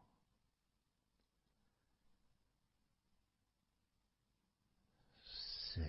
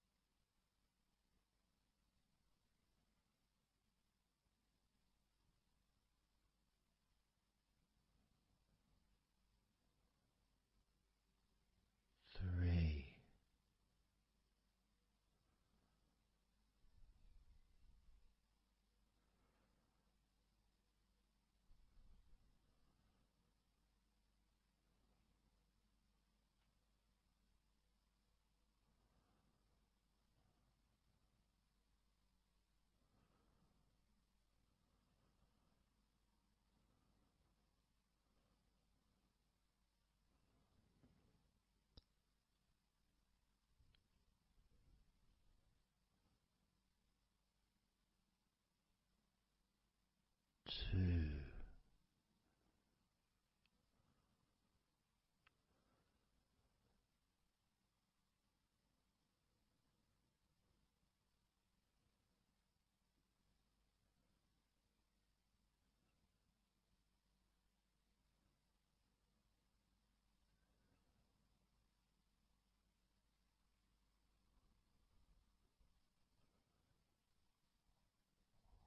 One.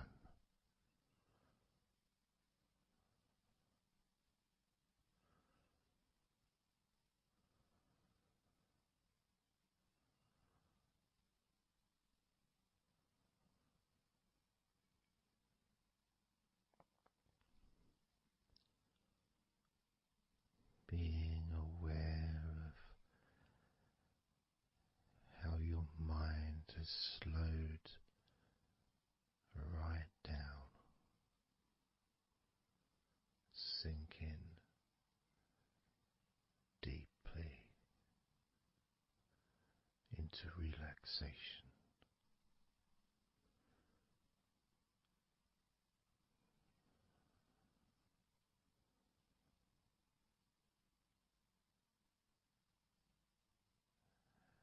And as you focus on your mind, you may notice that there are some thoughts still there, maybe some stubborn thoughts that for some reason perhaps need your attention.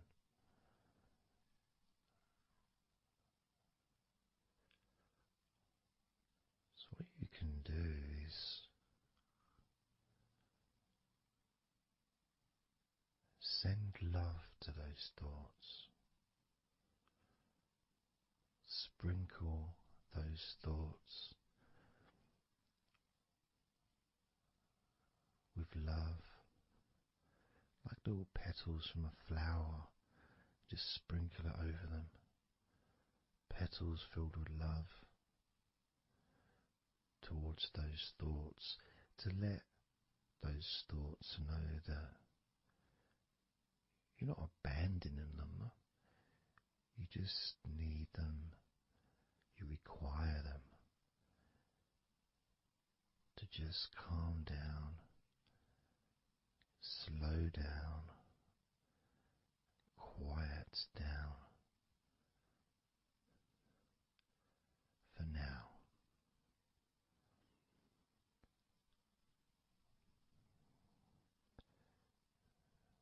So as you focus on those remaining thoughts, as we count down this time from 7 down to 1, with each number,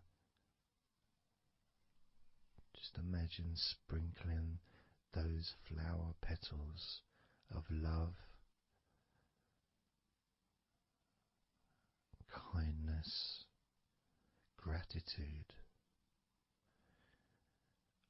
over those thoughts, which will allow them to just melt away and relax deeply. With every number,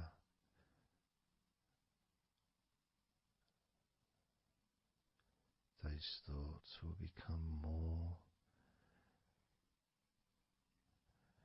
and more relaxed.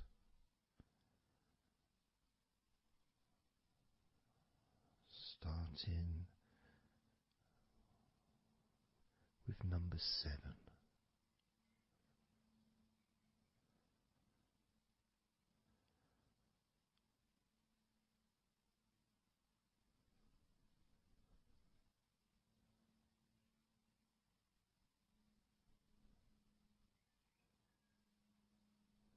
6. 5.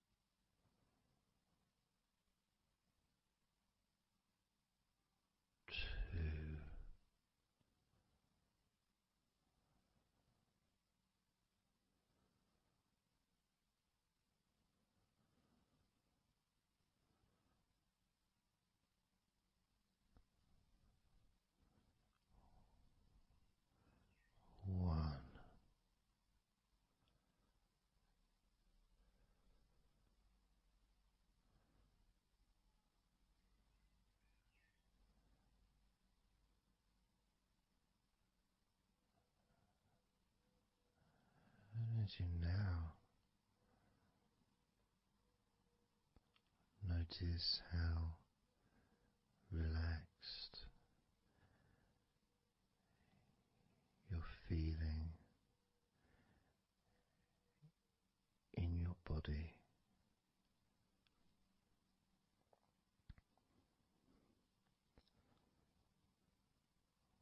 We're going to focus on your hands.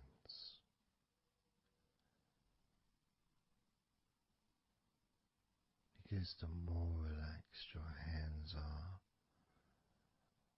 the more relaxed your body and mind are.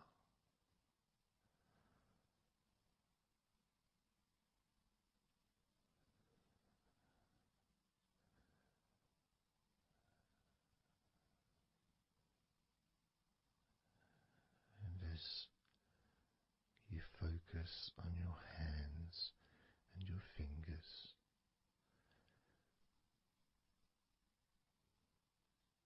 there's nothing needed to be done. There's no clenching of fists or tensing the fingers or anything like that.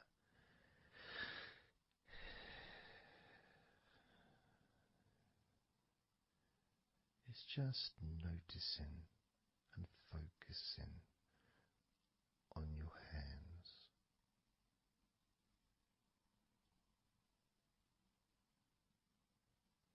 Noticing how they feel.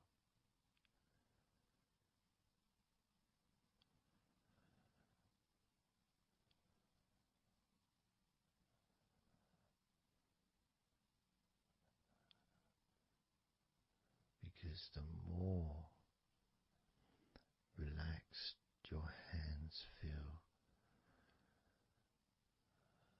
the calmer your mind feels, and the more comfort you feel throughout your body.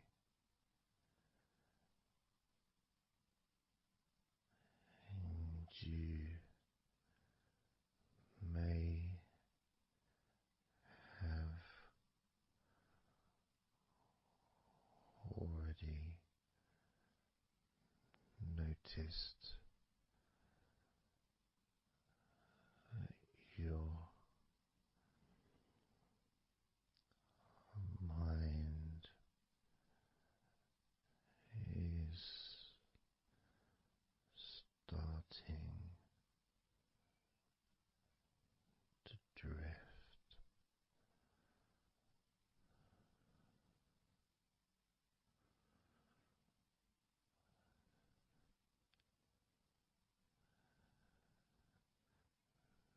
Focusing just on your hands and fingers, allowing them to experience a real deepening of that relaxation in your hands and fingers.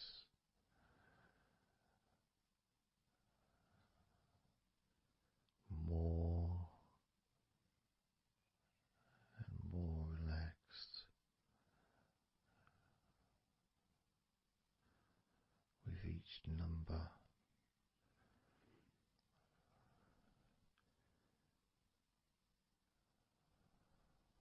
From 8 down to 1.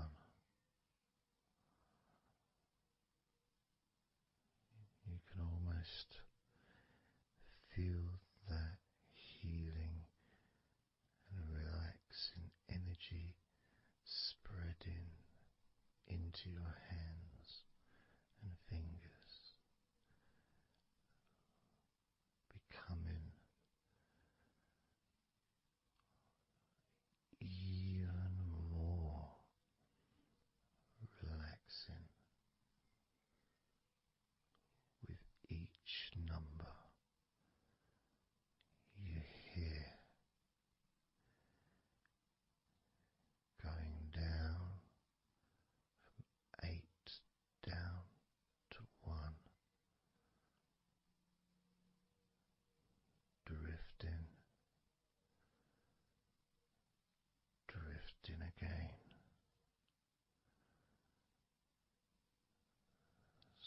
starting with number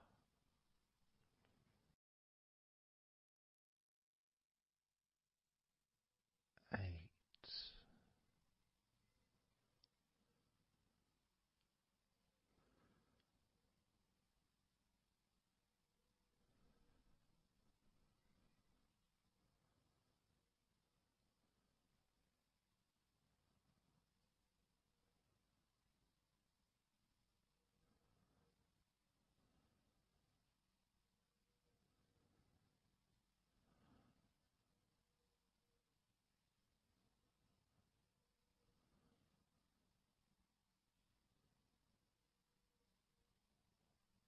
7.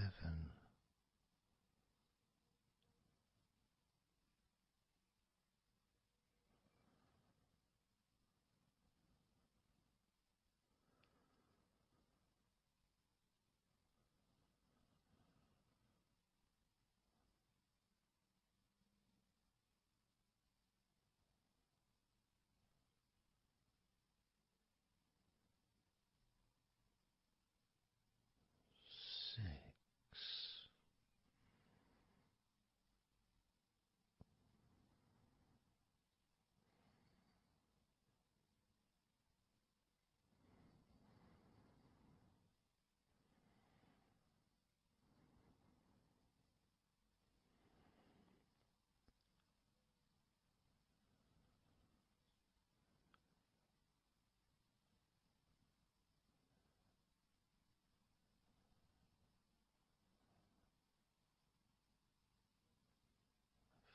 5.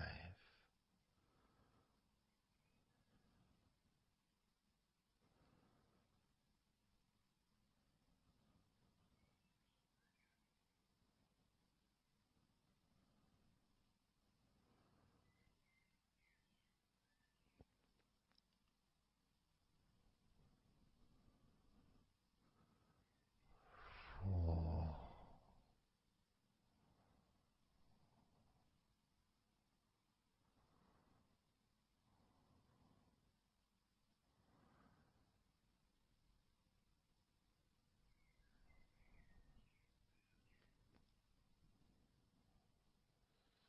3.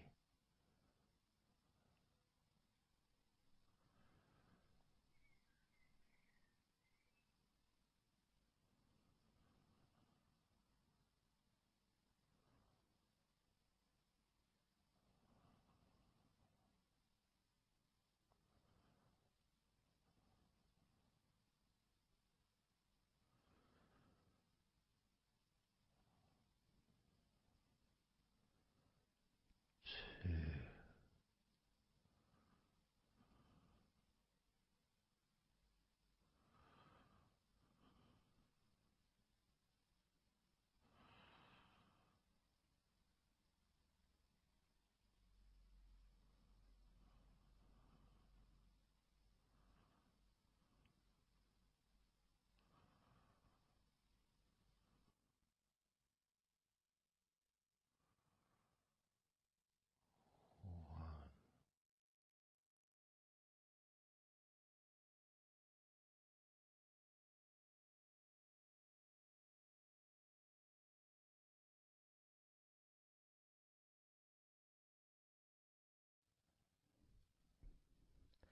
Just being here now.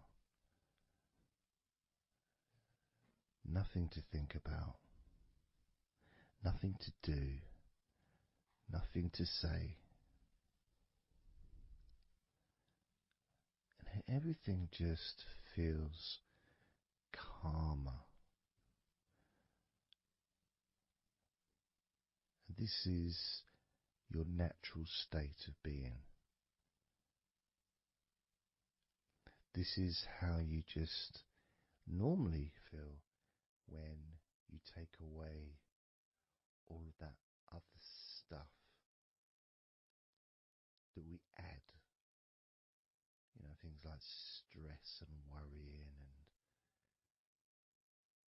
and overthinking and anxiety, tension. generally thinking about stuff. When you take that away, which is what we're doing now,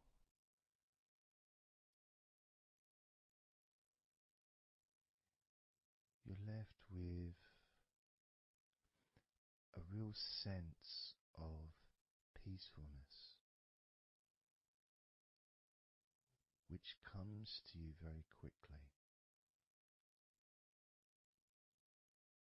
Because ultimately, it's just a feeling.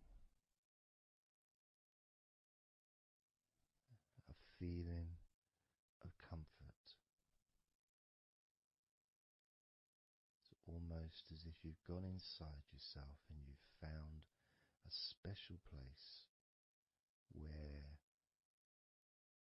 everything is peaceful. A place where you can feel relaxed and your natural sense of comfort.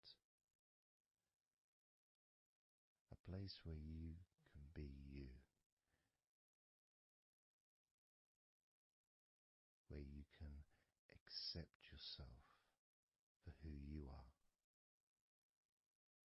A place where you're not trying to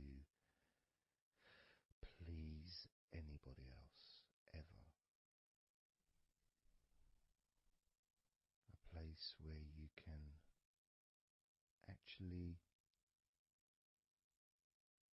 not just love yourself, but in some ways, more importantly, you can like yourself. Appreciate who you are.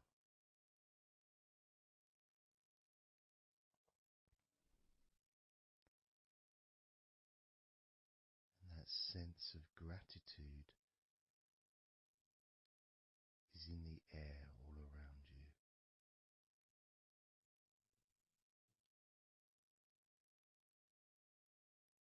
And that's also a place where you can actually feel the healing energy soaking into your body.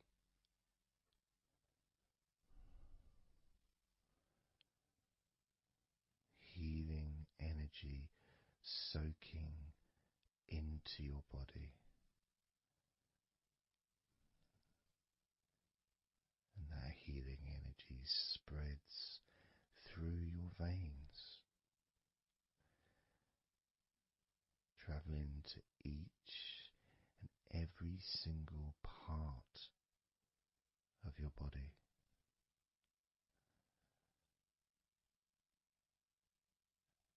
And you start to realize that actually that healing energy has not just entered into your brain, it's become part of your brain. And that spinal fluid is now mixed with healing energy.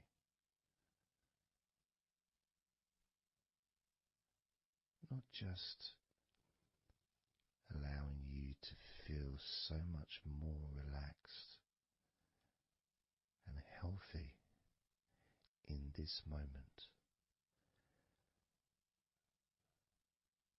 but also you start to realize that actually what's happening now with that healing, relaxing energy spreading through your body is actually changing your life. It's actually changing the way you're going to feel, not just now, but tomorrow and the next day, as your health improves. Not just your physical health, but your mental health. Things that used to bother you in the past, for some reason no longer have the effect that they used to, because something has changed deep within you. Maybe things that used to cause you to feel anger no longer have that power to control you the way they seemed to be able to before. As you realize that you're the one who decides what affects you. You're the one who decides to feel relaxed and calm when you choose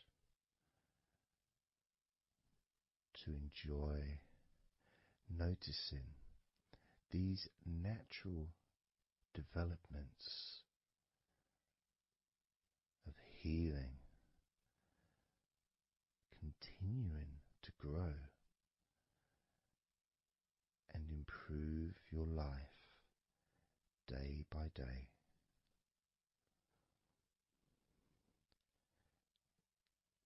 Including, of course, your ability to relax so much easier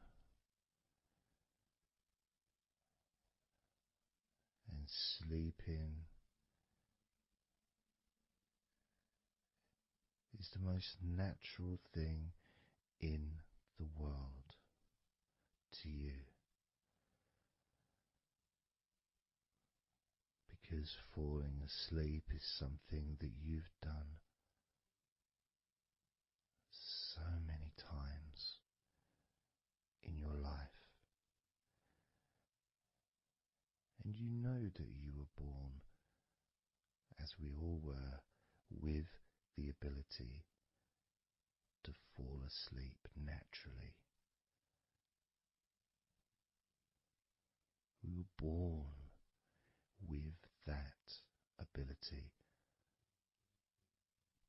to just drift off into a deep, healing sleep.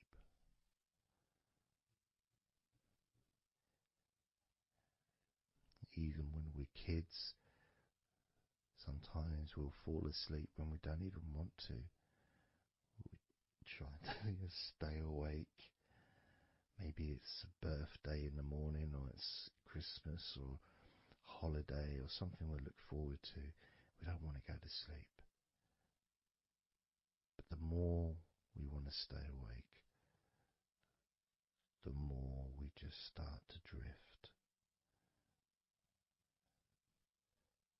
And the more you fight drifting, the more you try and stop yourself from drifting asleep, the deeper and stronger that drifting becomes.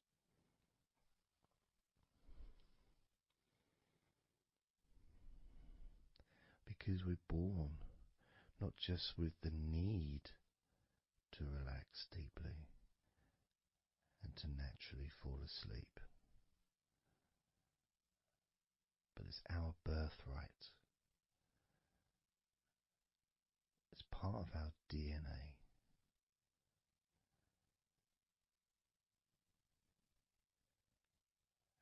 And sometimes as we get older in life, perhaps at times we have forgotten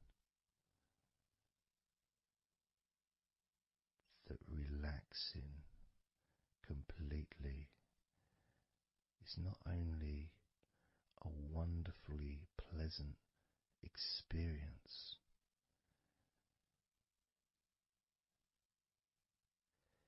it's also really easy.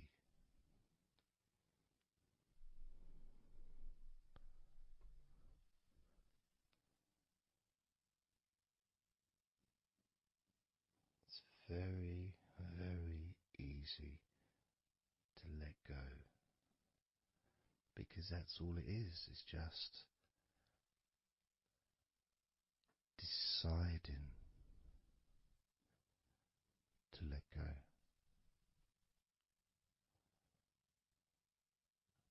And when you press the play button on my recordings, you have given permission for my voice to relax you. When you press that play button, you have given me permission for my words to affect you in a positive, only a positive way, opening up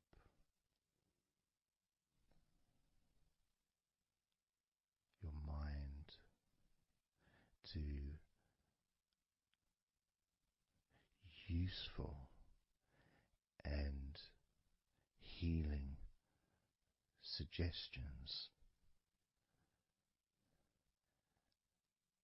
that can have such an amazing effect on how you feel right now, as well as those changes that continue long after the recording ends, those changes within you that continue to flourish and grow, transforming your life in a positive, beautiful way, allowing you to move forward in your life in the direction that you choose for yourself.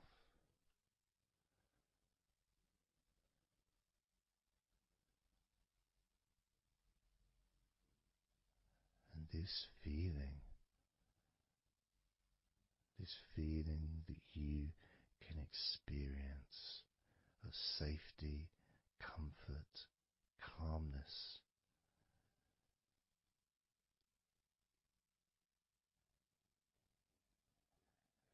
just feels so nice.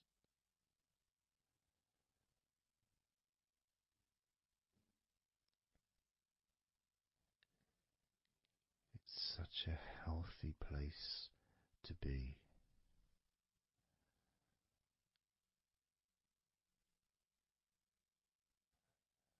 And that positivity grows within you.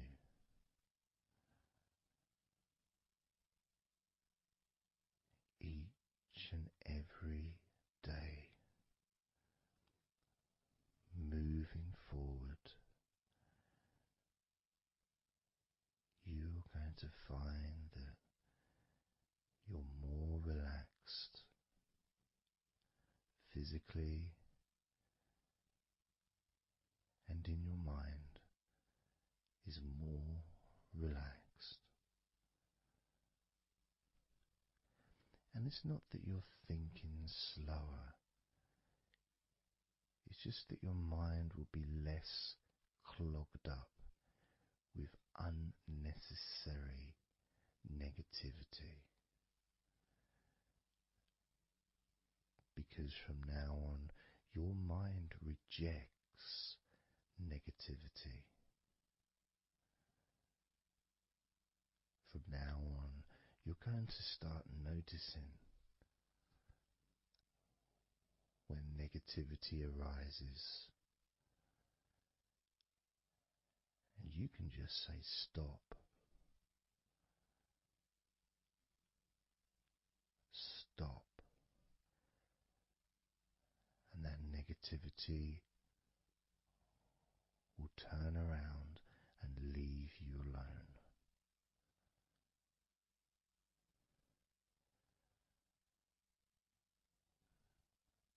Stop, and that negativity would disappear.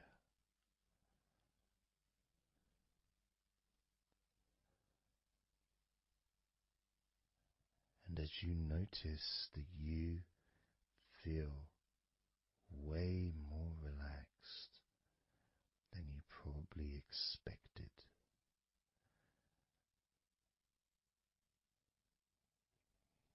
you can now congratulate yourself because you're the person that has done this. You are the one that has opened your mind up to the simple facts that you can feel more relaxed in your body and in your mind.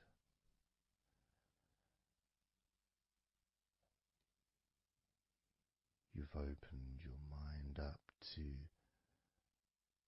the birthright of being able to just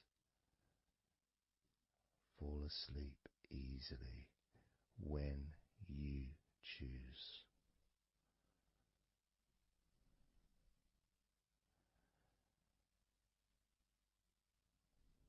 And that's a nice feeling, don't you think? It feels nice, doesn't it? To feel calm with all that healing energy spreading through your body and your mind.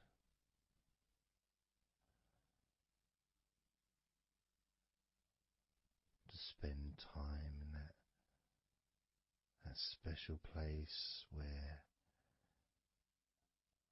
negativity can no longer enter.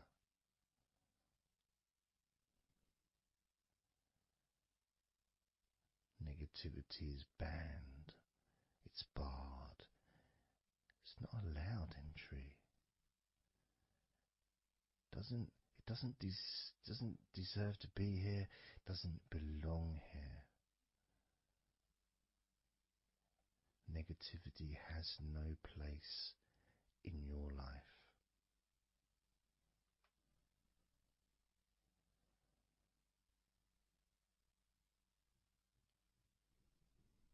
Which makes room for more comfort, more healing, more relaxation, more peace.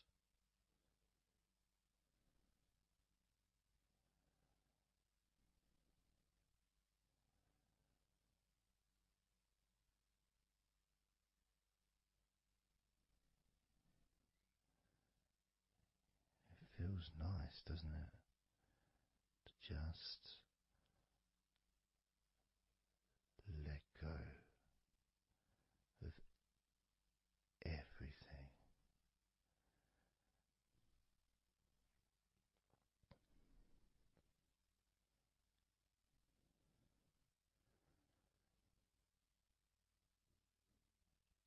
And I'm going to count down now from 20 down to 1. You can continue to relax. If you choose, you can drift to sleep. With every number you hear me say, you can feel twice as relaxed. Or if you choose, you can feel twice as sleepy.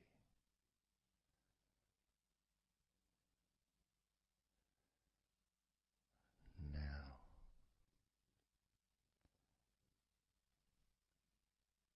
20.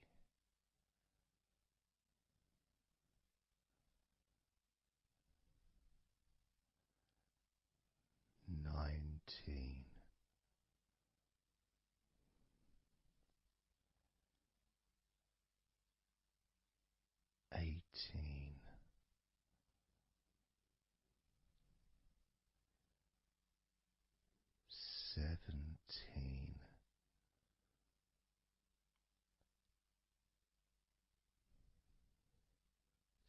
16,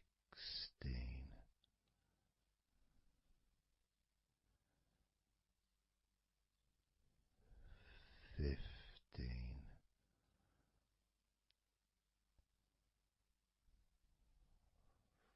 14,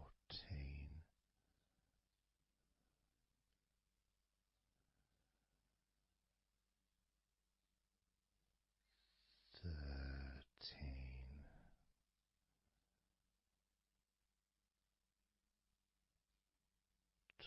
12,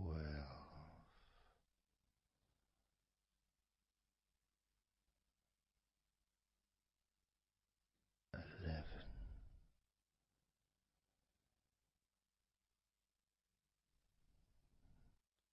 10,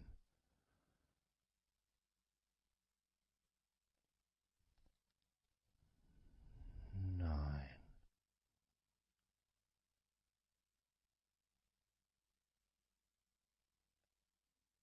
8,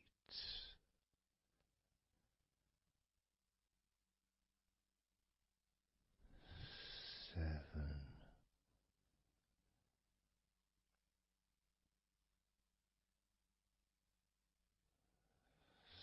6,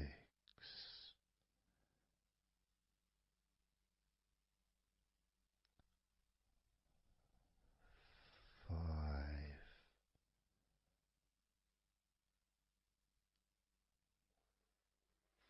4,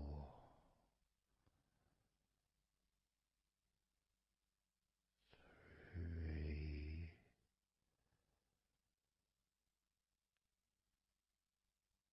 2,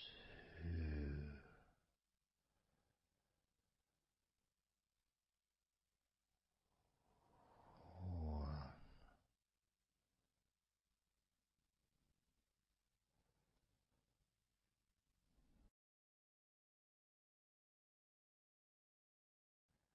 This is your time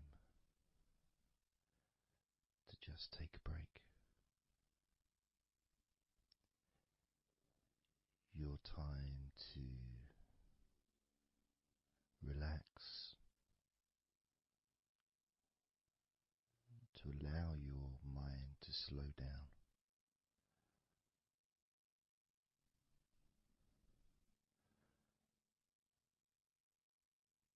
To give yourself permission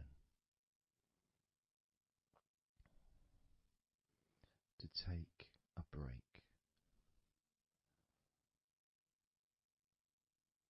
from everything. And you're the only person that can make that decision.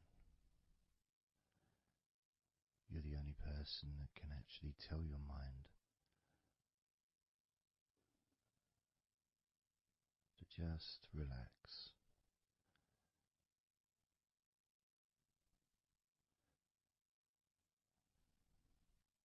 To just take some time off.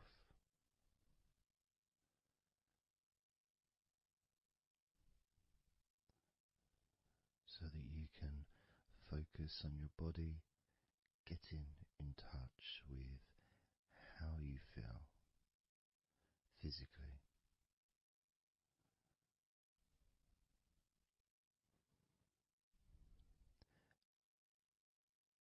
And in the process of this body scan, where you focus on different parts of your body,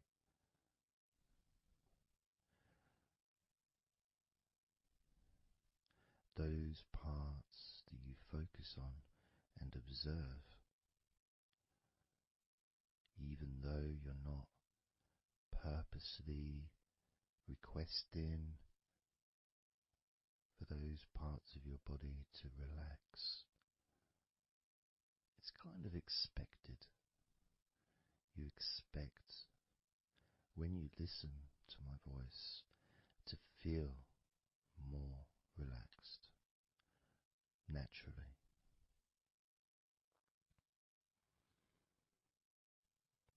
Because when you're listening to me, your attention is focused on my words, and as my words guide you to focus on those parts of your body, your focus increases,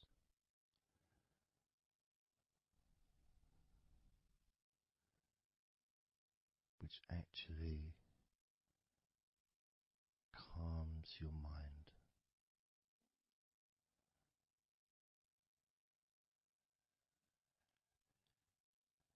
And when your mind calms down, your body relaxes.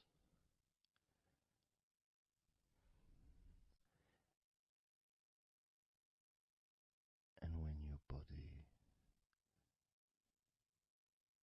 calms down,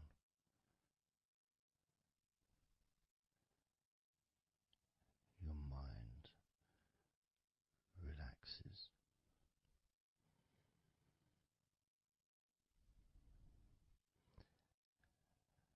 And even though we've not really started to focus on your body,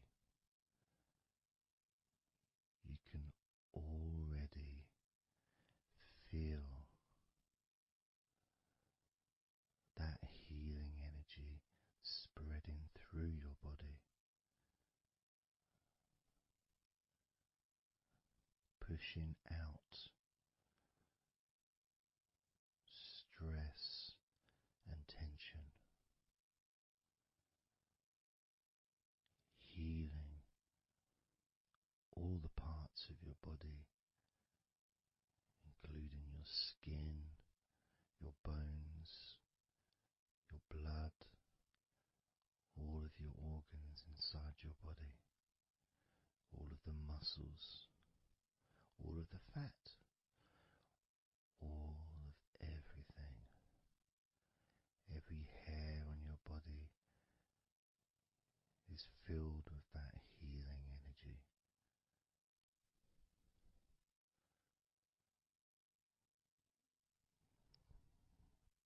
And when your brain fills with that healing energy,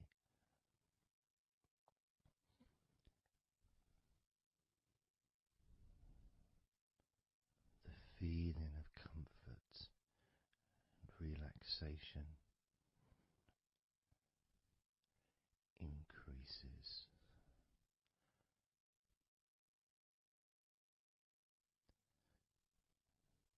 Deeply increases.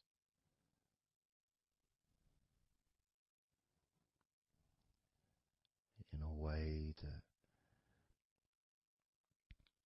your mind starts to feel perhaps a bit drowsy,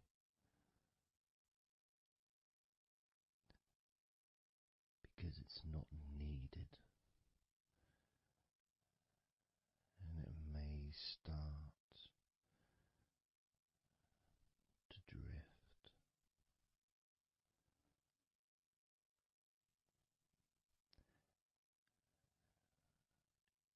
If that's what's needed. So if you're listening to this and what you need is deep relaxation, that's what you'll get. If what you need is to fall asleep naturally and easily as your mind drifts,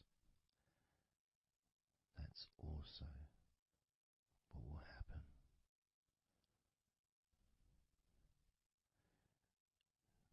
Because by pressing that play button on the podcast and listening to me, You give permission for your body and your mind. In fact, you give the command to your body and your mind to relax deeply and to drift off to sleep if that's what you want or need.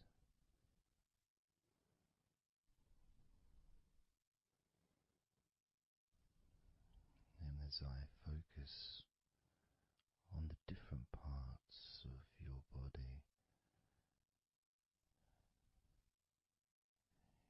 you may start to just drift,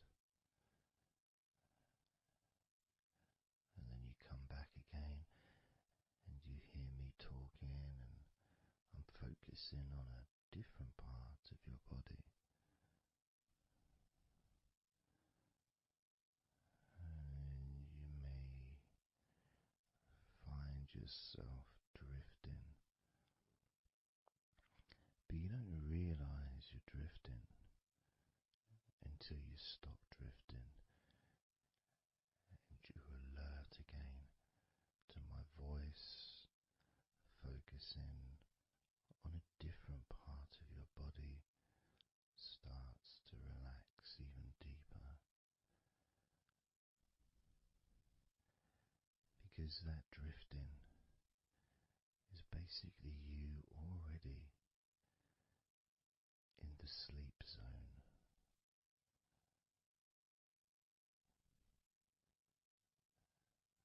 And the more you drift, the longer you drift, and the longer you drift,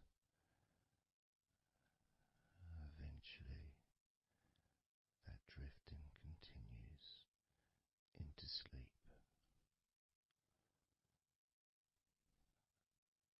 And that's the last you remember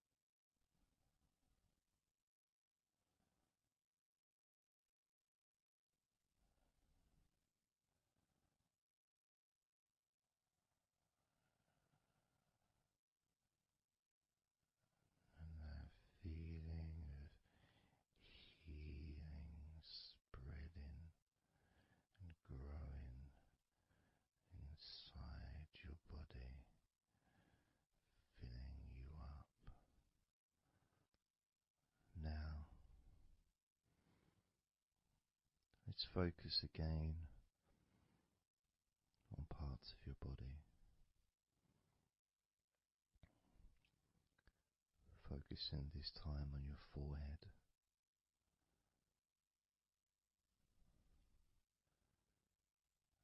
Now on your mouth, your lips, your tongue, the whole of your mouth.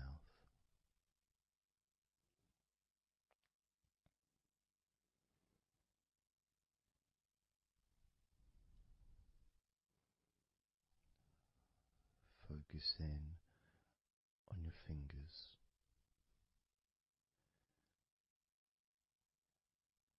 Maybe you could move your fingers a little bit so you can focus on each one individually.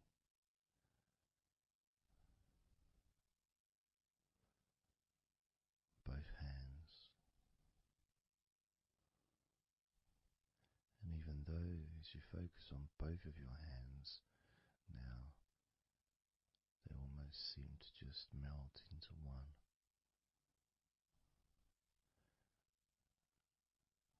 Where does your right hand start and your left hand end? It's almost as if it just mix together.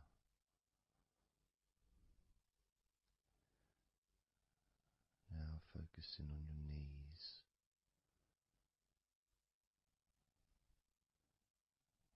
Just noticing how your knees feel.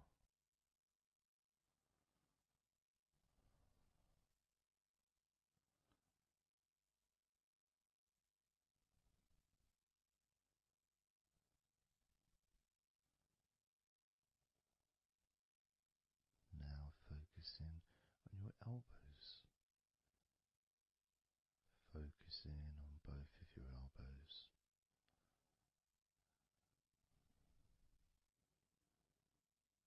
Just observing the feeling of your elbows.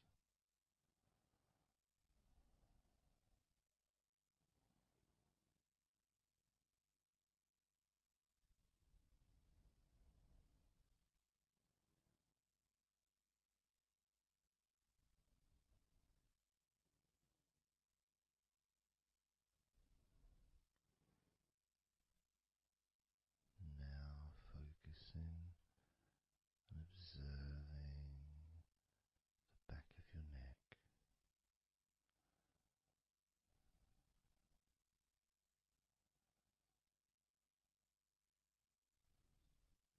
Feeling that energy in the back of your neck.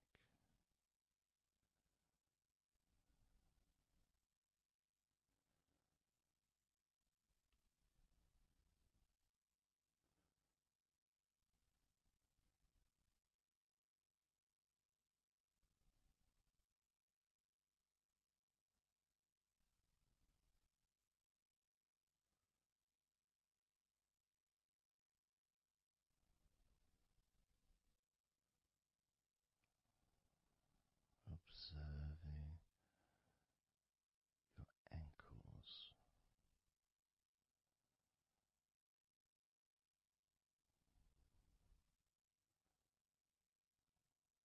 Being aware of the physical sensations in your ankles.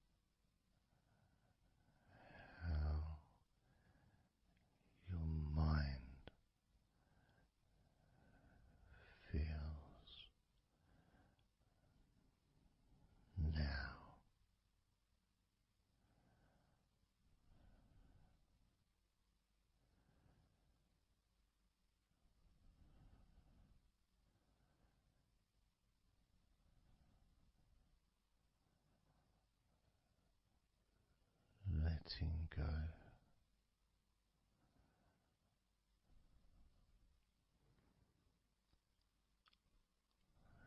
Letting go.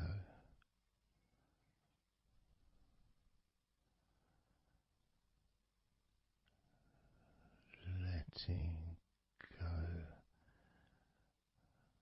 of everything.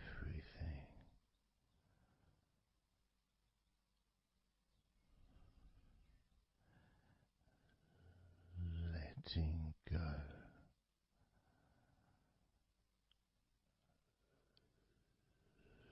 Letting go.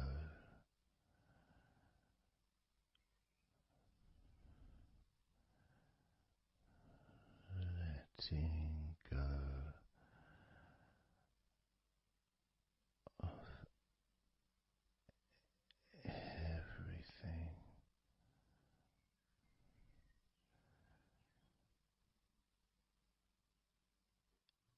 Everything.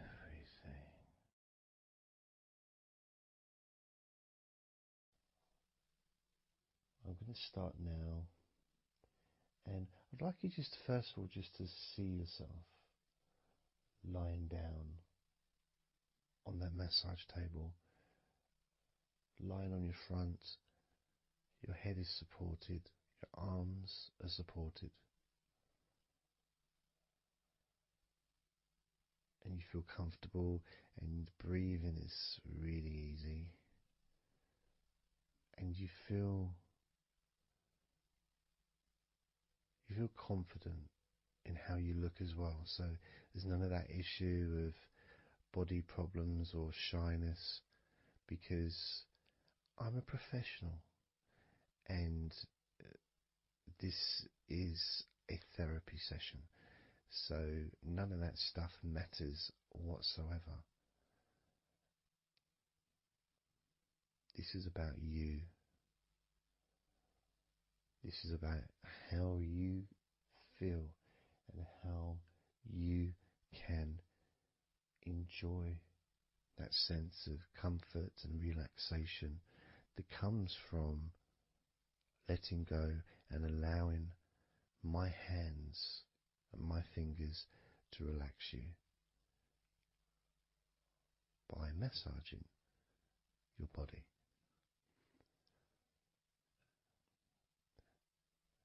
So I want to start off just by placing my hands on the back of your head, just gently, just so you can feel what my hands feel like really on you. So you can maybe feel the warmth of my hands on the back of your head. And I'll move my hands to the side of your head, not pressing, but just holding them there very gently. Maybe over your ears and a little bit on your face, just so you can feel my hands, so you can become accustomed to them.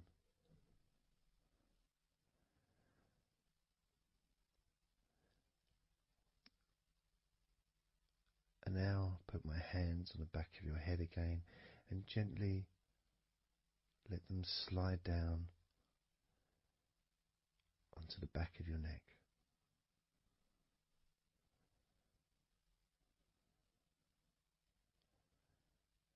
You can feel my hands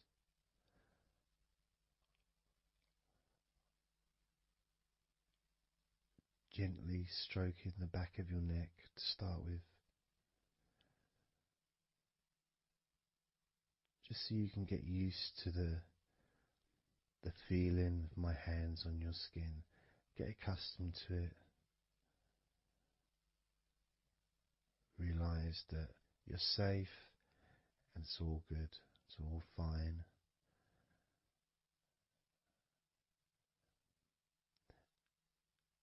And I'm going to start gently massaging the muscles in the back of your neck.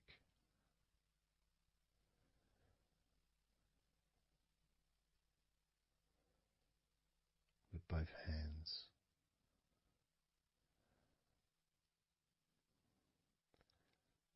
Now, this is a very trusting situation, really, because our necks are so fragile, and to have someone have their hands around your neck in that way can sometimes be problematic for people, which is why massages are quite good, because it allows you to relax and to get in touch with trust, to feel peaceful and calm.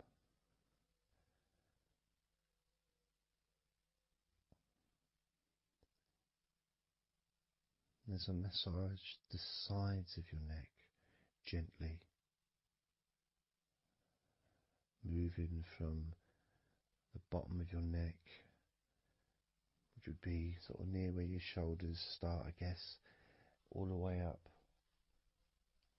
to your jaw, your ears kind of area, that side of your neck. Of course, is a lot longer than the front of your neck.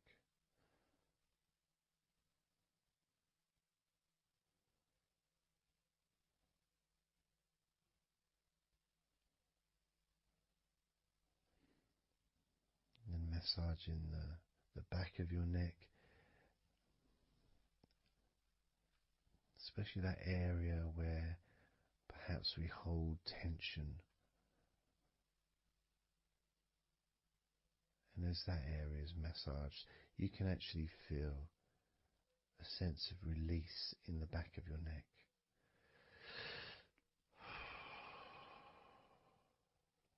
And maybe you can breathe it out as well. Notice how it feels. Notice how you feel.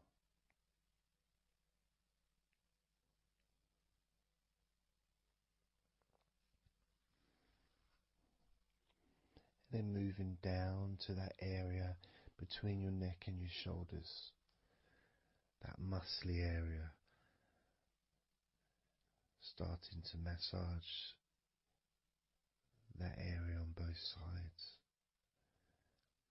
I mean, this would be the area that a lot of people would massage if they were going to give you like a shoulder massage. Even that's not technically the shoulders, but it's all the muscles that lead to the shoulders, from the neck. And again, that can hold tension and stress.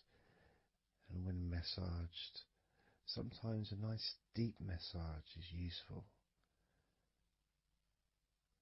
And you decide how deep that massage is.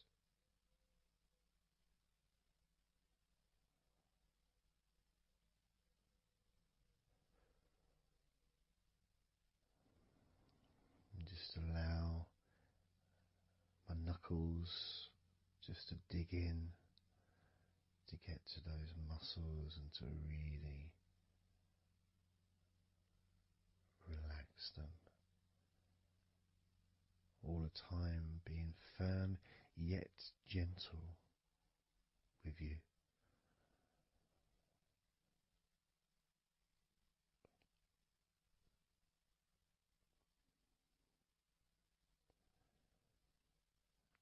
And just stroking down that area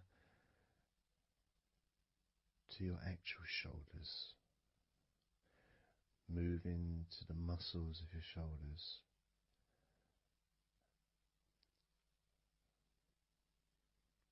And maybe initially just pulling up the shoulders a little bit off the table, just to give you a little bit of a stretch, but very gently.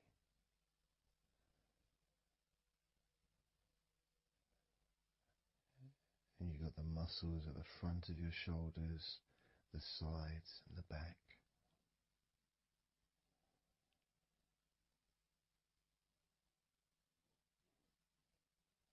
Again, this is a part that can really take quite a bit of pressure, quite a bit of needing, if you wish, to really release release the tension, to really get into those muscles, and you can let your fingers in there and it can feel really nice. Sometimes just being stroked gently or being massaged quite strongly can all be beneficial to the relaxation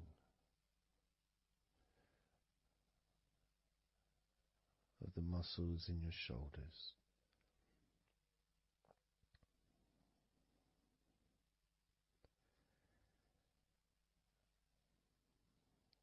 Now, as we move down your arms,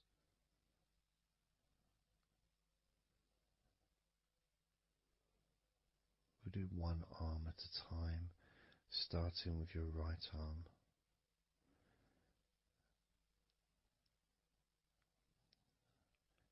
What I'll do is I'll just lift your arm up, just hold it to the side of you. Don't worry, it'll still be attached. And I just massage the tops of your arms.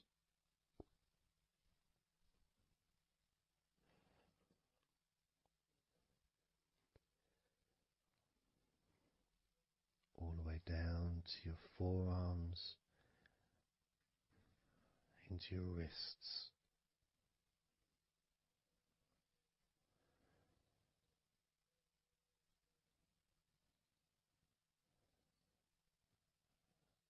Gently massaging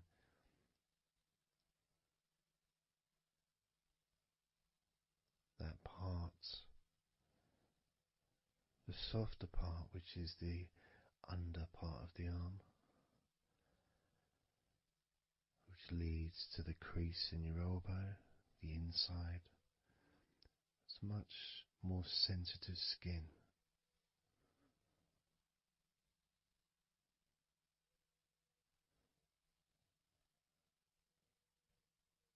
Sometimes just having that stroked can feel really nice, pleasurable and relaxing.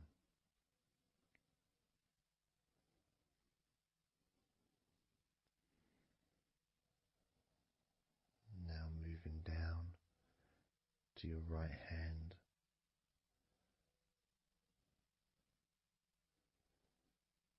Just holding your hand in both of my hands.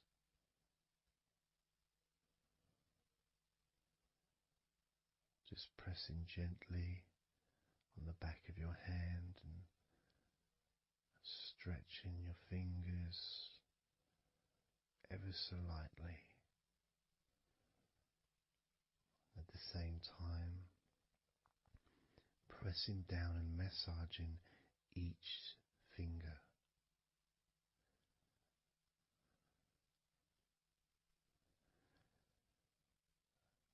And then starting to massage the palms of your hand.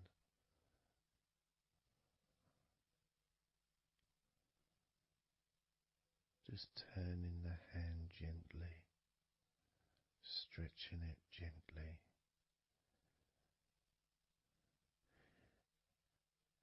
And actually having your hand held can really be an emotional experience sometimes, even if it is with a stranger, someone you don't know very well, like a massage person or a therapist maybe, because it's intimate.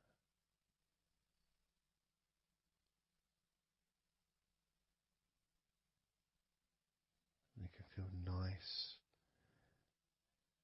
and you can feel safe.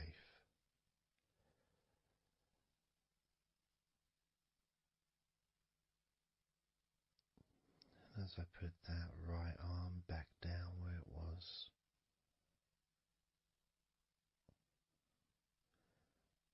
we're going to do the same with your left arm. Exactly the same. massaging the muscles in your arm all the way down to your wrist, stroking the inside of your arm.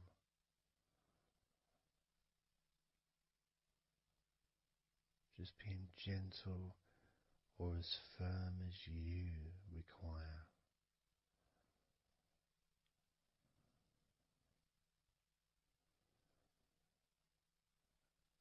And then massaging your left hand,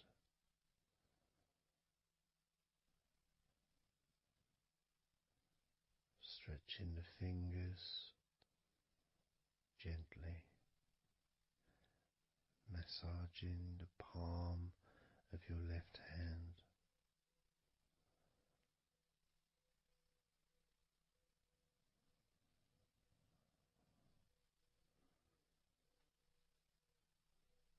You can feel so relaxing.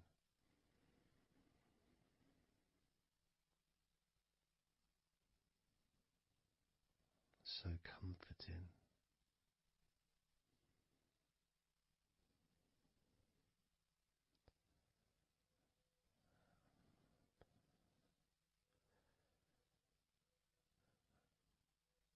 Now just rest your left arm back down.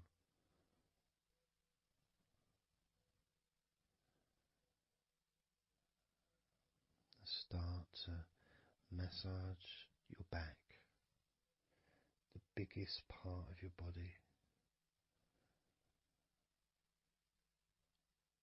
Starting at the top, starting again where we already have been, that area at the top, in between your shoulders, near your neck, going back and massaging that area again, but this time moving downwards.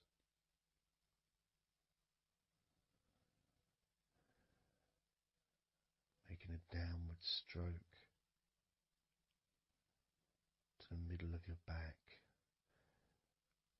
working from the outside inwards. So massaging your back, but the outsides of your back, the parts where your arms would maybe rest against.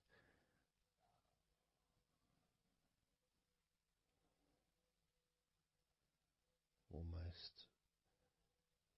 the part that connects your front to your back.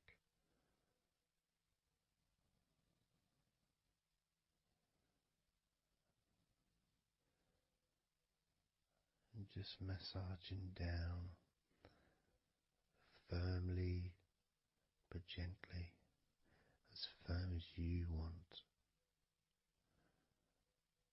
Moving down and then moving across a little bit and moving all the way down again. Being very gentle, yet firm as you choose.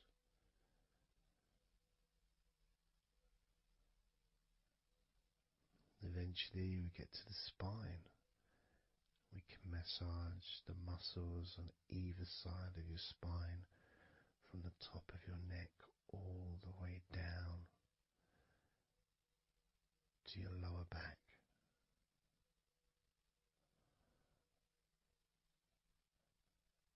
We can do that a few times. Sometimes people would use the knuckle or the two fingers and just go either side of the spine, almost just push down and go all the way down to the bottom of the spine, each time releasing tension and opening up the body, stretching your body so that you feel more relaxed, but at the same time rejuvenated.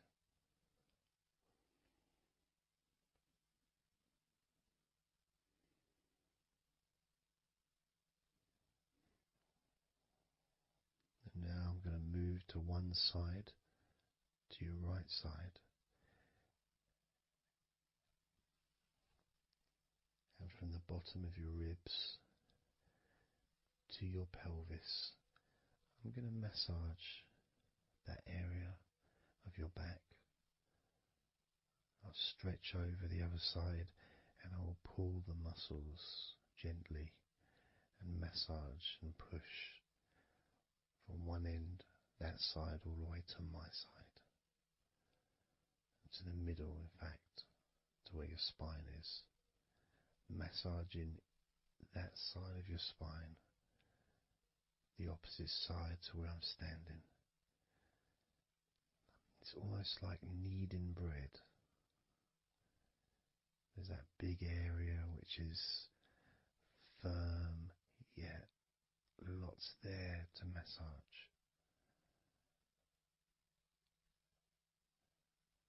Potentially one of the most important places to actually have a massage, because you really feel it. You really feel the release and the pleasure of having your lower back massaged. It releases so much from your body that's not useful, starting a healing process which will continue long after this recording is over.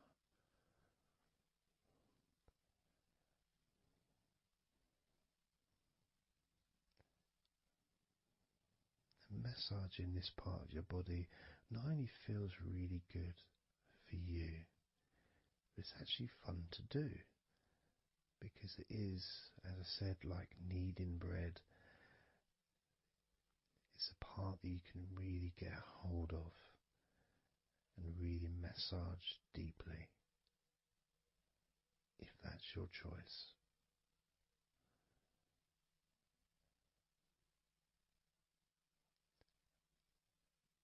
Then I'm going to move over to the other side of your body and do the same with the opposite part of your lower back, kneading and massaging from your sides all the way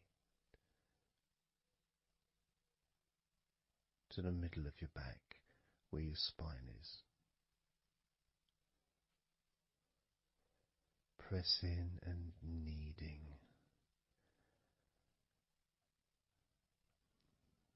Firm and gentle at the same time. It feels so releasing. This mixture of pleasure, comfort, release, calmness, relaxation, all mixed together.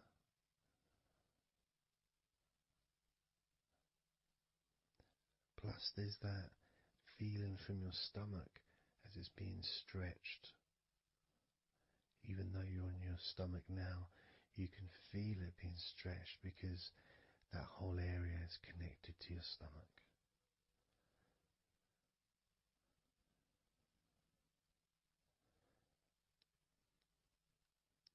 Now we're going to move further up to your top of your body, and I'm going to do the same.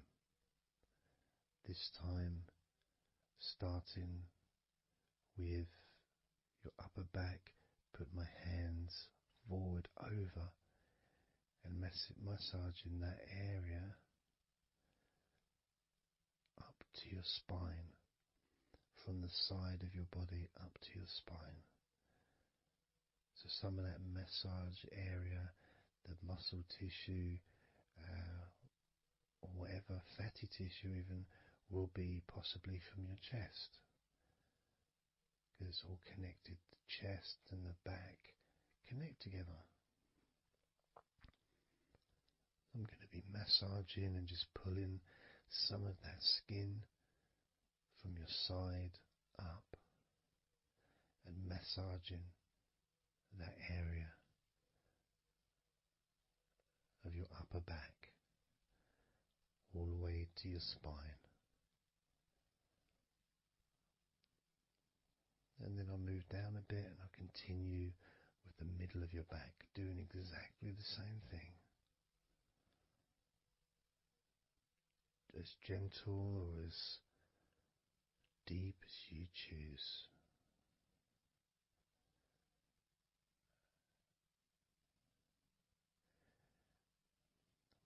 Now I'll move the other side again and do the exact same thing with the top of your back on the other side, from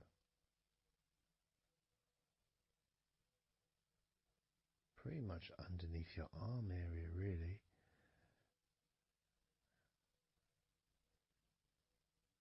to your spine.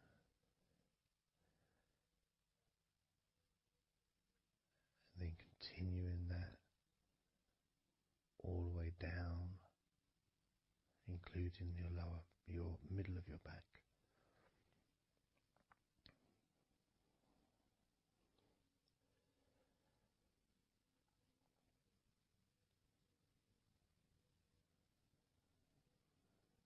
Now I'm going to go to your thighs, the backs of your thighs, and the sides of your thighs. Starting with your right leg, massaging the back and the sides of your thighs, gently and firmly. There's a lot of muscles there. It's an area that can be very tense at times and maybe needs a little bit more pressure than the rest of the body. But that's up to you. You can gently stroke the back of your legs where, opposite your knee joint or underneath your knee joint. It's a very sensitive, gentle area.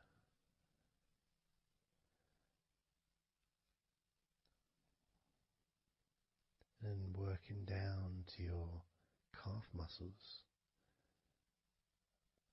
massaging your calf muscles thoroughly and deeply if you choose,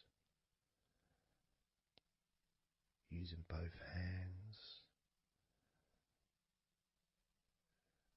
and fingers, digging deep.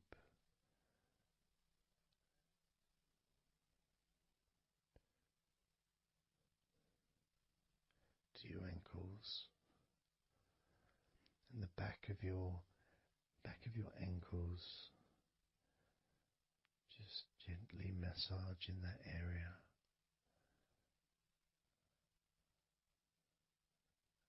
Maybe lifting the leg and stretching it a little bit.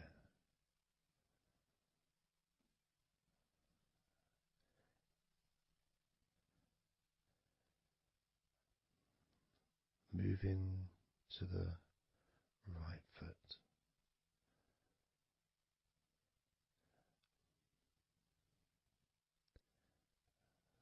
Massaging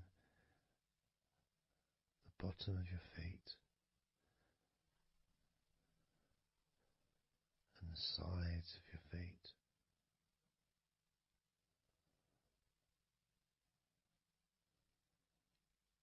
Gently but firm enough so they don't tickle.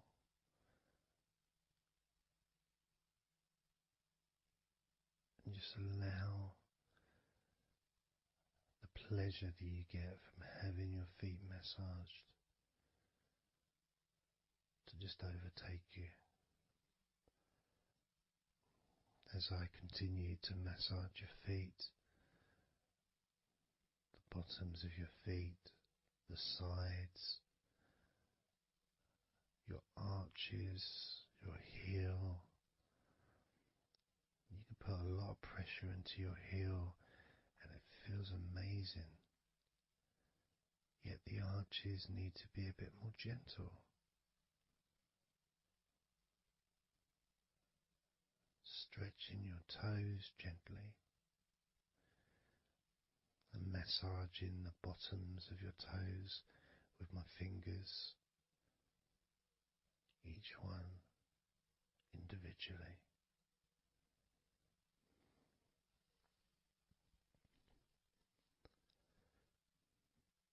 Moving over to the left leg to do exactly the same thing.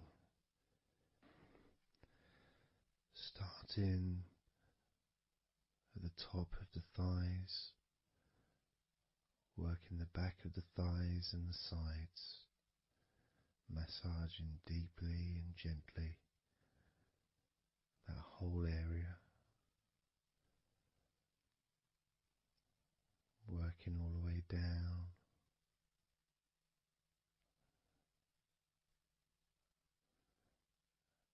And this is an area that maybe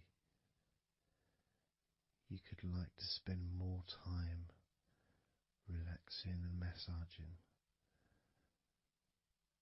So perhaps if you wanted, I could make a future recording where I spend more time on one particular area.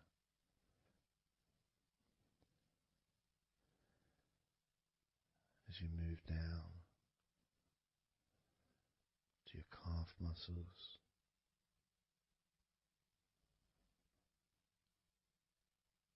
massaging your calf muscles firmly and gently.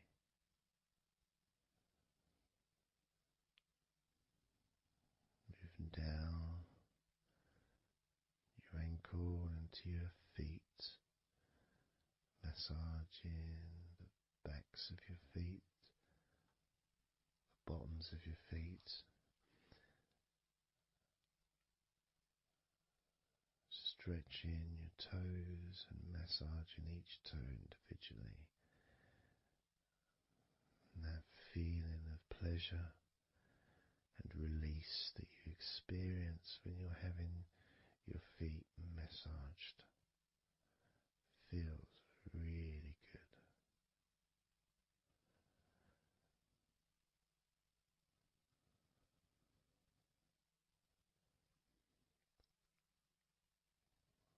Now,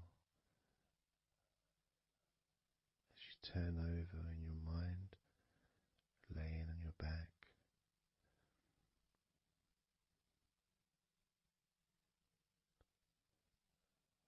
I'm just going to start again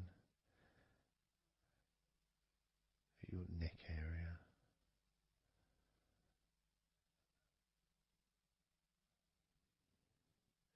In your shoulders, just to get back in touch with that area.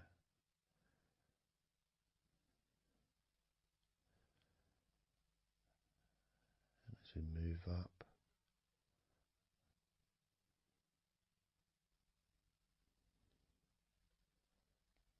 I can clean my hands, make them all fresh, because now I'm going to massage your face gently.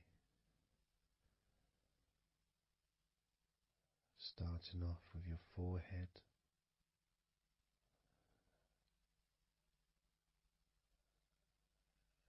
your eyes are closed, and I can just stretch your eyes a little bit, pushing up on your eyebrows.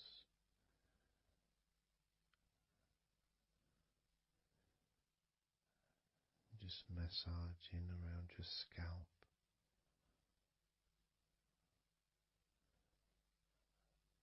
Massaging down your cheeks, around your ears, into your jaw, gently. The sides of your neck, your chin,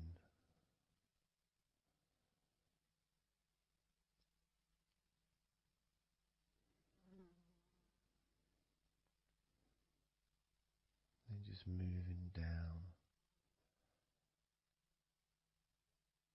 from your neck down to your chest, starting by massaging the very top of your chest, where the collarbone is, either side of the collarbone.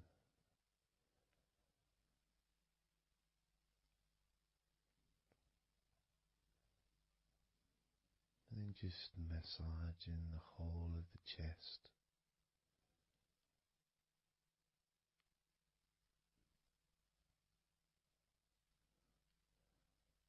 Moving the chest around.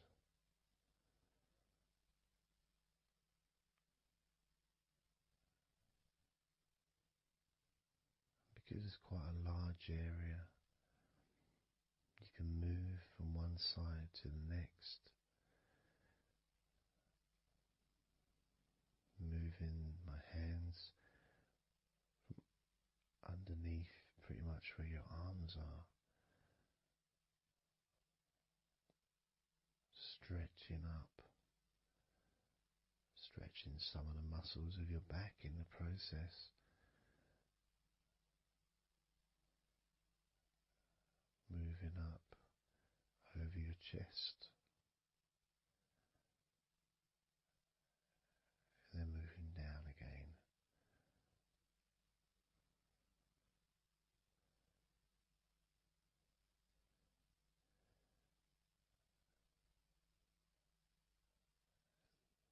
Then allowing my hands to just massage gently and slide down towards your stomach, starting in the middle of your chest.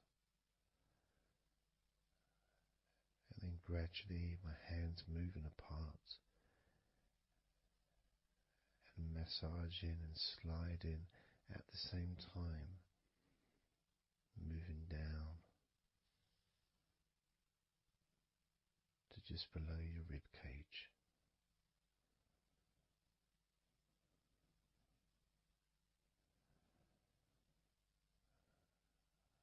Moving down, then massaging up again,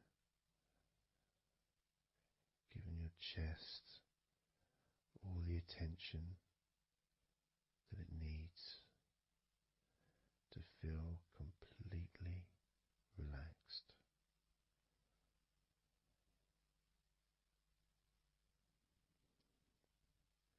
Remembering that I'm also going to be focusing on your sides as well, an area that really doesn't get much attention, but feels really good when it's massaged. Just stroking my hands down the sides of your body, just below your arms, all the way down to your hips.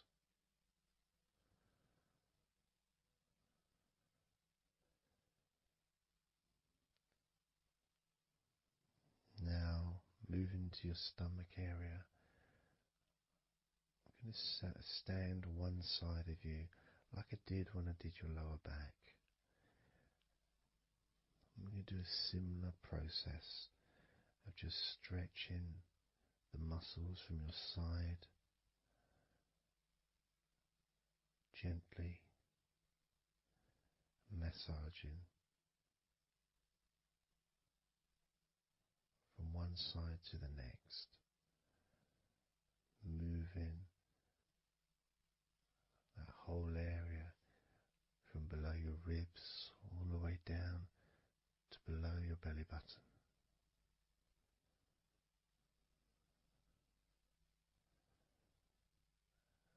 And then I move round to the other side of you and repeat that.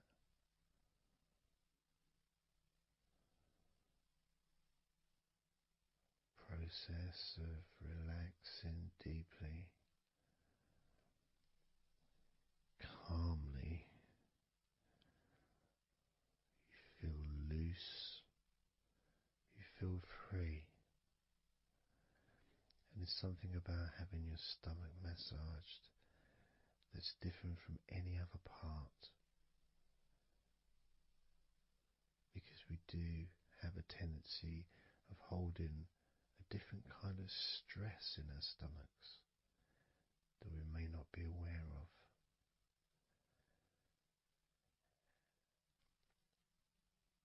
As I now massage your stomach, the front of your stomach, making circles around your belly button.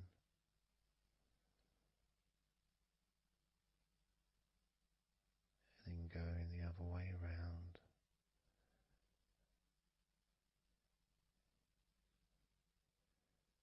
There's a gentleness and a freedom that comes from feeling how you're feeling.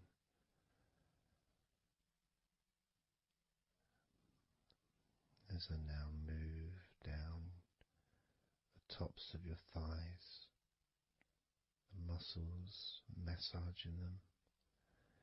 And I can do this two legs at the same time, pressing down, massaging deeply those muscles in your thighs, the front of your thighs.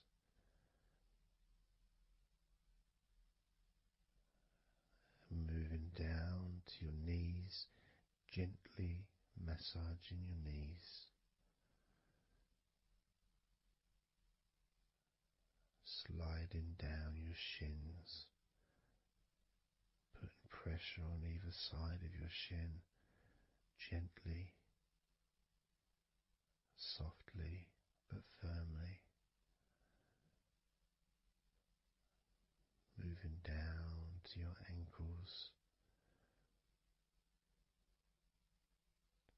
stroking the tops of your feet.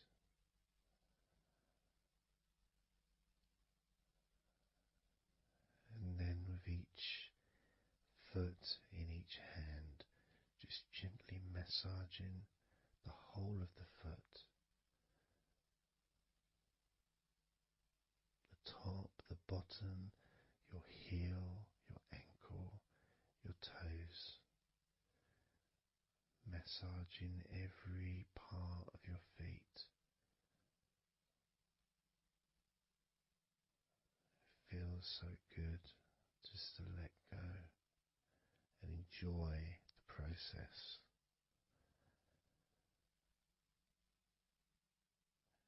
Enjoy feeling so deeply relaxed.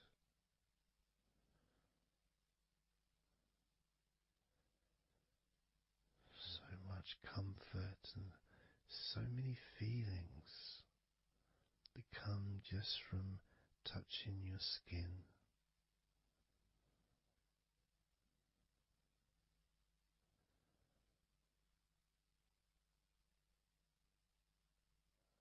And you can just lie there for as long as you choose, enjoying the feeling of deep comfort from being massaged by me.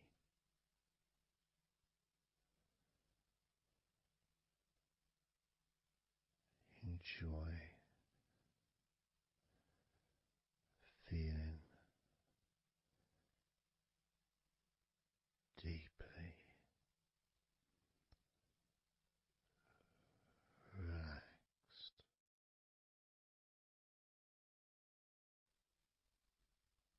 And all we're going to do is blow out some candles in your mind.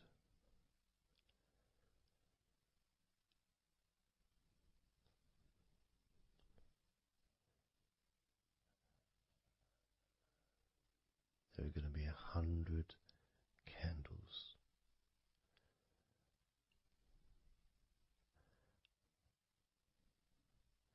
And you're going to blow each one out individually, one by one,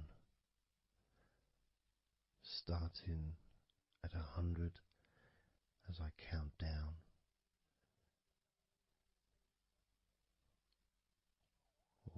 down to 1. And each time I say a number,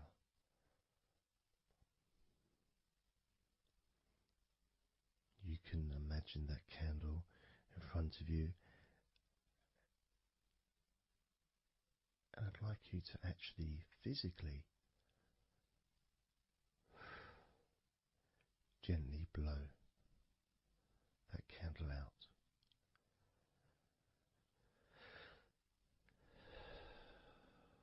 Just so it's not a big blow, it's just a gentle, and that candle will extinguish. And then I'll say the next number as we move down, and you can just blow that one out as well.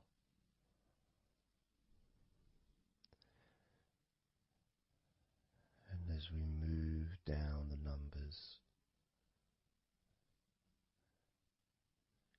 you'll find yourself feeling more and more relaxed.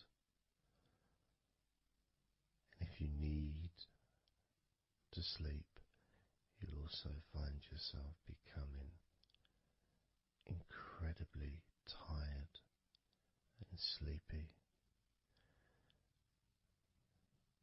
In fact, you may struggle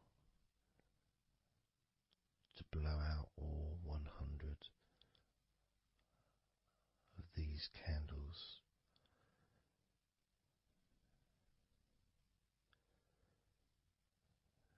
As you feel more and more deeply relaxed,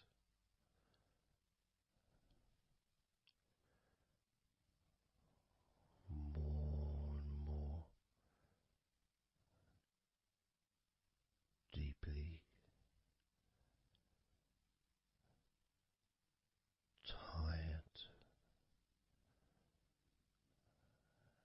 and the further you go down, the more your mind starts to drift.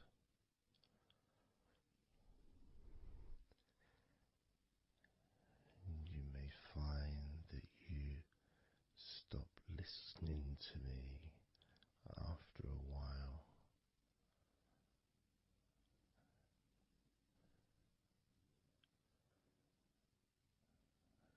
And even though there may be background sounds where you are, you'll be aware of those sounds at the moment.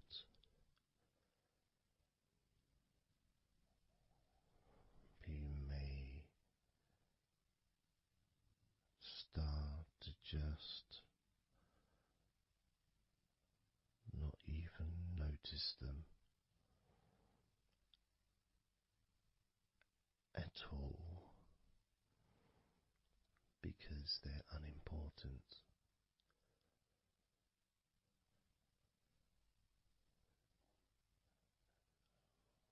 Where I am, I've got the sounds of the birds. There's Horace the pigeon, who likes to say hello sometimes. And there's the odd plane that goes by, maybe traffic and trains in the distance.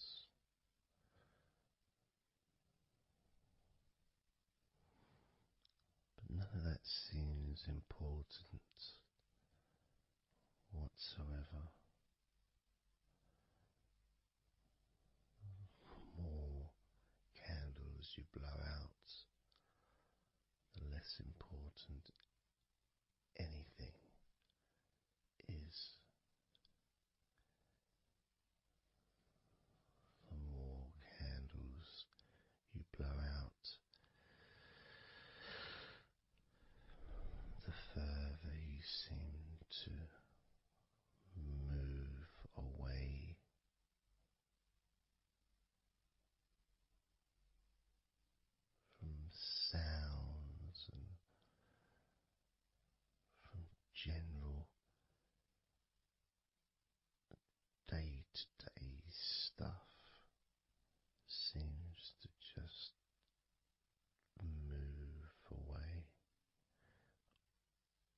its own. As you feel more calmer with every candle you blow out,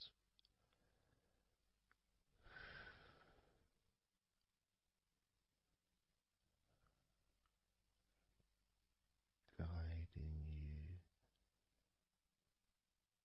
to the next number that you hear me say.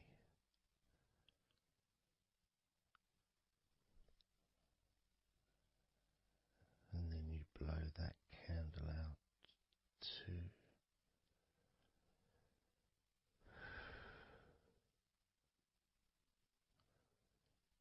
So easy, so simple.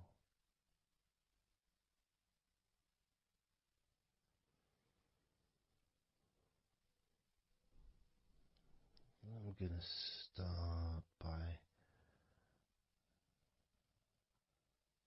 introducing the first candle,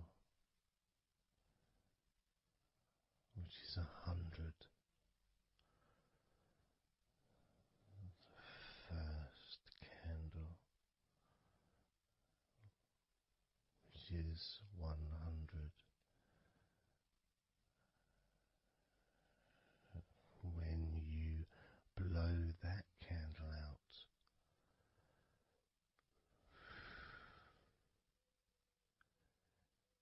you'll find immediately a slight change in how you feel,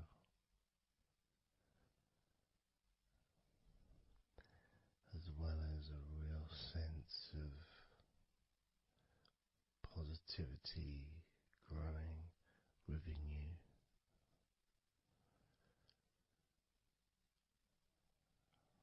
Relaxation and sleepiness expanding,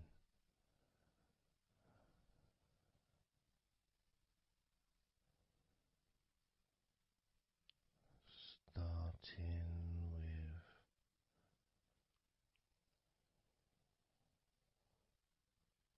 100. Blow out that candle now.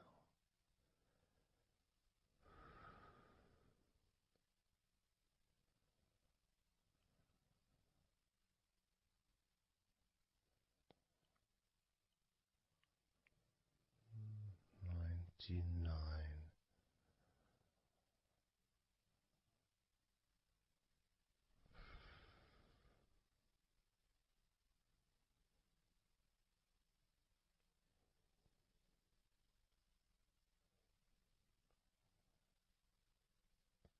Candle 98.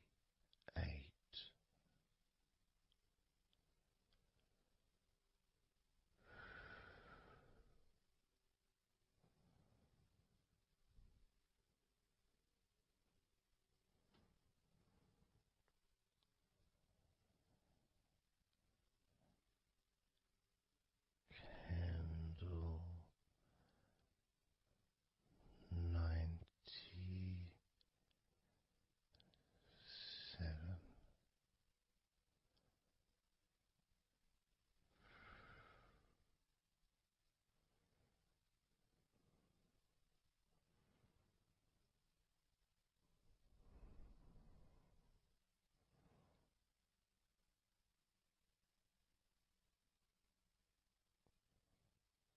Candle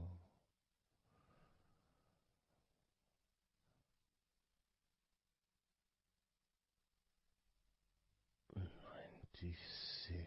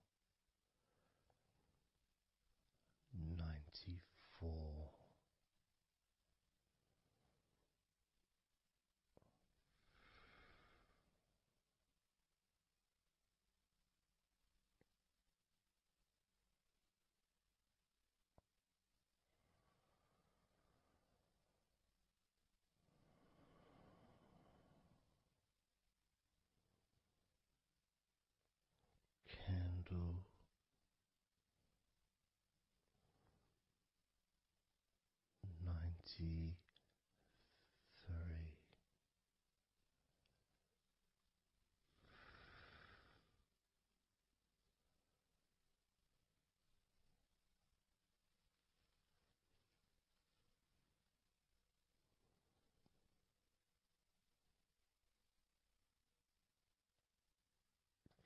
Candle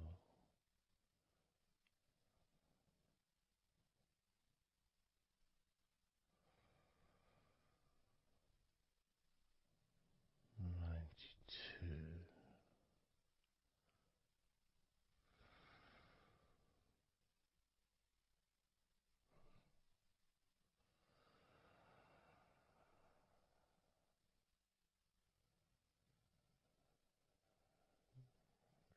Candle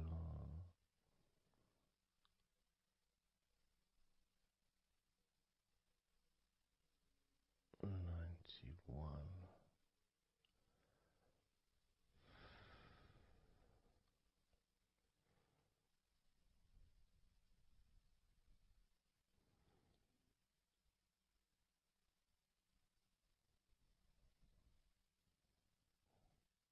Candle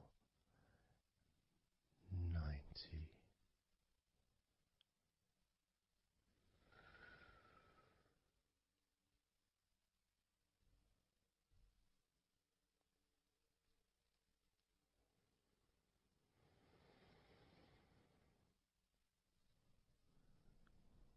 Candle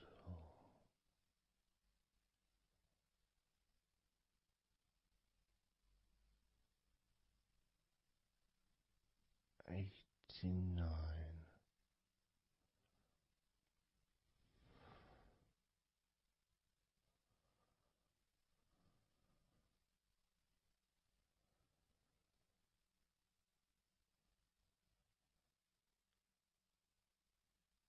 Candle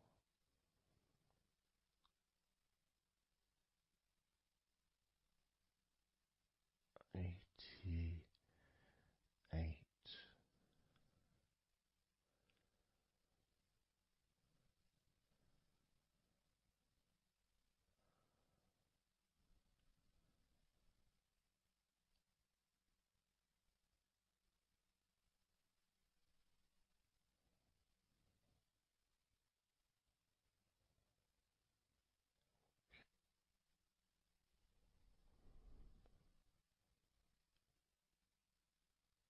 Candle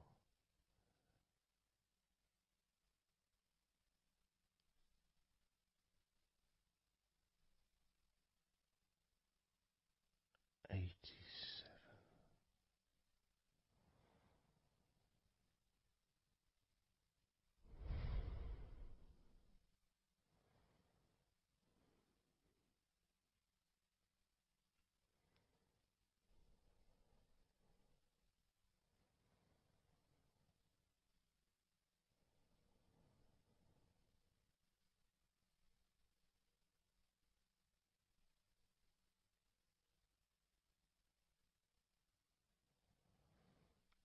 Candle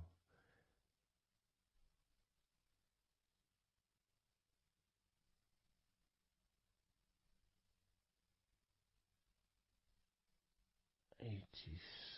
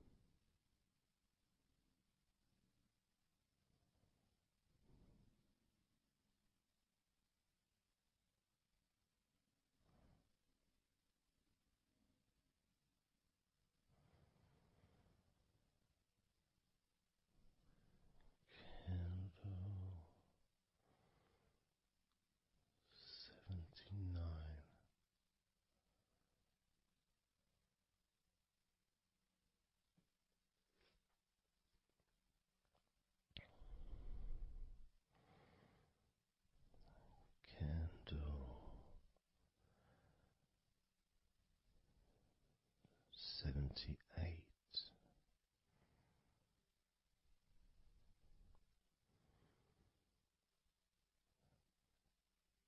Candle 77.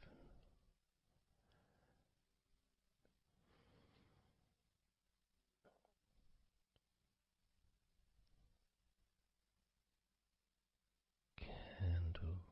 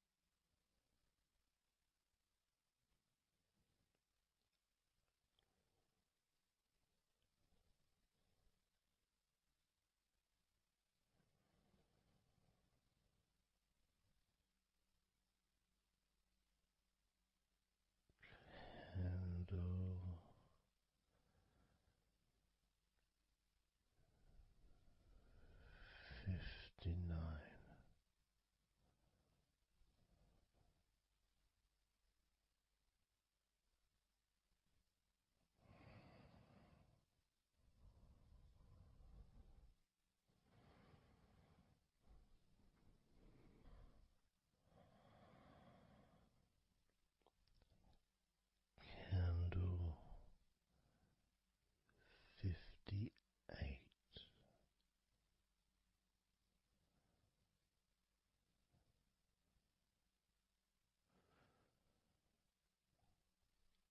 Candle 57.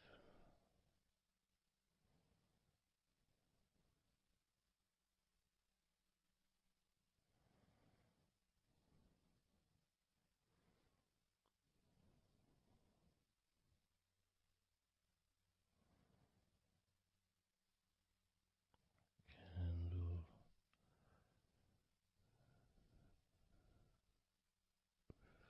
56.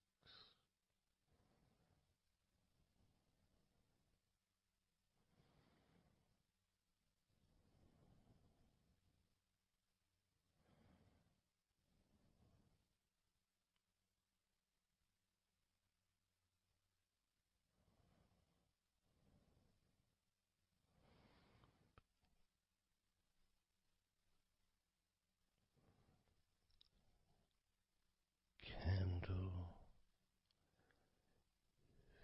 55.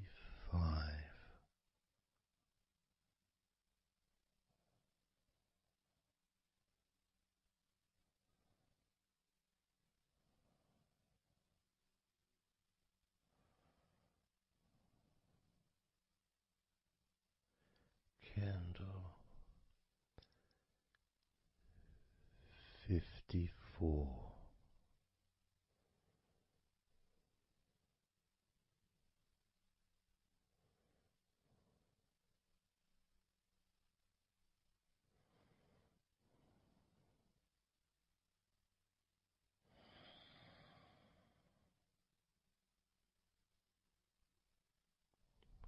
Candle 53.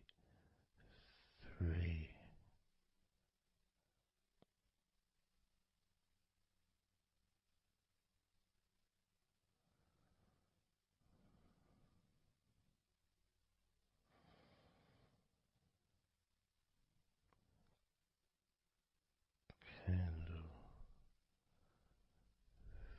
52.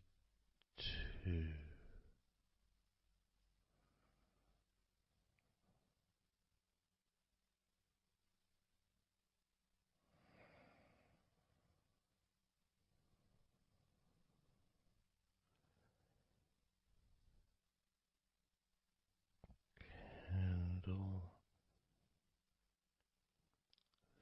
52.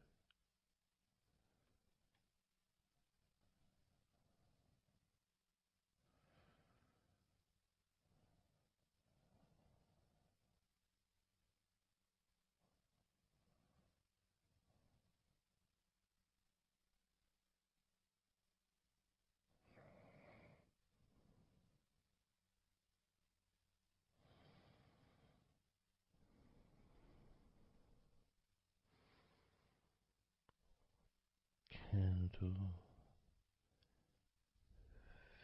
52.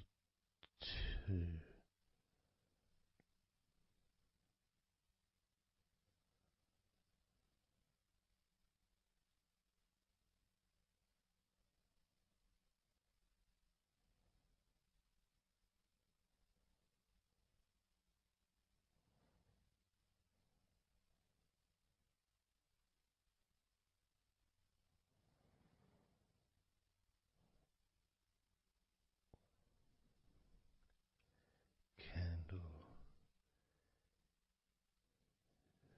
51.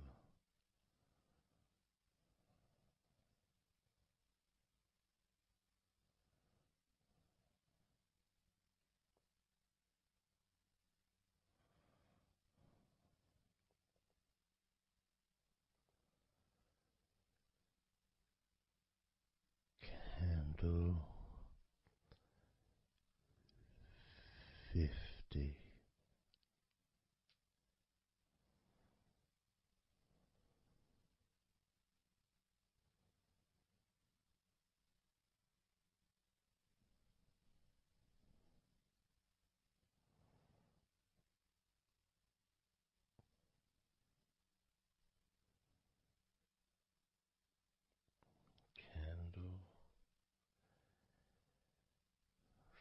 49.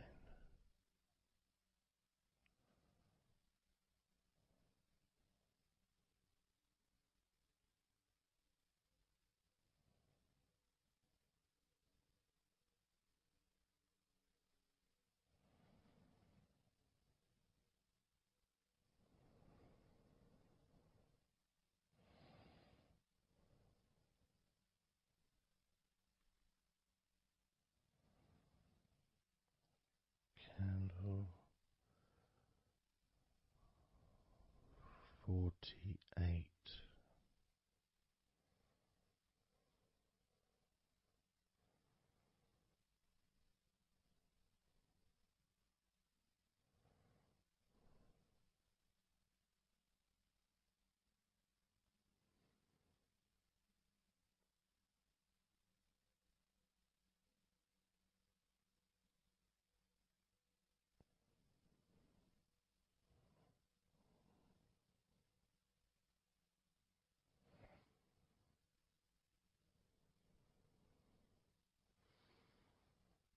Candle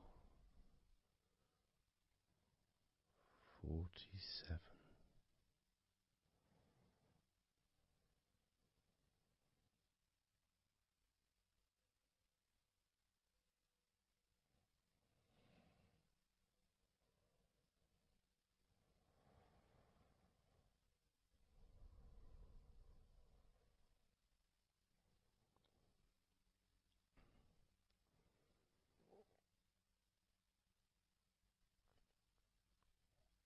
Candle 46.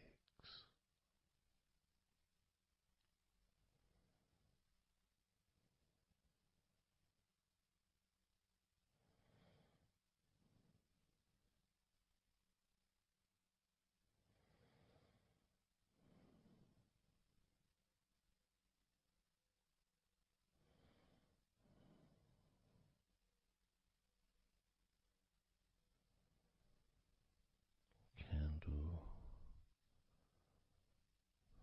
45.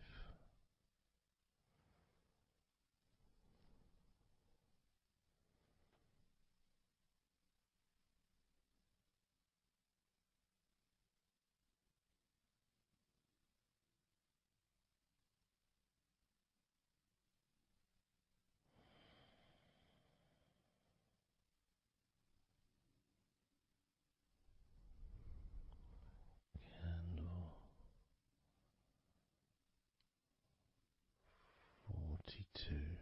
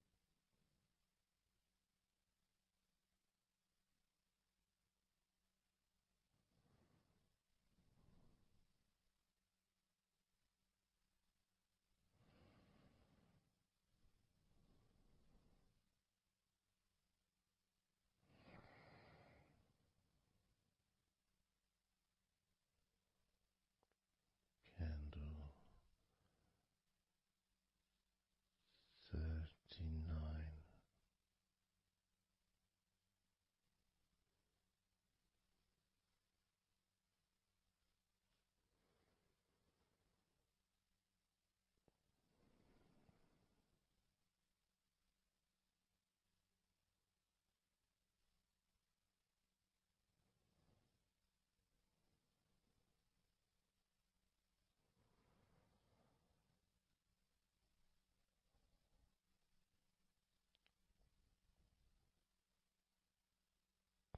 Candle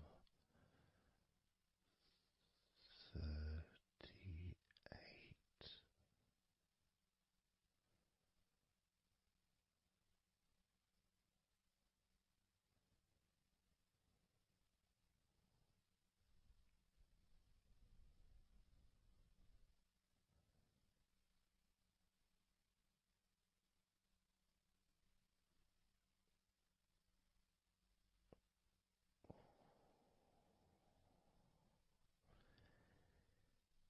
Candle 37.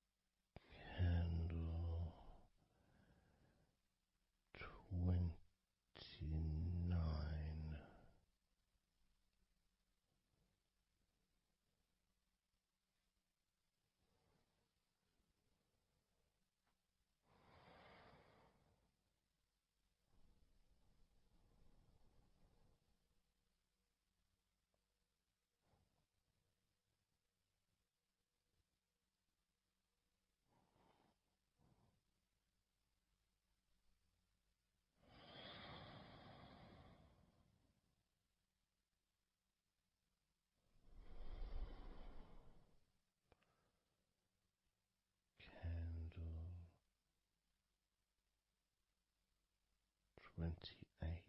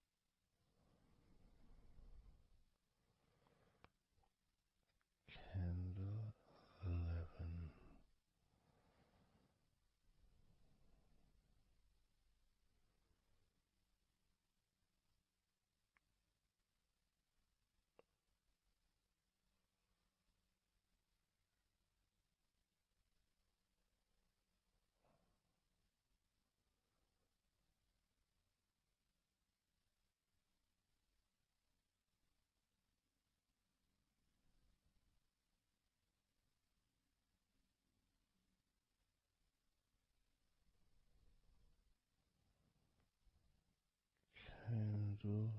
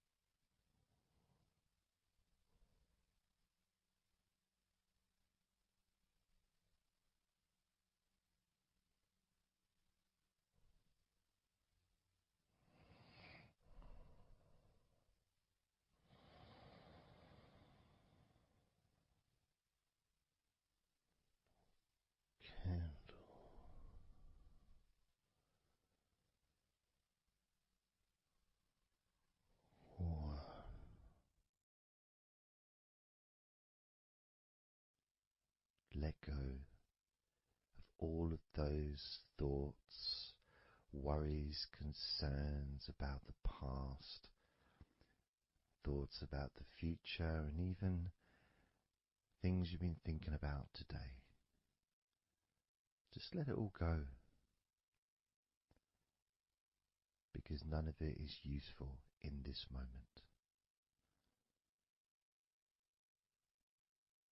This is your opportunity to just focus on feeling relaxed, allowing yourself to get in touch with that natural sense of peace that we all have within us. It's available for everyone. It just sometimes takes a little bit of effort to set up the right time and place in order for you to just let go. Because when you do decide to let go and relax, that's what your body starts to do. Because you've chosen to just allow your body to unwind, and your mind starts to slow down. And it's a nice feeling. It's a nice feeling at the beginning just to know that you have chosen to decide to relax deeply. And because you've made that decision, your body will just follow suit. Because sometimes all the muscles in your body need is just permission from you to relax. Because so often we're busy, we're going from here to there, we're walking around and we're doing stuff, and the body doesn't have any time or space to really relax deeply. So it kind of waits for you to lead the way, waits for your permission. And when you do give your permission, when you give the say-so, when you say, okay, it's time for your body to let go completely and relax totally, your body just follows. It's almost like a breath of relief. Ah, good, I can now relax. That feeling at the end of a day, of a very physical day that you may experience in the past, where you get home and you just sit down on a chair, maybe you kick your shoes off, and feels so nice, knowing that you don't have to get up again for a little while at least. And if you choose, you can just sit there for maybe an hour or two. And it feels blissful. And just by sitting down like that, your body knows that it's time to relax. Your body has been given permission from you, because it's a mindset. In your mind, you're prepared to let go of everything and just completely allow all the stress of your body to evaporate, tensions can just gradually vanish.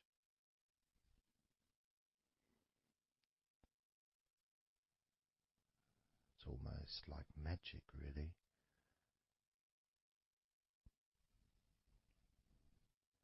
because that sense of relaxation in your body is a very natural state.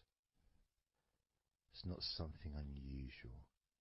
It may feel unusual when you first start to relax if you haven't really spent a lot of time focusing and giving yourself this space to let go completely and relax. It may seem almost alien, but it isn't. It's actually the most natural thing in the world to let go completely, to relax totally. The most natural thing in the world to allow yourself to feel really calm in your mind. And it is almost like a literal unwinding. It's like you press a button and all the tension just releases. And it's like a wheel, like a cog, like the inside of a clock just unwinding. And it's almost like you could see the little wind up knob that's used just going the opposite way that you would use to wind it up. And the energy, that frenetic, stressful energy, gradually winding down, losing its power, losing its strength, as the sense of relaxation becomes stronger and deeper.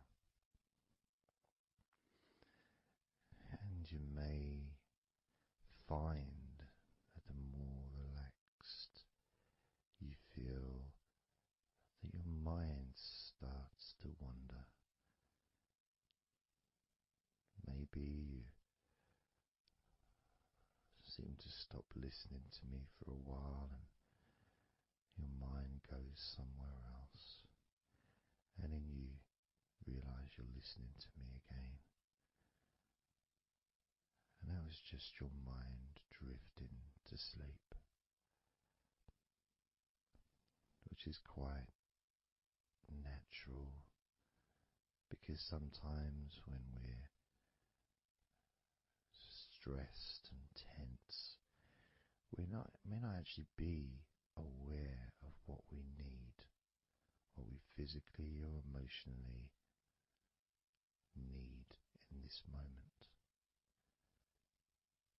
But when you allow your body and mind to relax completely, and you let go of all thoughts, concerns, worries, ideas, all letting them go, allowing them to drop onto the floor.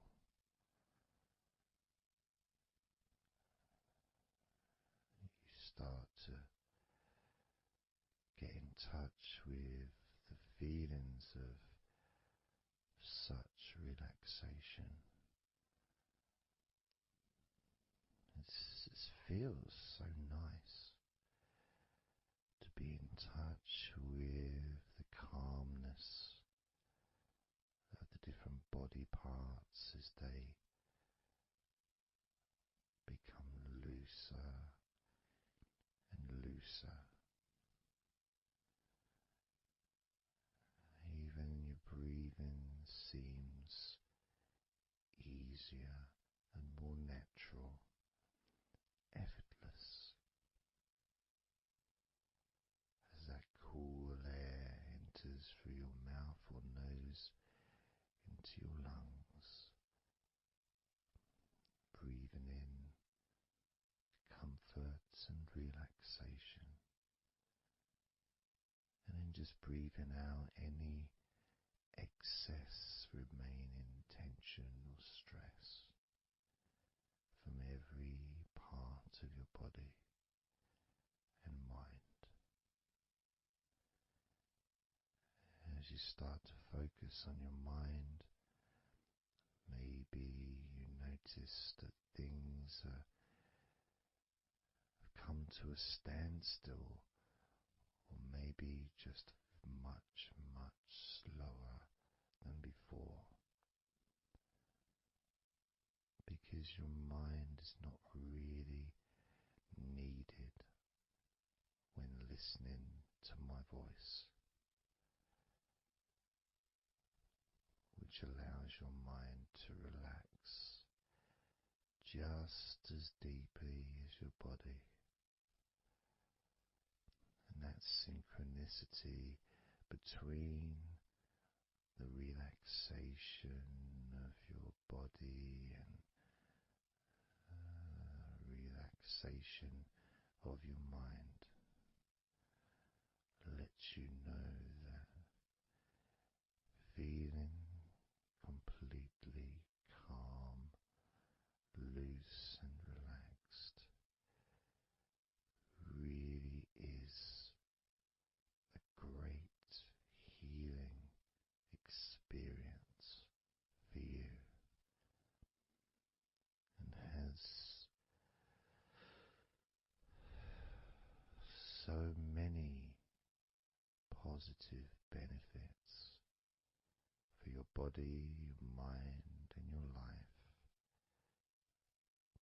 to be able to let go of everything and to relax completely in all parts of your body and mind. Even your bones are relaxed. All your muscles are relaxed.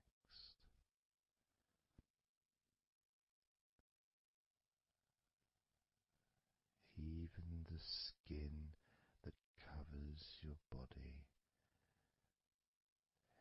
is relaxed. Every hair that you have is also deeply relaxed.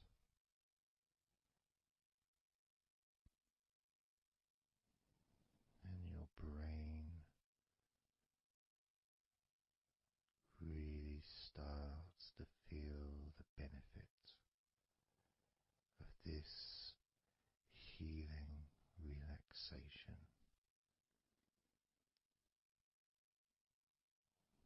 And as you focus on the inside of your scalp where your brain is, you can start to realize and notice the benefits of your brain relaxing deeply. And as your brain continues to relax, it sends those messages to the rest of your body and your mind to really relax even more deeply, relaxing even more completely, letting go of any remaining thoughts or concerns. Allow them just to drop onto the floor, because they're no longer necessary in this moment, this moment of deep relaxation and calmness, filling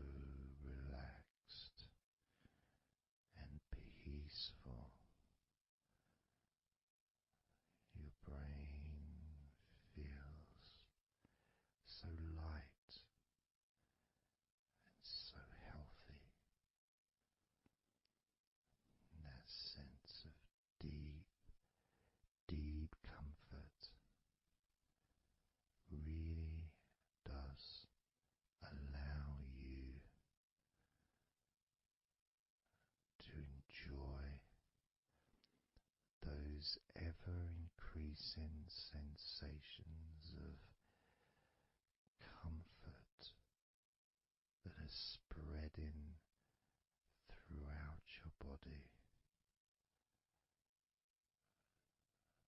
relaxing each and every muscle of your body even deeper, even deeper, much more deeper than before, much more comfort spreading through your body and your mind,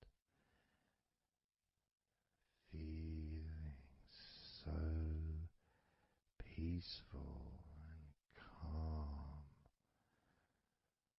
so very, very peaceful in every part of your body, letting go of everything,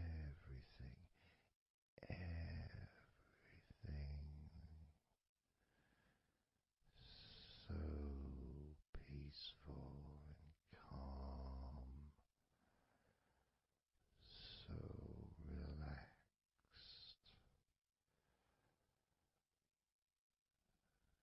With every second that passes, you feel deeper and deeper relaxed, deeper and deeper relaxed, calm, so calm, peaceful, so very peaceful, from your head down to your toes, such peace and comfort growing all the time, such peace and comfort spreading through your body and mind, deeper and deeper, such comfort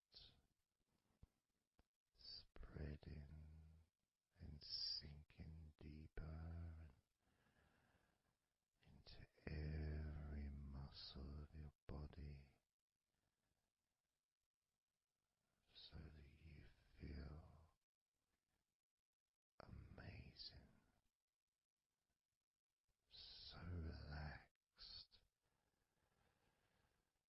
so peaceful, so relaxed and peaceful, letting go of everything.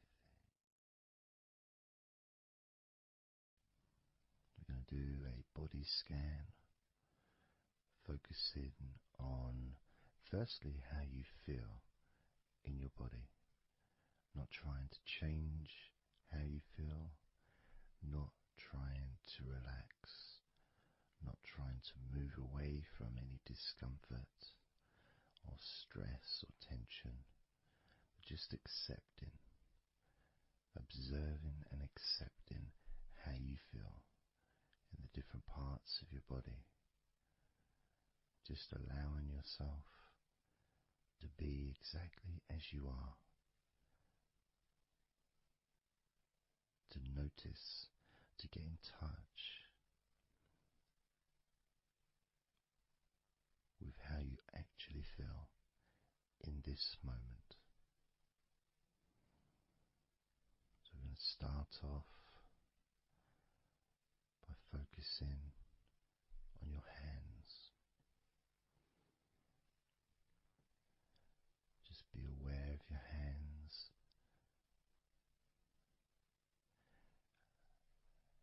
I'd like you to move your hands around. Just maybe move your fingers a little bit,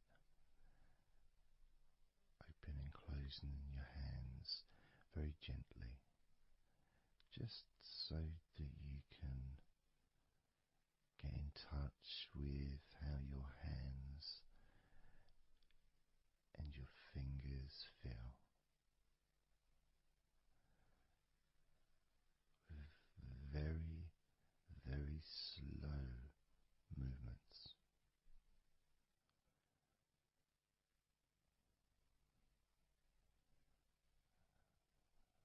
Focusing now on your feet. And if you can, just do kind of an equivalent with your feet as you've just done with your hands. Maybe turning your ankles, moving your feet around, moving your toes gently, but only very gently and very slowly, noticing how your feet feel in this moment.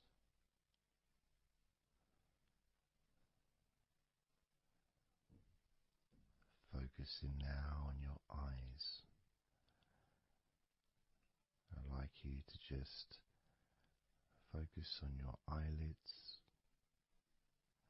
Maybe you can open and close your eyes a couple of times to really get in touch with how you feel when you do close your eyes. The muscle changes in your eyes when you do close them. Maybe raising your eyebrows, which stretches the tops of your eyes. Perhaps squinting your eyes, scrunching up your eyes, just so you can really get in touch with all aspects of how your eyes feel right now.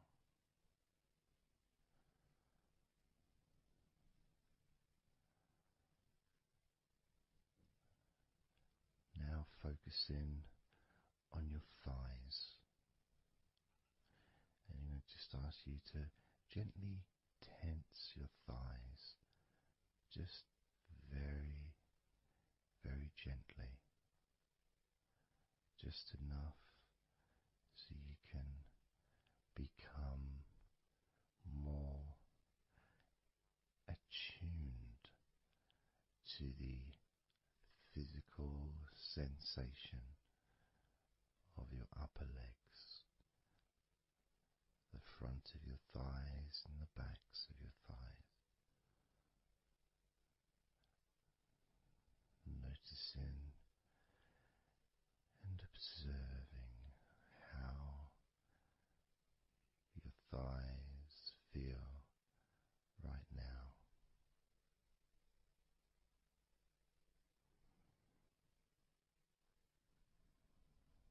Moving your focus to the back of your neck. Just noticing the back of your neck, the muscles. Of course, they lead to the side of your neck. They also lead to the top of your back, which lead to your shoulders. So as you focus on the back of your neck, maybe you can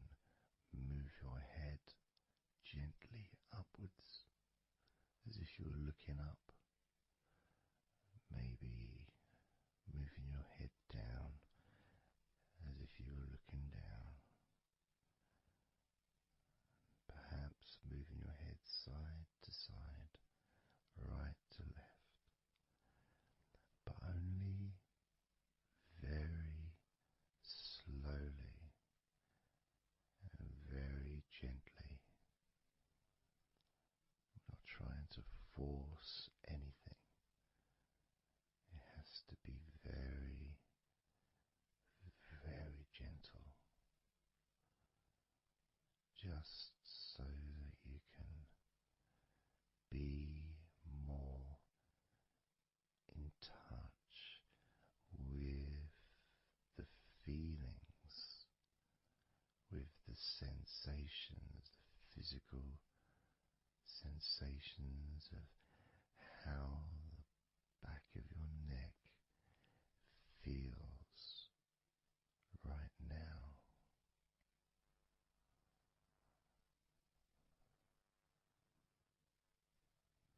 As we now focus on the tops of your arms, the parts where your biceps and your triceps are, between your elbow and your shoulders. As you focus on those parts, the tops of your arms, you may like to just tense them, but very, very gently and slowly, so you're not straining or putting any pressure whatsoever on your arms. It's just so that you can gain more of a sense of how your upper arms are feeling in this moment,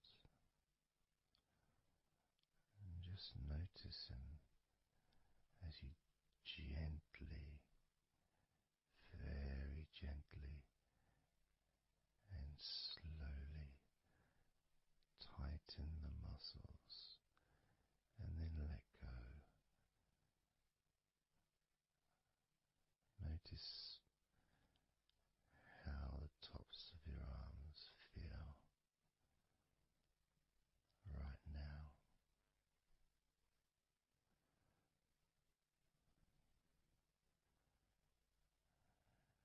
As we now focus on your stomach, the area, the lower abdomen area below your belly button, moving all the way down to your hips, just above your groin.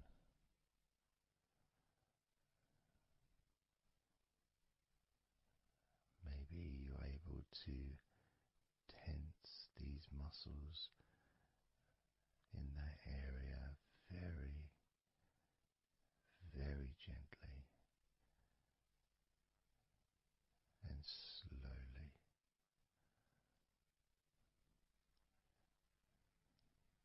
If that's a difficult thing to do, then maybe you can just move your body,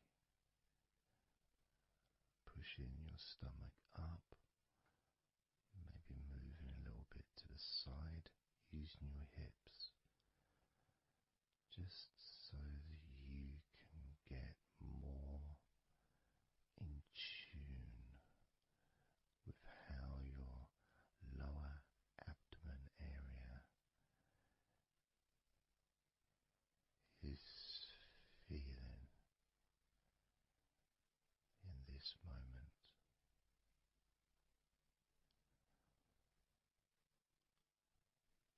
Just noticing the physical sensations of your lower abdomen.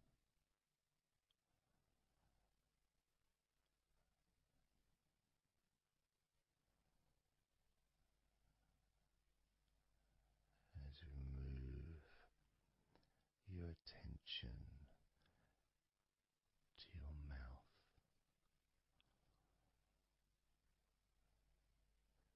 noticing your lips and inside your mouth, your teeth, your gums, your tongue.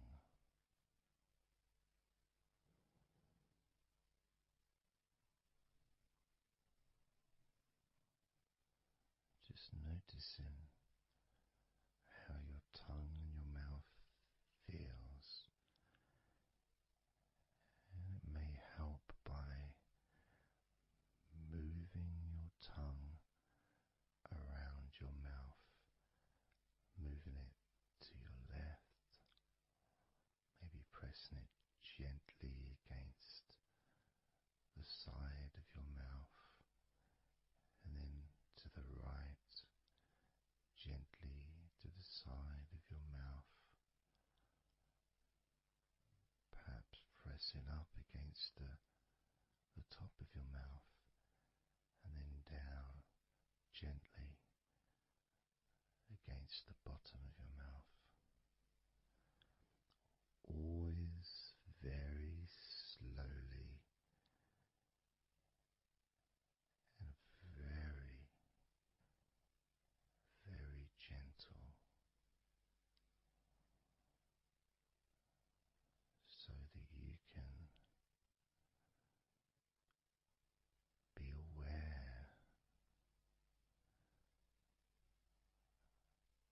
of how you feel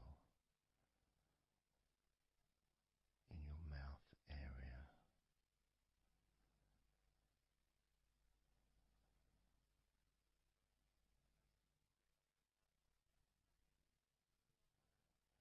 Now we're going to focus on your wrists.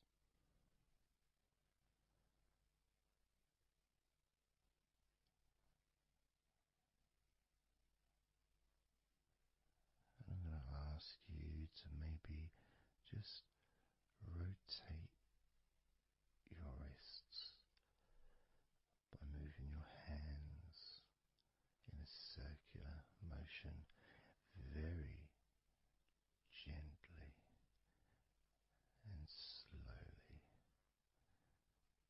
just so that you can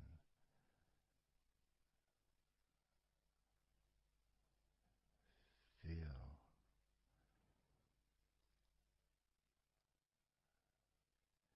the sensations that you are currently experiencing in your wrists. Perhaps moving your hands up and down, again very, very gently and slowly.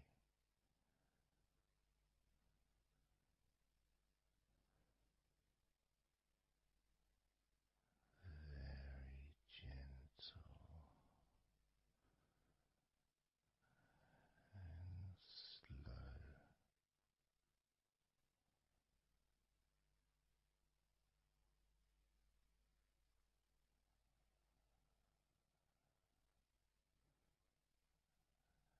As we now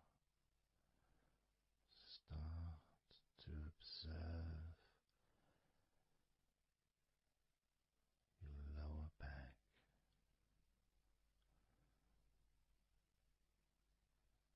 that back part is just above your hips, where your coccyx are,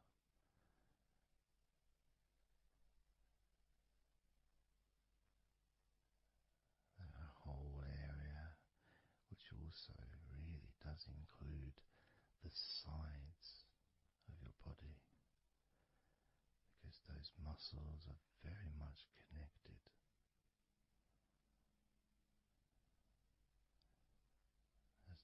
muscles also move into your hip area, connecting to your buttocks, the sides of your hips.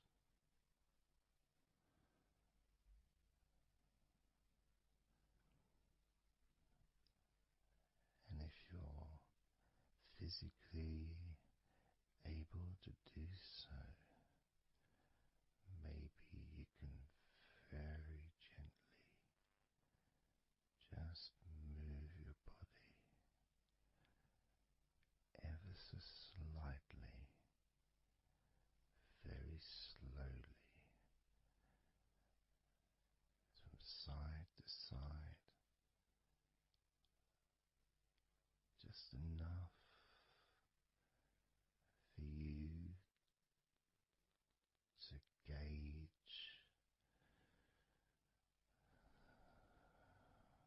how you feel in your lower back.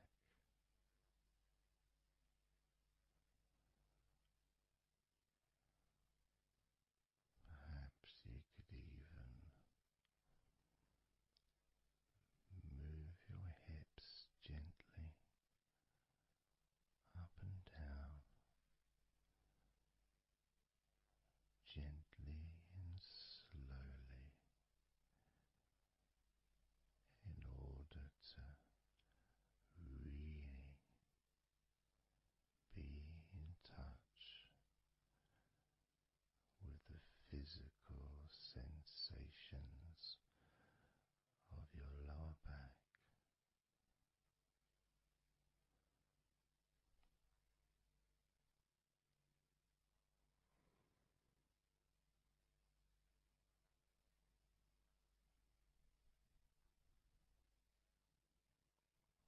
As we now move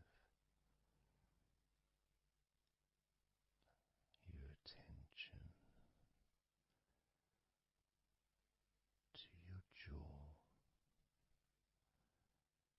that area from your chin all the way up to near where your ears are, the whole of your jaw.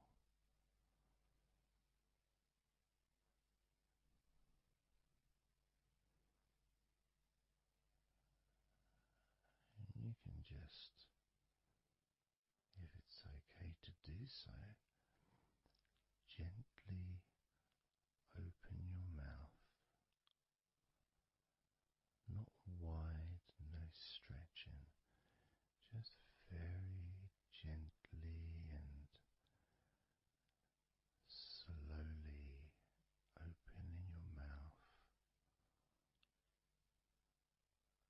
and closing your mouth very gently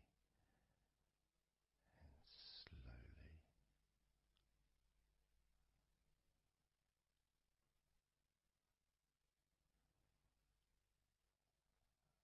So you can be in touch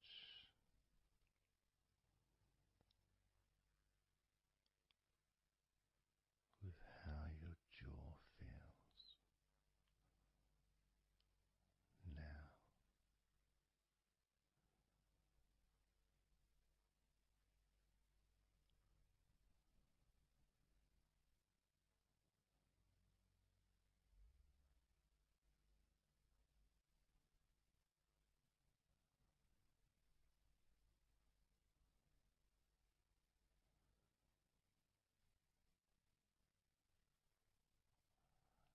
Noticing now your chest area.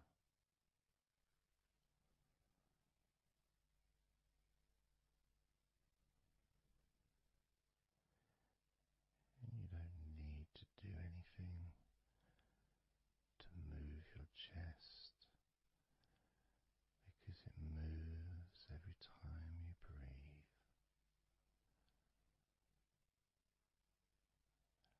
And it moves very gently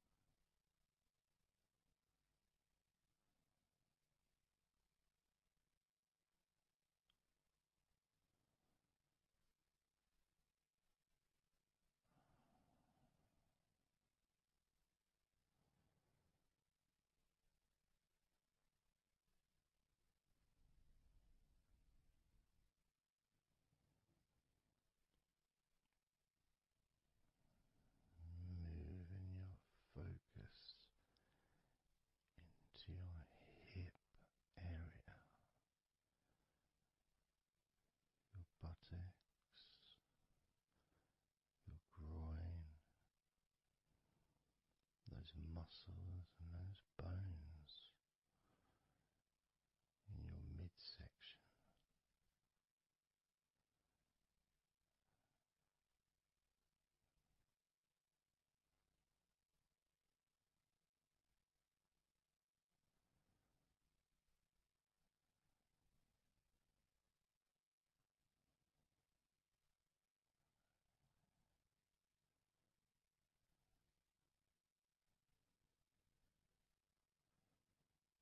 Just noticing how your hips feel right now.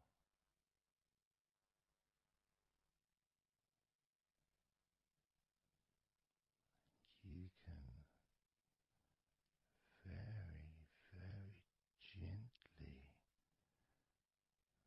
move your hips,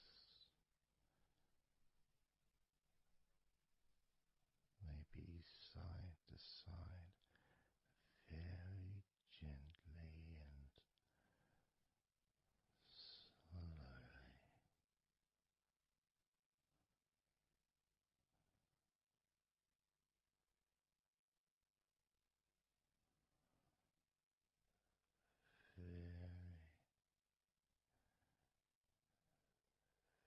Very,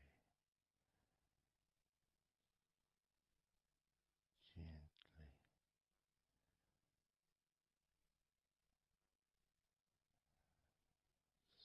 softly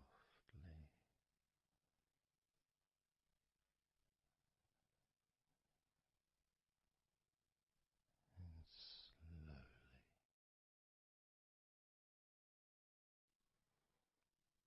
Everything starts to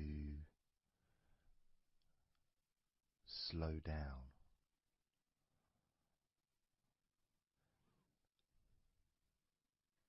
including the thoughts in your mind, and your mind itself just starts to gradually, it doesn't have to be instant, but just gradually starting to, it's almost like time is stretching.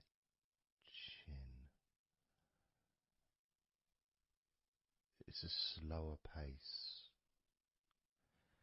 to maybe what you're used to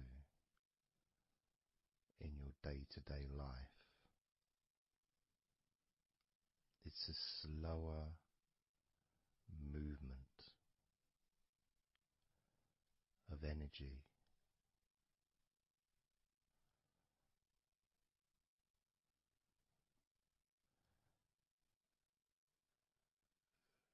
Very small movements which make up the larger movements, which is always the case. You know, when you move your hand, it might seem like it's one movement, but it's lots of minute different muscles moving in accordance with each other, and what happens in this space that we're sharing is we move from that big movement into those smaller movements.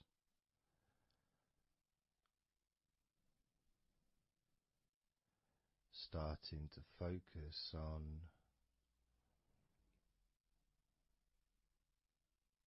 how your body feels, but not just as a whole, not just, oh, I'm feeling this way, I'm feeling stressed or tense, or I'm feeling relaxed and calm, I'm feeling this way, I'm feeling that way.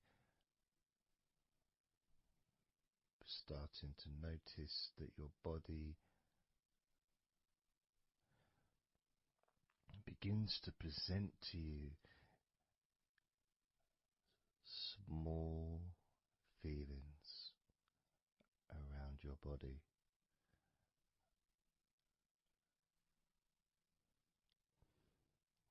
Small physical sensations in your legs, whether pleasurable or not.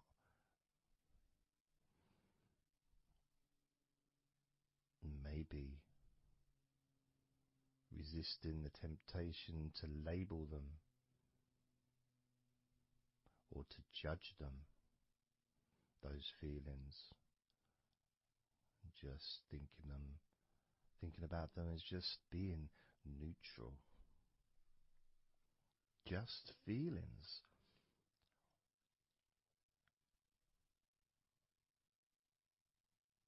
Not being particularly concerned, but just noticing what your body is telling you.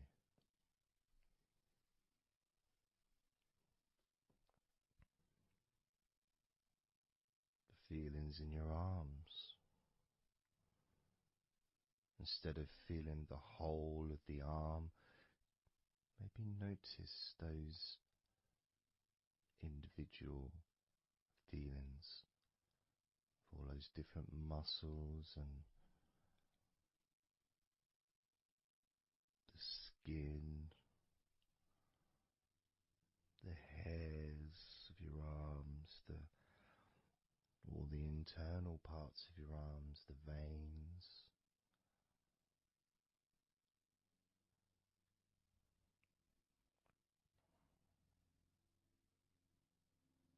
the bones. Just being aware of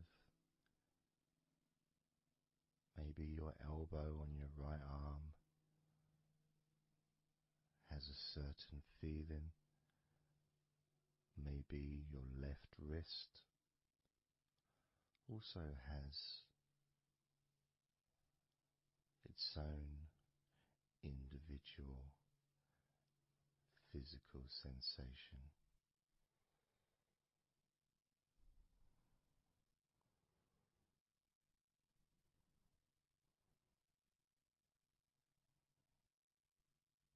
What about your forearm on your right arm?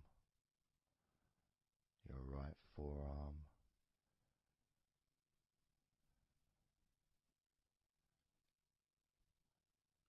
There may not be any particular feeling that you could even give a name to. May not feel like anything other than just a feeling. You know, it's there.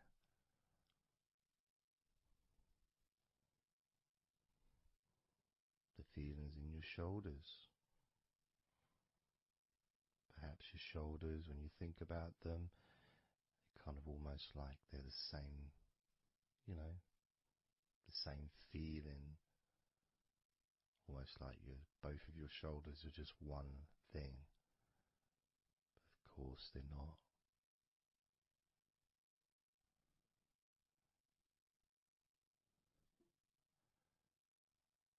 And when you focus on your left shoulder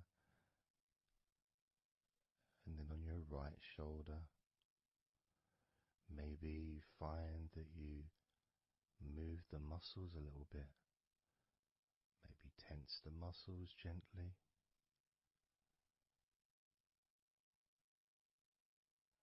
Noticing the difference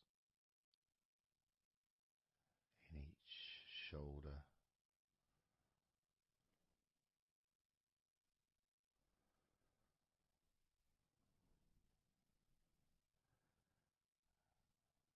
Your lower back.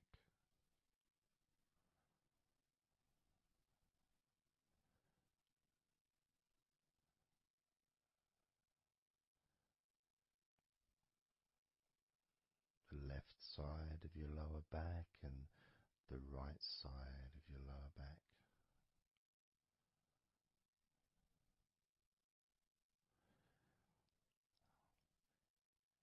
course, that connection to your buttocks and to your hips.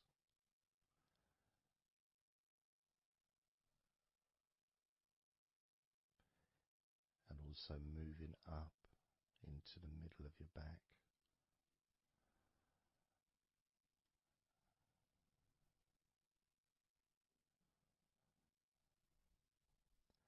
And sometimes, like right now actually, when I focus on that part, when I focused on my buttocks, and then I focused on the middle of my back, it almost felt like the muscles in my lower back were being stretched very gently, but just stretched a little bit, even though I wasn't doing anything to try to stretch your lower back. It just seemed to happen. The feeling of very gently stretching your lower back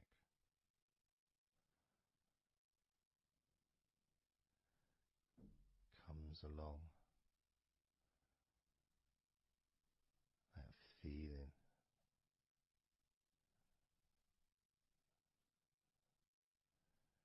in your chest.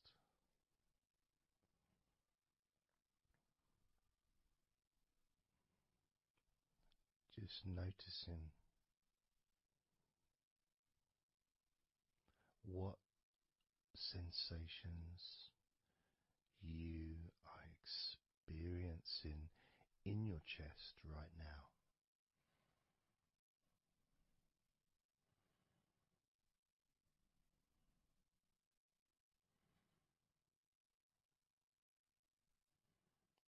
And there's so much of the chest. Obviously there's the collarbone leading to the chest. You've got the chest bone. You've got the muscles in your chest. And of course, if you're female, there's possibly the breasts. If you're male, you've got the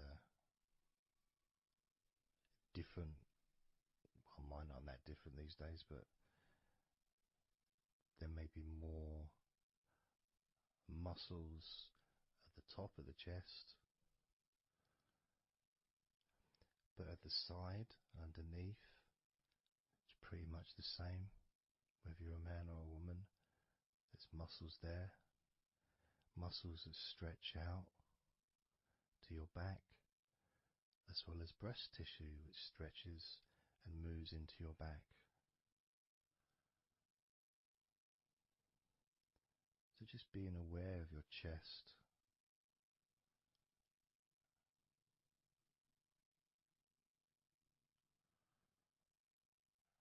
being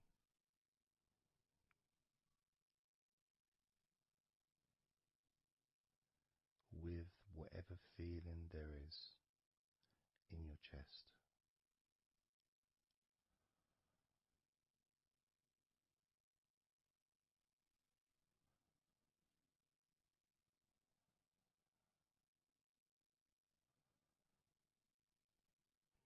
And when I notice that I focus on my chest, I feel it in my back, my upper back. I mean, I guess the obvious reason would be because, I breathe in,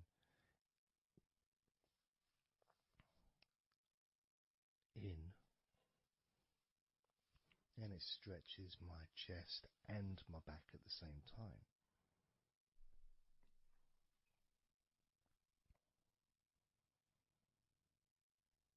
Yeah, it feels okay.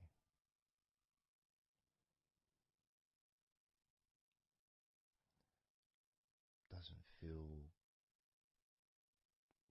I got a little bit of pain in my right chest. A little bit, not pain, but little discomfort, maybe stiffness possibly. I don't know. I notice my shoulders are also wanting to flex for some reason. I think that's probably part of my upper back.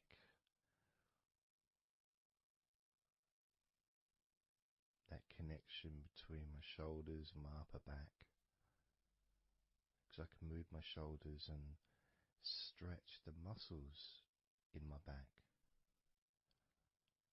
Moving the shoulders backwards or up, which then moves I think it's the scapulars in your back.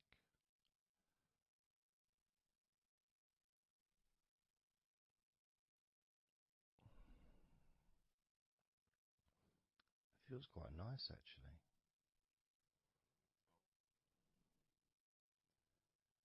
The good thing about this is you can, if you want to, you can just flex or stimulate the various muscles in your body gently in order to get more of a sense of how they feel.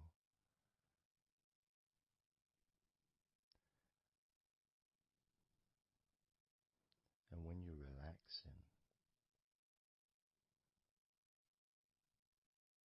when you do tense a muscle and you let it go and you let it relaxes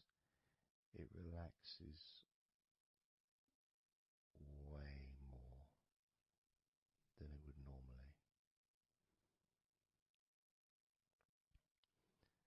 But you have to feel that you're able to do that. There's no point doing it if there's an issue with a part of your body.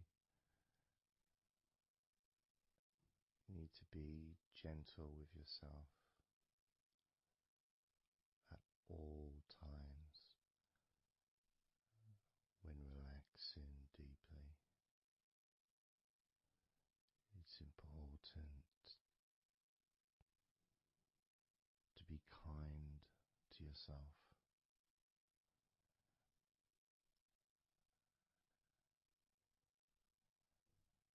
As you notice your mind,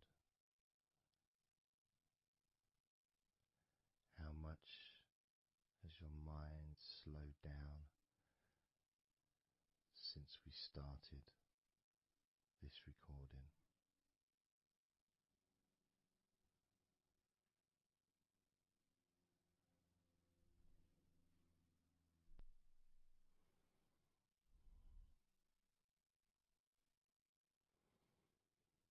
How calm and peaceful is your mind right now?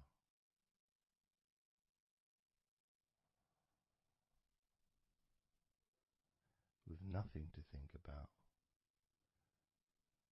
and just my voice to listen to, because you know the intention behind this recording is relaxation. At the very least, for you to feel more relaxed at the end of the recording than you did at the beginning.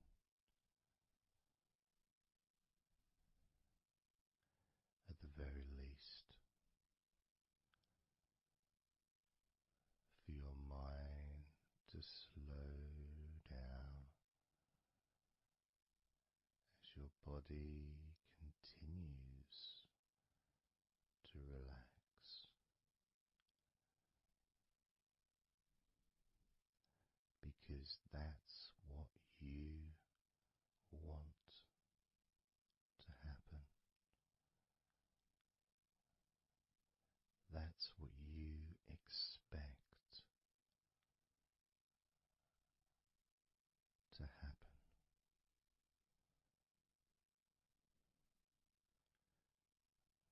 For relaxation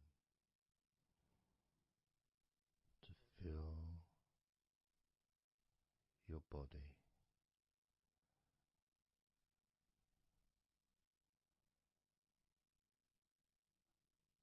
Maybe calming your mind to the point of boredom when you start maybe to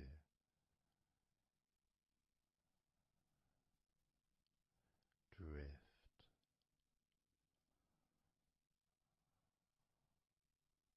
away.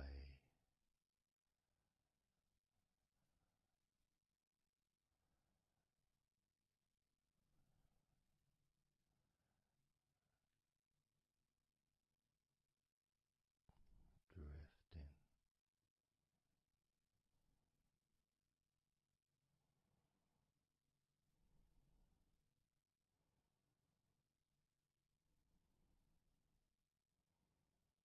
It's almost as if you're moving further away from your body and your mind, just leaving that there.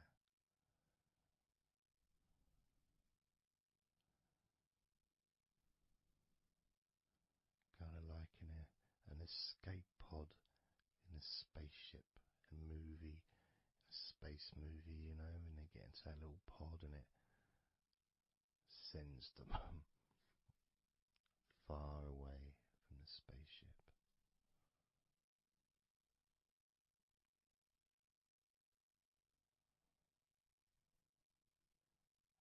Safe to dream.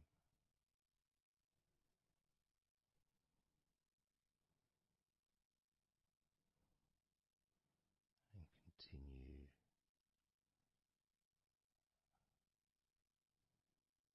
to relax.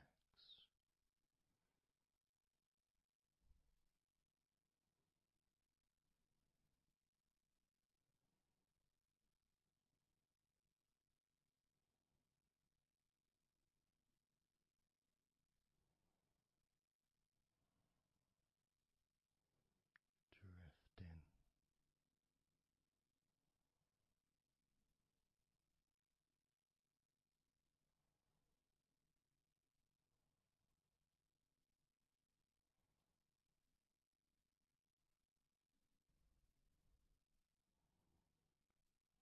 So slow.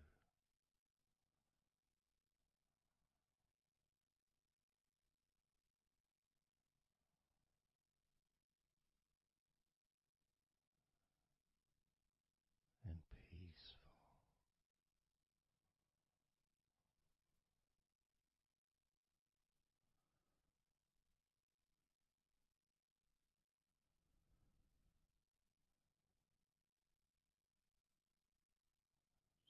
So relaxed.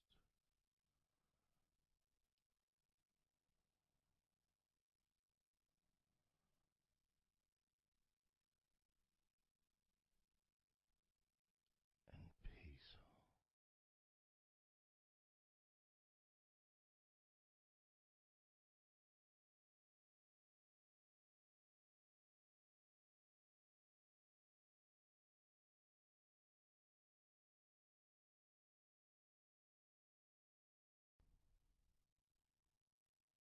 And focusing on the feeling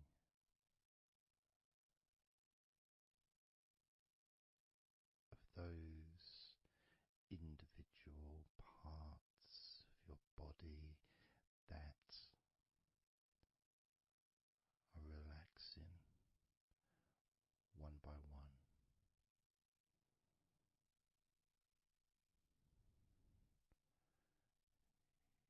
You may find that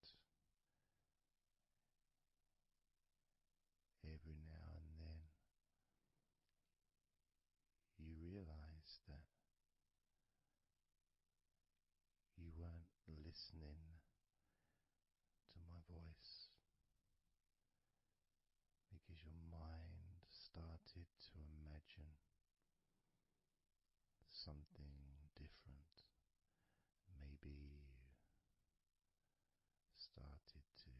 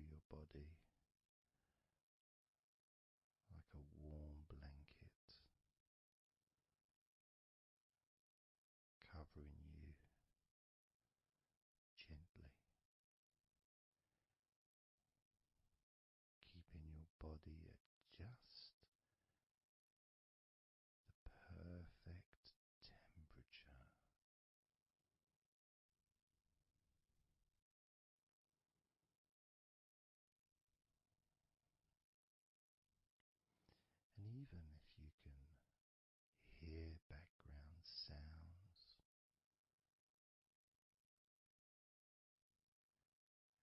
they just don't seem to matter anymore.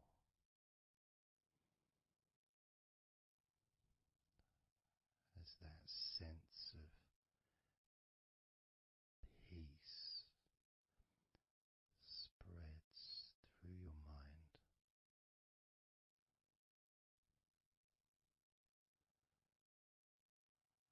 like a gentle breeze, yet strong enough to blow away all negativity, strong enough to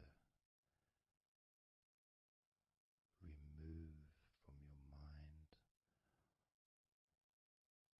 any anxiety or stress that was there before.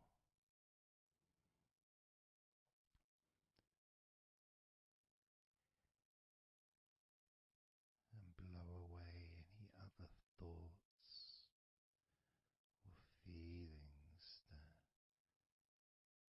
just don't fit with the sense of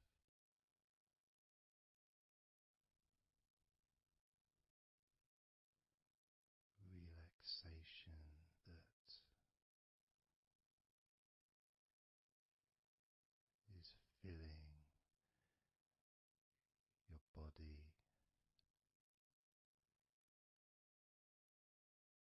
and your mind.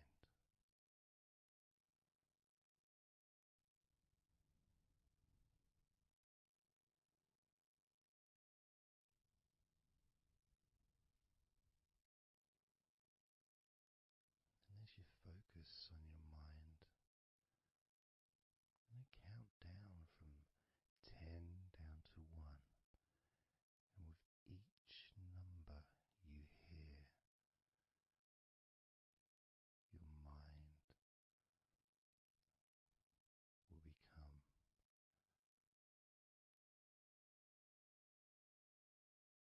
slightly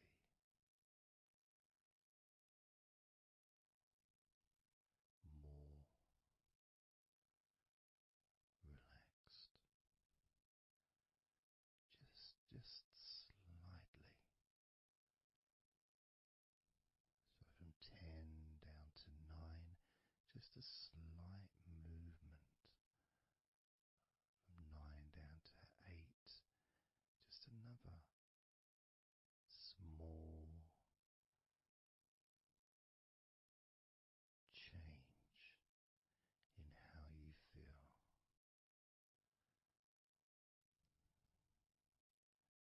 8 down to 7, that feeling is a gap, almost like a gap that starts to get wider. The gap between those feelings that you used to have in your mind compared to the feelings you have that are growing now. Feelings of comfort and security and confidence. And that gap becomes wider. 8 down to 7, 7 down to 6.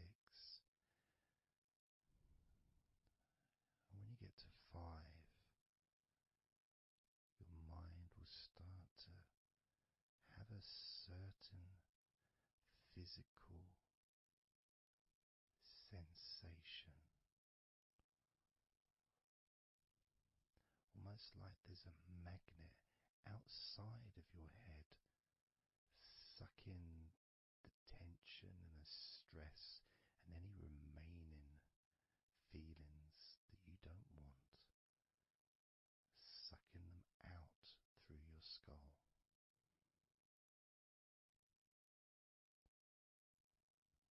And then down to 4, you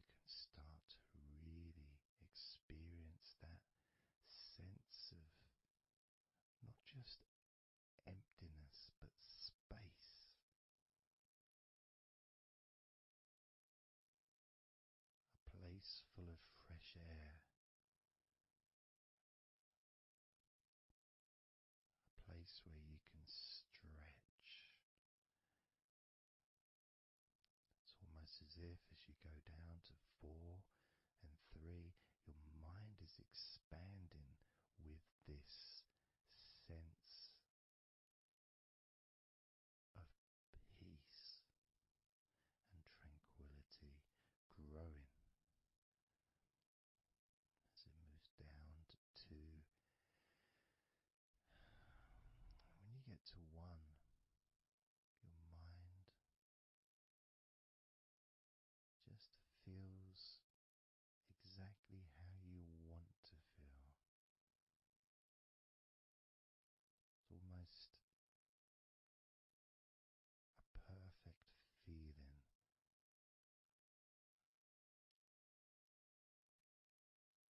Maybe a sensation that you'd like to keep. A place that's safe where nothing can affect you at all.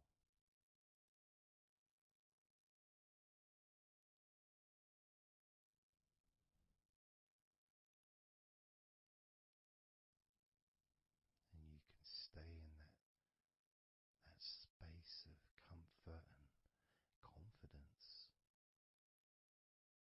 confident in your own ability to create this space and this feeling of comfort within your own mind, just by counting from 10 down to 1. And this is something that you can do yourself when you're on your own. A time when you can maybe sit down, maybe just for a few minutes. Close your eyes and just count slowly from 10 down to 1.